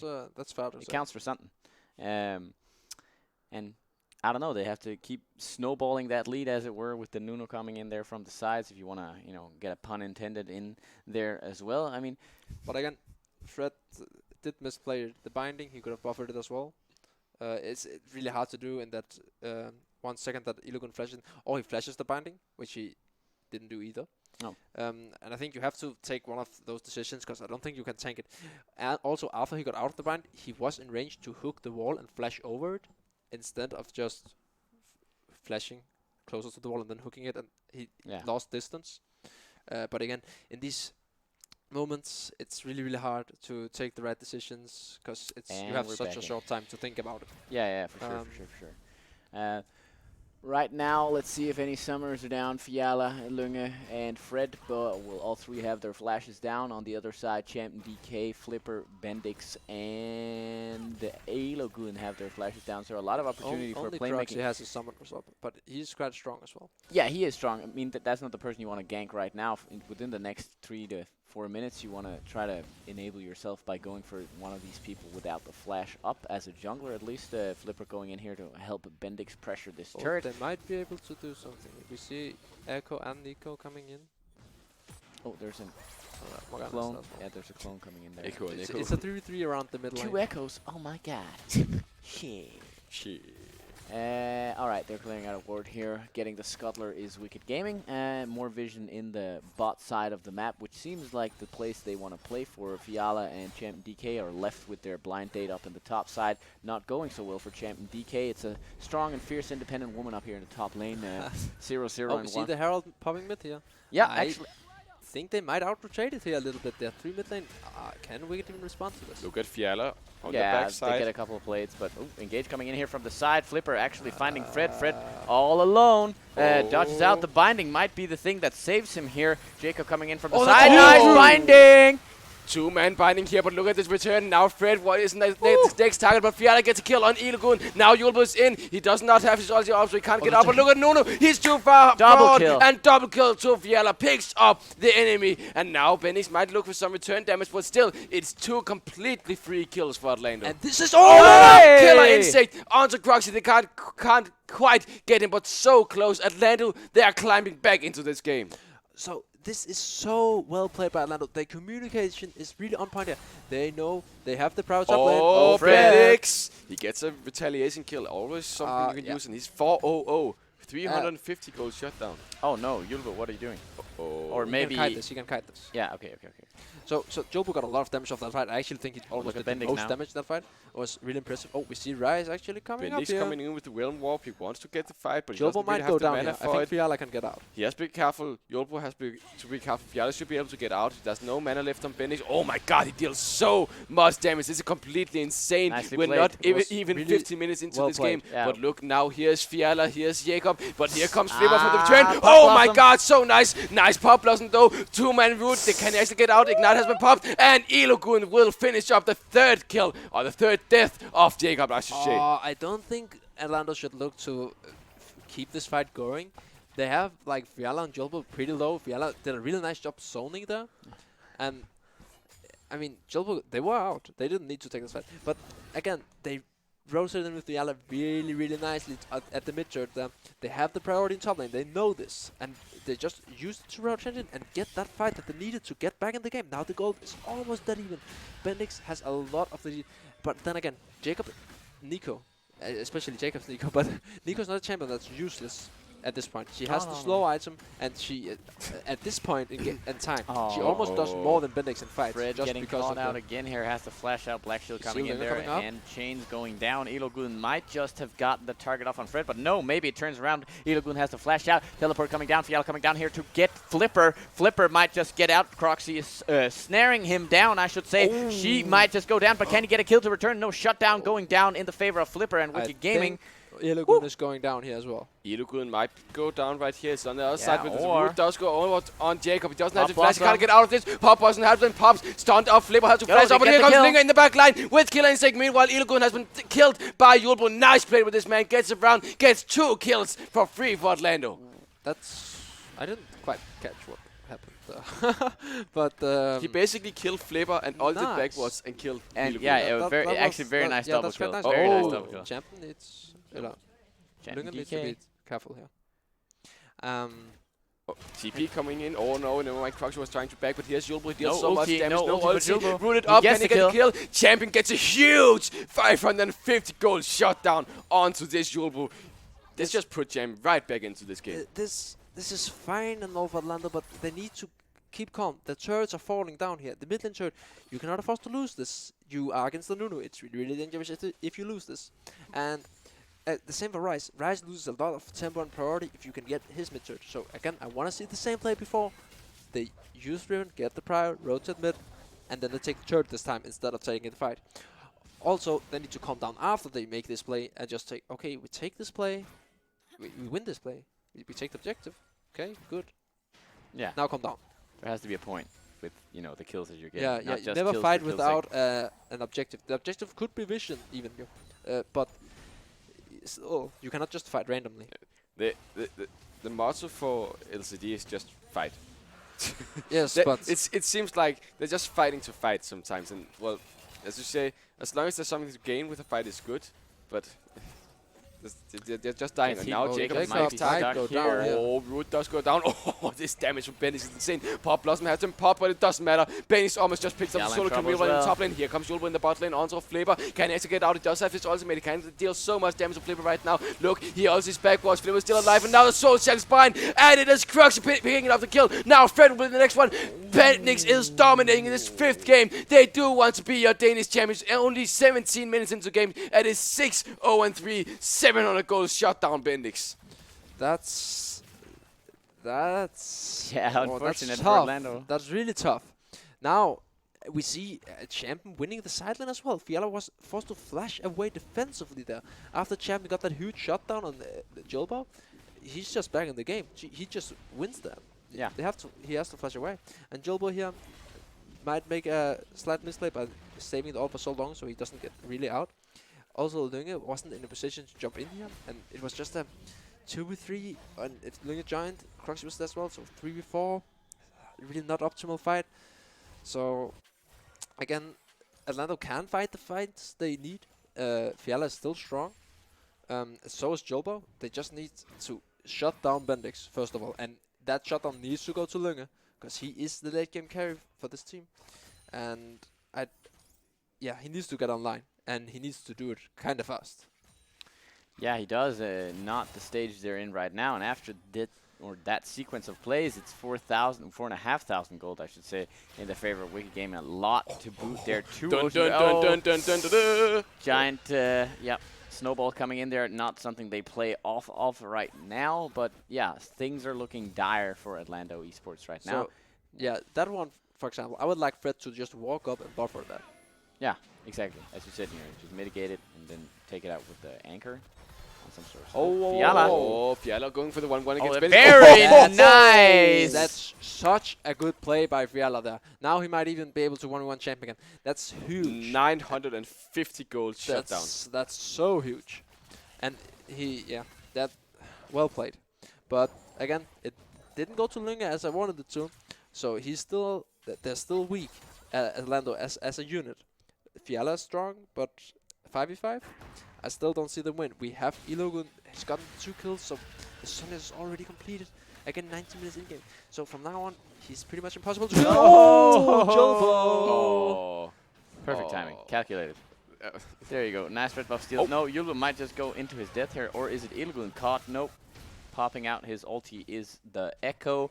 Nothing to be done there. He just gets the red buff. He's We satisfied actually with see that. Jax go really aggressive here on Jacob. Oh, shizzle. Jacob not in a nice position for this guy. But 0, 4, and 3. This is huge. Jacob not having a flash. He can't get out of the sticky situation. If he does Buffer it. get a good pop Buffer loss, he it. can't flash into anyone. Yeah. So he's basically a sitting duck for the next 5 minutes. Here is Gets Jam. the Gets Jax. hooked in by Fred. Here comes the death from below. But look, here is Julbert from the side. He can't quite get anything. He doesn't have his ulti up, so he doesn't want to dive as deep. But look, Fiala's on the other side. He wants to get the perfect fight. He wants to get the perfect combo combo. Can he get it though? Oh, Here can comes double the combo, stun. yeah! Double stun, never mind. He gets rid up. He gets killed by Chairman. Now Fiala pop lost that pop, but it only hits Flippers. Meanwhile, Fiala gets a shot down onto Jax. But look, he is alone. He gets rid up. Ignited. Can they kill him? He's still alive. Oh, He gets Fiala! That's the triple triple kill. kill. He will get the quadruple. Never mind. Stolen up by Lunge. Bendix is the only one alive. Can he actually survive against Fiala? I don't believe so. He deals so much damage with Oh, Fiala. can't get He him. wants to carry his team. He can't. He will no. just get out. Oh my god. Bendix will kill him. So far, it is a 4 for 4. Bendix, can he get the ace? Look at Lunge. He's so close to down.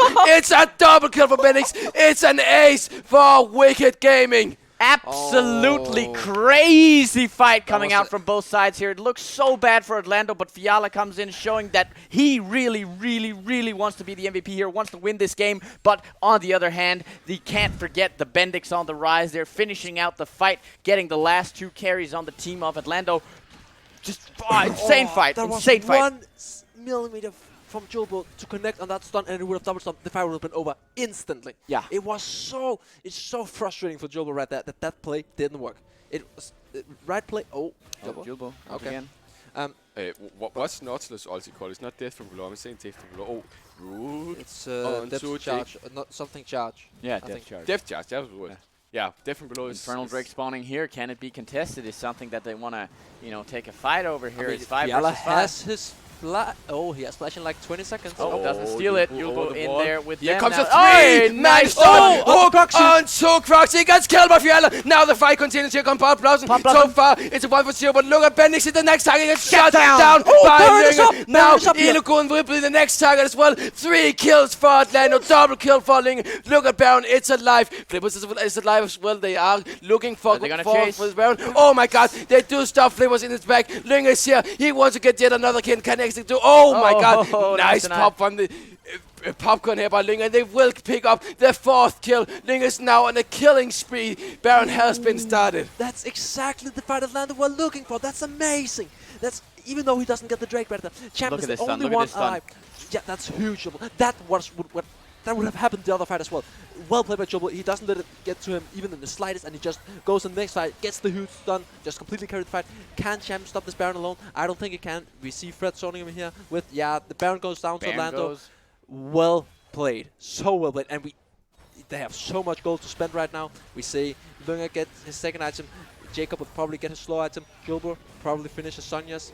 This is huge. Yeah, this is exactly the game 5 we were hoping for. Yeah, 15 exactly. to 16, 3 Drakes on and one even team, the gold, Baron on even the other. gold.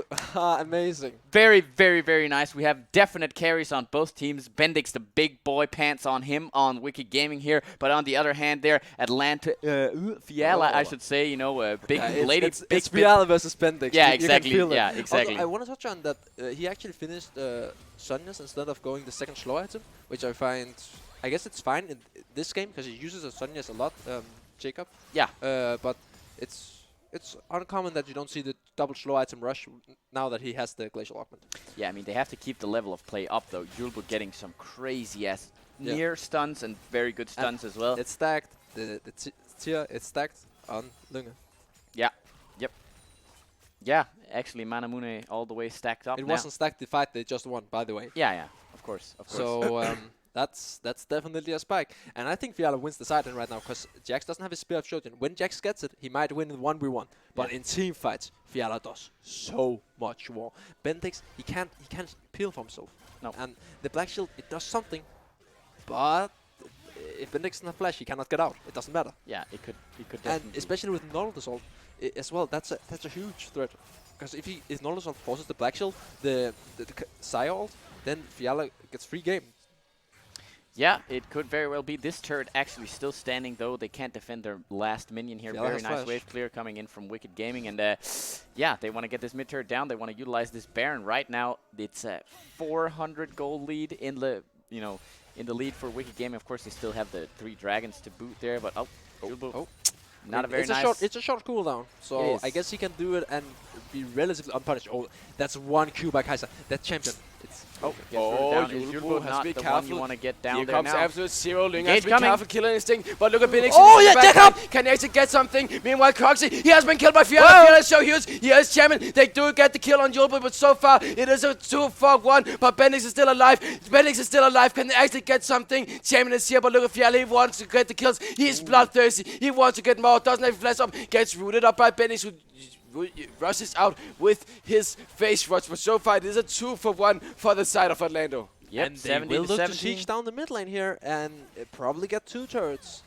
Don't think they will get the inhib of this, but they will get the turret at least. And Wicked Gaming has no TPs, so there's no such thing as flanking right here, unless Champion goes in here. But I don't think his bot lane is ready to take this fight. It depends. Atlando has to walk out as a team. We saw this mistake from Wicked Gaming earlier, or was it Atlando? I don't remember, but it's a common mistake that you walk out after a siege, you walk out in different directions, and you get caught. But this time, didn't happen. They reset together for the Drake that's spawning. I don't know which Drake it is. I don't think we can see it.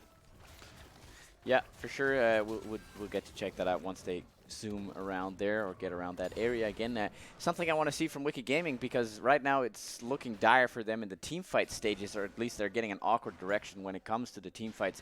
You want to play the 1-3-1, right? You want to play for the Jax in the side lane. You want to play for Bendix, who's incredibly fed in the other side lane, and maybe get Flipper out there. Just get some priority if you can in the middle lane. Get Flipper out in the side lane. See if you can gamp for Champion or for Bendix. Create the 2 versus 1, something like this, and then get the pressure back on the map. Right now, Mountain.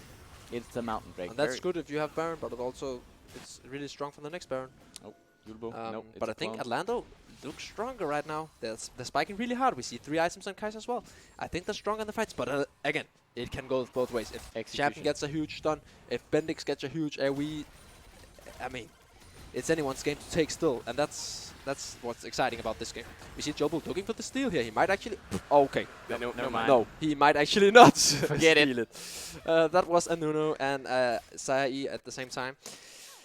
Not much to be done there. 4 Not Drakes, much. all 4 Drakes in this game going over to the side of Wicked Game. Yeah, So they still have that's a that win condition. Yeah, it is in a win the other condition. Drake.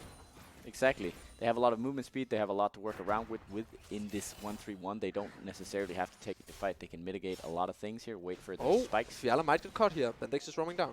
Yep. But also, Wicked Gaming, they have a lot of wave clear. They have again Desire, best wave clear AD carry probably.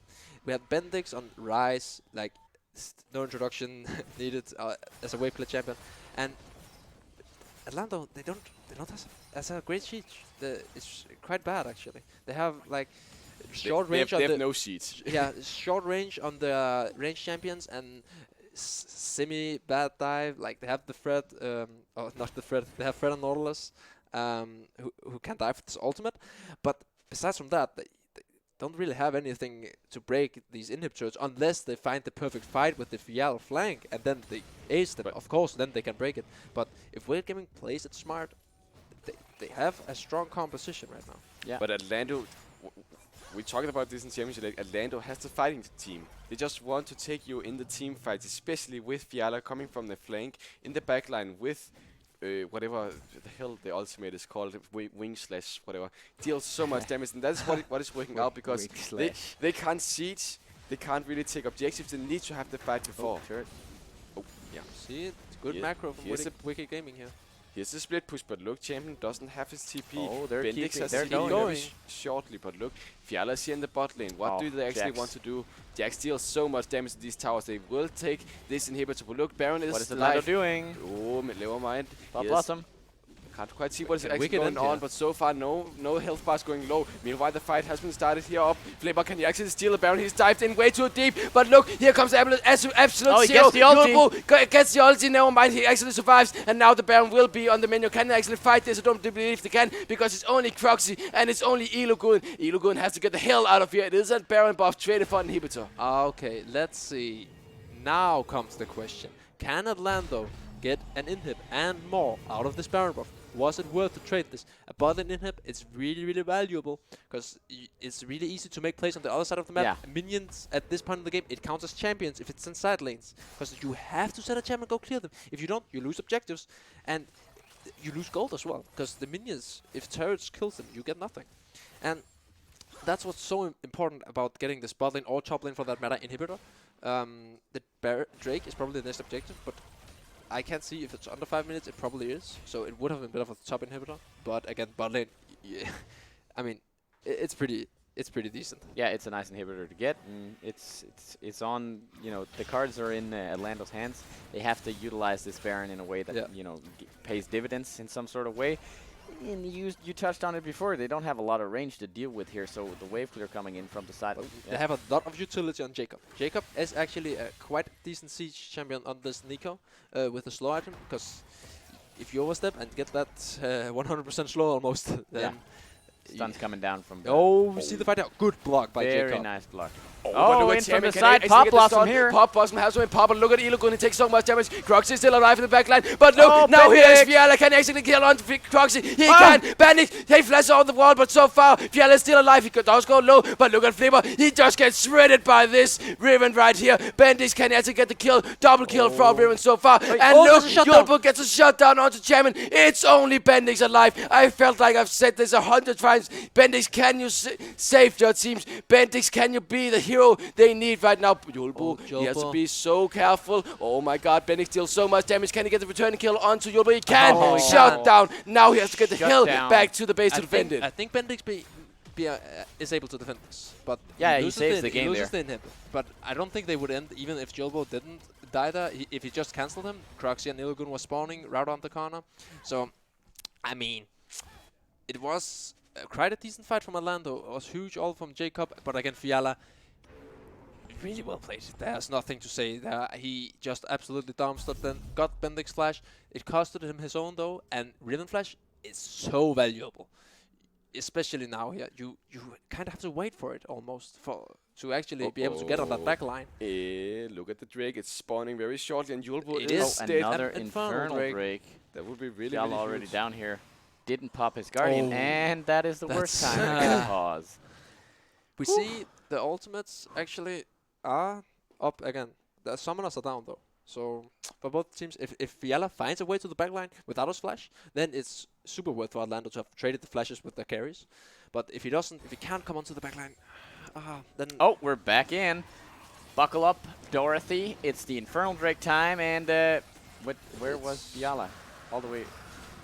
You can unbuckle up there, Dorothy. The second they Infernal decided Drake not goes. to contest it. But then again, the 16% AP and AD, it's not going to decide who wins or loses the next team fight because they are explosive. One guy gets blown up, or the other guy gets blown up, and the 16%, it's not even 60% damage, it's 16% scaling damage, depends on your abilities. Yeah. So, two Infernals might look as much, but in reality, it's not that bad. It is, of course, preferable for Wicked, but it's still pretty much winnable for Atlando, because if they one-shot, they Fiala one-shot. chasing a piece of meat. Champion DK. Nope, doesn't want to take the fight. Champion might actually win this, even though Fiala has a lot more items. Yeah. Jax is scary 1v1 champion. Yeah, with the Guardian Angel, I do believe... Yeah, I do believe Fiala wins this, but the champion... Yeah. With the Spear of Shojin, when he pops it... He is a threat. Yeah. Definitely. Okay, look at Yulbo, he's just around the corner. He wants to get the gank onto a champion. Is it possible, There's no flash. There's no flash. He can wall jump if he wants to. Oh, here Wait, he that was comes. not Jolbo. No, mind, it was not. Oh my god, this champion is so confusing. Of course, it was Jacob on the Nico. But look, meanwhile in the top lane, Bendix on the split push mission. Who are they going to send to defend against the guy? Apparently 2 guys to defend against, because he's just so strong. The Banshee Veil. Yeah, that's pretty big. Smart use of the... But look, the 1-3-1 has been started, as you just mentioned. Here comes the stun from Yulbo. Never mind, he won't catch anyone. But they do force them off the tower, so they leave bit of pressure relieved. Meanwhile, champion in the bot lane. Big question, if they go for the 1-1 in here, how long will it take, and how much time from Fiala will it distract? Because a 4v4 without Fiala, well, Wicked Gaming would excel in that, in my opinion. Yeah, I mean, the thing is here, Wicked Gaming has to coordinate the waves. So mid lane wave crashes at the same time as side lane waves. If they do that, it's easy. They cannot defend all waves, because they have optimal wave clear or suboptimal wave clear. So it's not really a question if Wicked can time these waves correctly. Yeah.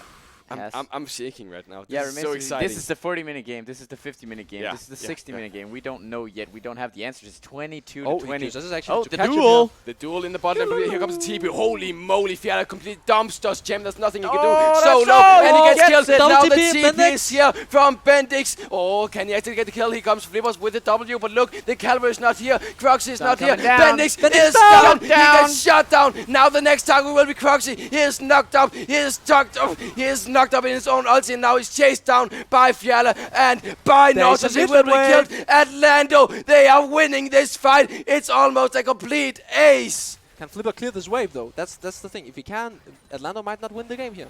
He actually stalls quite a bit. Jacob does not move mid here to clear the minions, and he goes down, and there is a wave coming in. they have won Can it, they have won Atlando it. end this? Yeah. Long death timers here. Very nice from Fiala getting the kill before they go in. Yeah, and now the they get CC the on target. Bendix. Yes, exactly. Bendix gets locked down. They're aware And again, of. Fred, this was so. He gets the hook on Cruxy. He doesn't ult Cruxy because Illugun got Black Shield. He ults Illugun, so the knock up on the way to Illugun hits Cruxy. So he But gets the look double knock up. at the base. We have to look at the base. It is going down. Why would the fuck would we have to look at Pildoran right now? Not what we want to do, Why? because the Why? base is being taken down. Atlando will be your Autumn Split 2019 champions. I said it. I Congratulations. called it. Yeah, you totally called it. You totally called it. Oh my God, Atlando Esports. We got a weird ending there, but damn, that was a fine I game can between predict these the two. final when I don't play very, it. very nice. Well played game. Such a good game. Such a good game. Back and That forth. was Our amazing. producer is That was having a laugh amazing. because he idiot. Just an moron. absolute idiot. But very nice game. We had so many highlights in this game, and I can't believe we're Nah, basically but ending we it on a had- fart joke. Fiala, oh my God, he carried this game so hard. It was insane. He played so well. Yeah, he did. He did. Fiala definitely putting his name in for the MVP Yeah. vote of this split. I think this guy has been stepping up huge. In the that was beginning, when you amazing. saw him playing, right, only the Riven really just seemed like the thing that he could pull off. And now he's developed his champion pool. We saw him actually be quite prevalent on the Mordekaiser. Of course, he did only play those two in this game, but damn, he's so good on Riven. So freaking That's good. amazing. Yeah. Carried me in solo queue the other day as well. He's actually really good. Yeah, always nice, getting a Riven that actually knows what to do. Yeah. Well, remains to be said. Congratulations to Atlando. Yeah, Very for nice sure. from Wicked Gaming as well. Wicked Gaming have been looking so dominant through the season as a general thing. They didn't lose any games at all, but in here, They the lost gauntlet- games. They didn't lose a series. They didn't lose a series. This was what I meant. Okay. Yeah, exactly. They did lose games, but they were undefeated in the series part anyway. So, this is the first series that they actually dropped in total. It looked But shaky. it was the most important one. It so. was the most important one, and Atlando, they've been consistently building their team towards, let's say higher heights or whatever. And I think it'll be really nice if we could get some of the replays coming in here again. And I think we can start with the first replay we got in here. Is a fight around the 13th minute in the middle. Fred, I think this is the one coming in from. Let's check it out here. Is it Fiala popping off in this one, or? Oh, that was amazing stun by Jacob on Illugun, actually forcing his stopwatch. Yeah, exactly. Fiala getting on the backhand there, not the crazy. And this was look at his damage here. Yeah. Look at that. He gets the Q on the way front and all the way back on 3 targets. Yeah. Huge damage from the elbow in that fight. Yeah, this was not the mind-blowing, eyes popping out of your sockets fight there. If we can pull that one up, the second replay, crazy. Can he get it though? Oh, Here can comes Double the Combo here? Double stun, never mind. He gets rid of He gets killed by Chairman. Now Fiala popped off that pump, but it only hits Flippers. Meanwhile, Fiala gets a shot down onto Jax, but look, he is alone. He gets rid of Ignite. Can they kill him? He's still alive. He gets That's the triple kill. Hooting, I should say, and it gets a triple kill. And after that, Bendix actually closes out the fight. So Yeah, that's very, true. very nice But replay too. Bendix played almost as well as Fiala. But I mean, if not just as well or better, but Fiala plays a really flashy champion. So Yeah, he can move around better, right? So, Bendix has to get into position to throw out his Gatling gun. And, yeah, very, very good. And we have to talk about an MVP for this series, I think. And for me personally, I think after the 5th game, the decider, it feels like it for me at least. It's Fiala who did the best here consistently. He did really well in game 1 as well, where they lost, which is a big contributor for me, because it's really hard doing well, or it seems like you're doing well when you are behind. But he didn't feel as dominant the other games. But I think Jolbo actually did a lot of work. Every time he got the Jarvan, he did so much. He got the double level 2 gank off, both 2 different games, and set his team up so well. And he forced 2 bans. Game 4 where they lost, he forced 2 bans, and he forced 2 bans game 5, picks up the Echo, and does phenomenally well. Like, he gets ganks up and huge stuns in teamfights, actually carrying some of the fights. I mean, I'm down to give it to Jolbo, but It's a good argument. I would go for Jolbo, because he played consistently in all games except game 4. Like, even though Fiala played so well in this game, Jolbo did so much groundwork. He set up the stuns, he set up the plays, he set up the damage, as you saw in the first replay. yeah. For the plays for Fiala. Fiala played so well in this game, but Jolbo consistently played. So we can go on the compromise here. We can say Fiala MVP for the last game, but Jolbo MVP for the series. Yeah.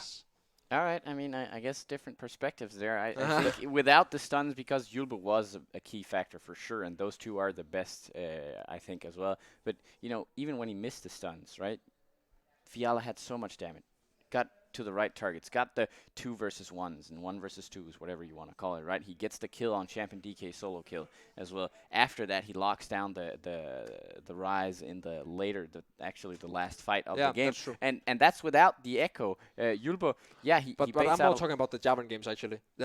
Jolbo almost single-handedly carried these games by getting his team ahead early game. Yeah, that's He true. got That's true. the early gank top lane, setting Fiala up to success from the get-go. He got the early gank bot lane, and he read the Flipper so beautifully. He triple buffed him multiple games, and he read the dive bot lane in game 3. That was pretty much a stomp for Atlando. So they got return kills again, and I mean, the more I think about it, the more clear it is for me that it has to be Jolbo. Actually, it would be. I would feel like I'm scamming him if I don't give him MVP, because he really played well, and it was. So it's not always something you notice, because and most of it is in early game, and you are more likely to see the flashy team fights of Fiala. So it's also very beautiful, and it's a pleasure to watch. He played phenomenally well, but I feel like overall more consistently, Jolbo was performing at a higher level. All right, that's the guy we're gonna go with then, and definitely put his name in the. I don't want to say cookie jar, but he you could put Fiala's name in that too. Yeah, by the way. Yeah, exactly. But Julbo just incrementally better there consistently over all of the series here, and very nice performance from him. Generally speaking, from the entire lineup. Damn, this is I think this is the best final we've had in LCD so far. It goes to the full 5 games. Of course, some of the games were quite quick, but it seemed like they were very evenly matched. You're the only one actually calling it being so evenly matched, and you called the series as well. Maybe this is the guru you want to look to if you want to check out results for. Are you equally good as at football? Maybe you have some tips for Worlds, stuff like that. I don't. I mean, at Worlds, no. I'm so. I say every Worlds, Fnatic will win Worlds. And I put them in pick'ems, completely delusional, just putting them all the way to win. But I was so close to being right. Everyone was calling. I was calling. They gonna make it far this year, and was like, not again. Shut up, right? But they almost won. Almost. Yeah. And that's it for us right now. We're gonna actually bring in some of the guys from Atlando Esports here. I think we have Lunge and Revo coming in for some interviews. So if you guys could put down your headsets, and we're gonna just ask them a couple of questions. I'm just gonna swap around here, and we're bringing them in. Congratulations. Thanks. Yeah. Very nice. Okay. Congratulations are in order, I think. Thank you very much. Nice Thank to you see very a much. fellow caster on the the podium, and congratulations to both of you. Talk to me. How did this feel for you guys? Just winning as well, but going through the motions of this intense series. Full best of 5. That's always nice for a final. That's for you, Linge. Go. It's insane just winning this series. It was such a close one. I felt like it was just going back and forth all the time. Yeah. So I didn't know how it would end, but in the end, Fiala was just 1v9. So.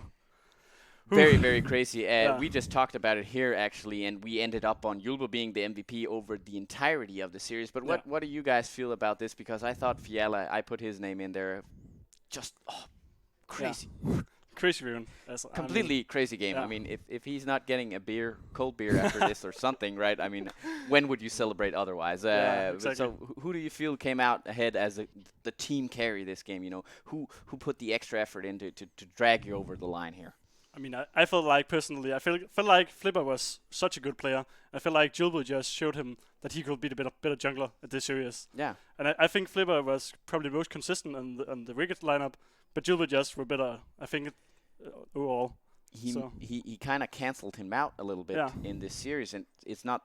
I didn't expect it, certainly. I don't think a lot of viewers expected it either, because Flipper's been so consistent over the split, very aggressive. But it seems like, I don't know what the plan was, Revo. Maybe you can reveal strategies now, right? I mean, you won it, nobody's, of course, not all the stuff there, but, some of the strategies, some of the things that went into canceling out Flipper here. Did you have any thoughts on that?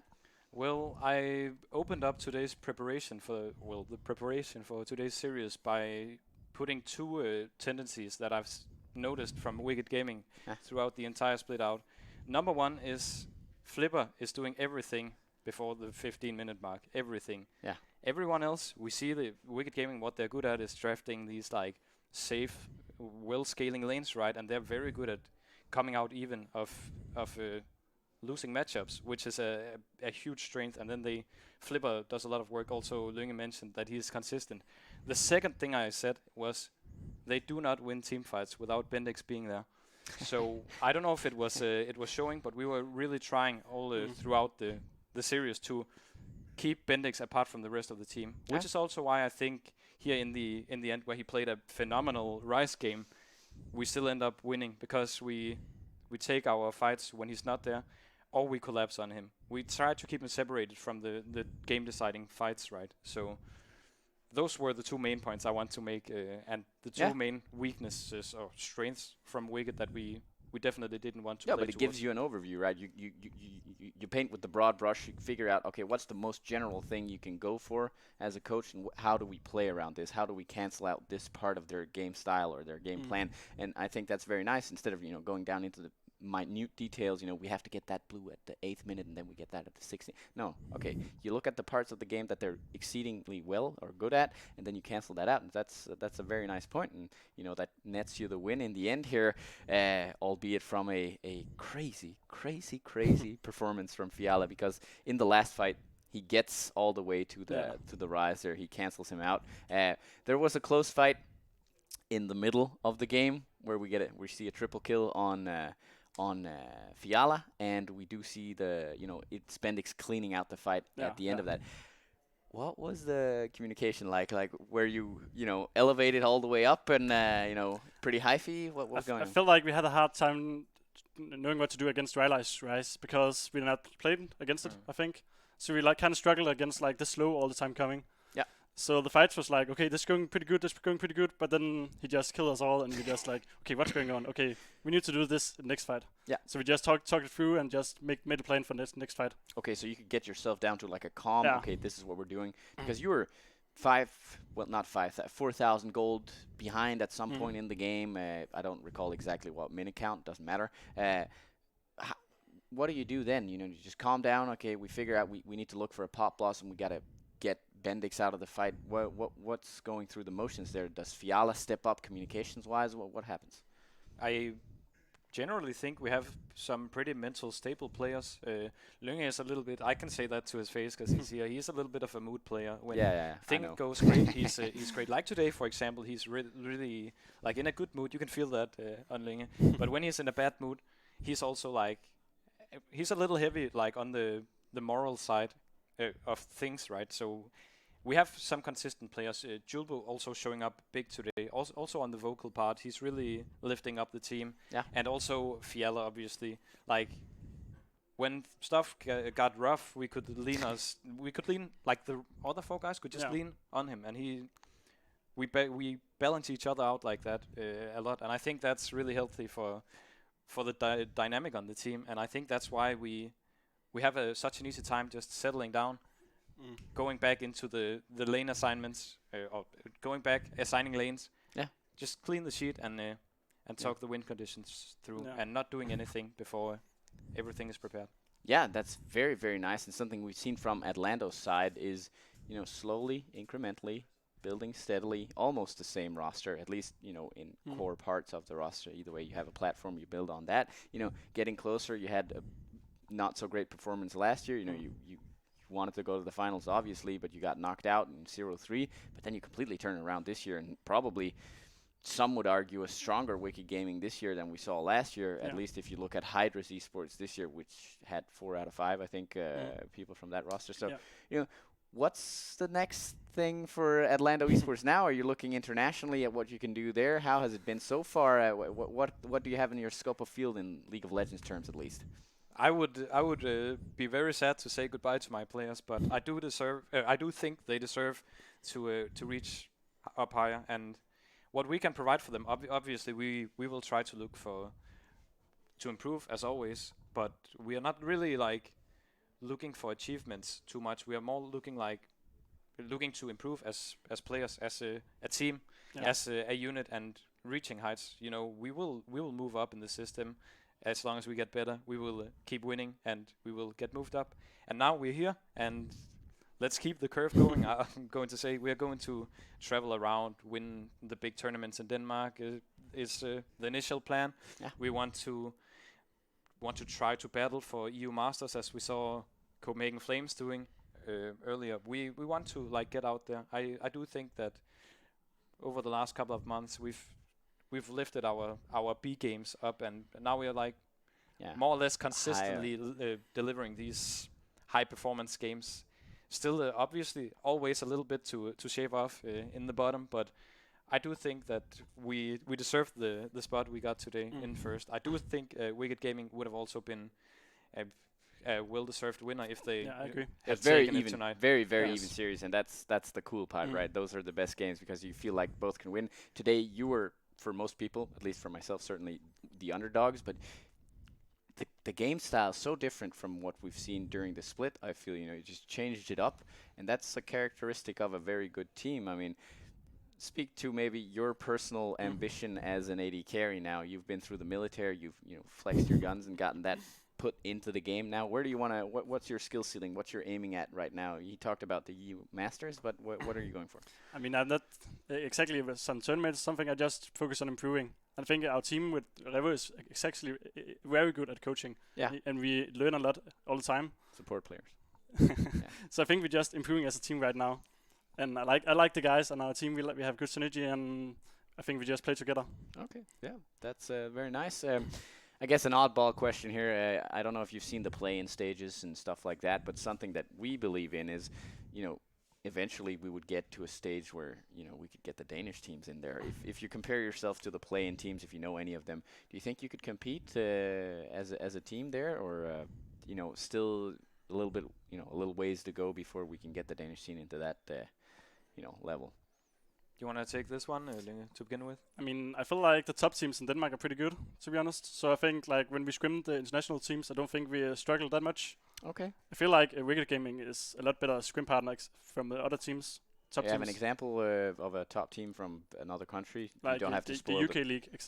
Yeah, we scrim a lot of UK and German teams. I can't come up with one on top of my head, but a lot of known names. Obviously, we know these guys from up in the high elo solo queue environment. Most of these guys are on teams, and we're getting some respect as well after being on the top of the Danish table for a split, I could probably say. Also, a misconception I think people have is that Danish teams do not have what it takes to compete with these teams. Yeah. A lot of the reason why people are saying that, I think, is because they didn't really have the chance. We saw Flames moving insanely far into the EU Master tournament playing.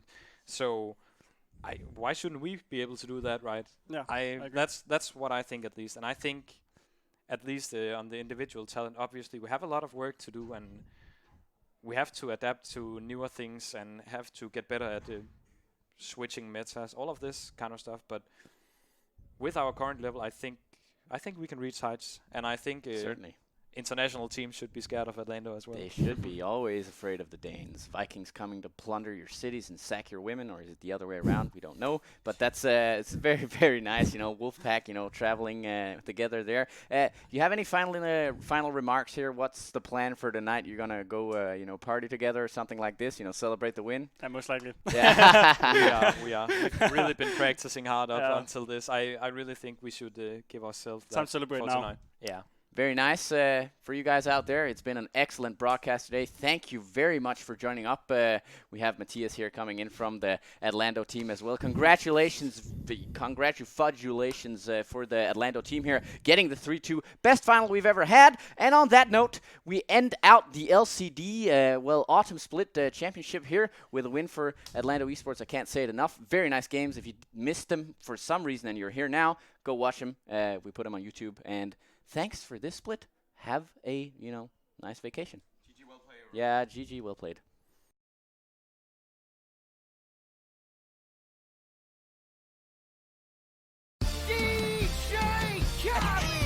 Just the remix. All I do is win, win, win, no matter what. Got money on my mind, I can never get enough. Whenever me and Khaled do the remix, everybody hands go up. Hey, showtime. And they stay there, and they stay there, and they stay there. Cause all I do is win. We the best music. And if you go I'm going in. Sitting on the top floor. What you think I'm hot for? Every summer drop mode. Hits to make my stock go up. Them hands go up. The bands go up. I'm number one in this bitch, and I'ma say that. We the best of the best. Cry while you haters asleep. I'm yelling free Weezy. I rep the heart of the streets. Who harder than me? I'm wearing the crown. Tell me can't stop, won't stop. Go hate on me now. I can never get enough when it come to getting fitted. Niggas ain't ready for my Ferrari Scaglietti. Mario ain't dreaded. Money coming fast. My honeycomb hideout is made of all glass. I can never be a racist. Wake up every morning just to count white faces. Neo in the Matrix. Glorious as Morpheus. Employed all warriors. I'm mean as a scorpion. Dr. Kevorkian. Yo, every time I come, I gotta know a nigga come to get a lot of money when I'm in the building and I come to say there ain't no motherfucker.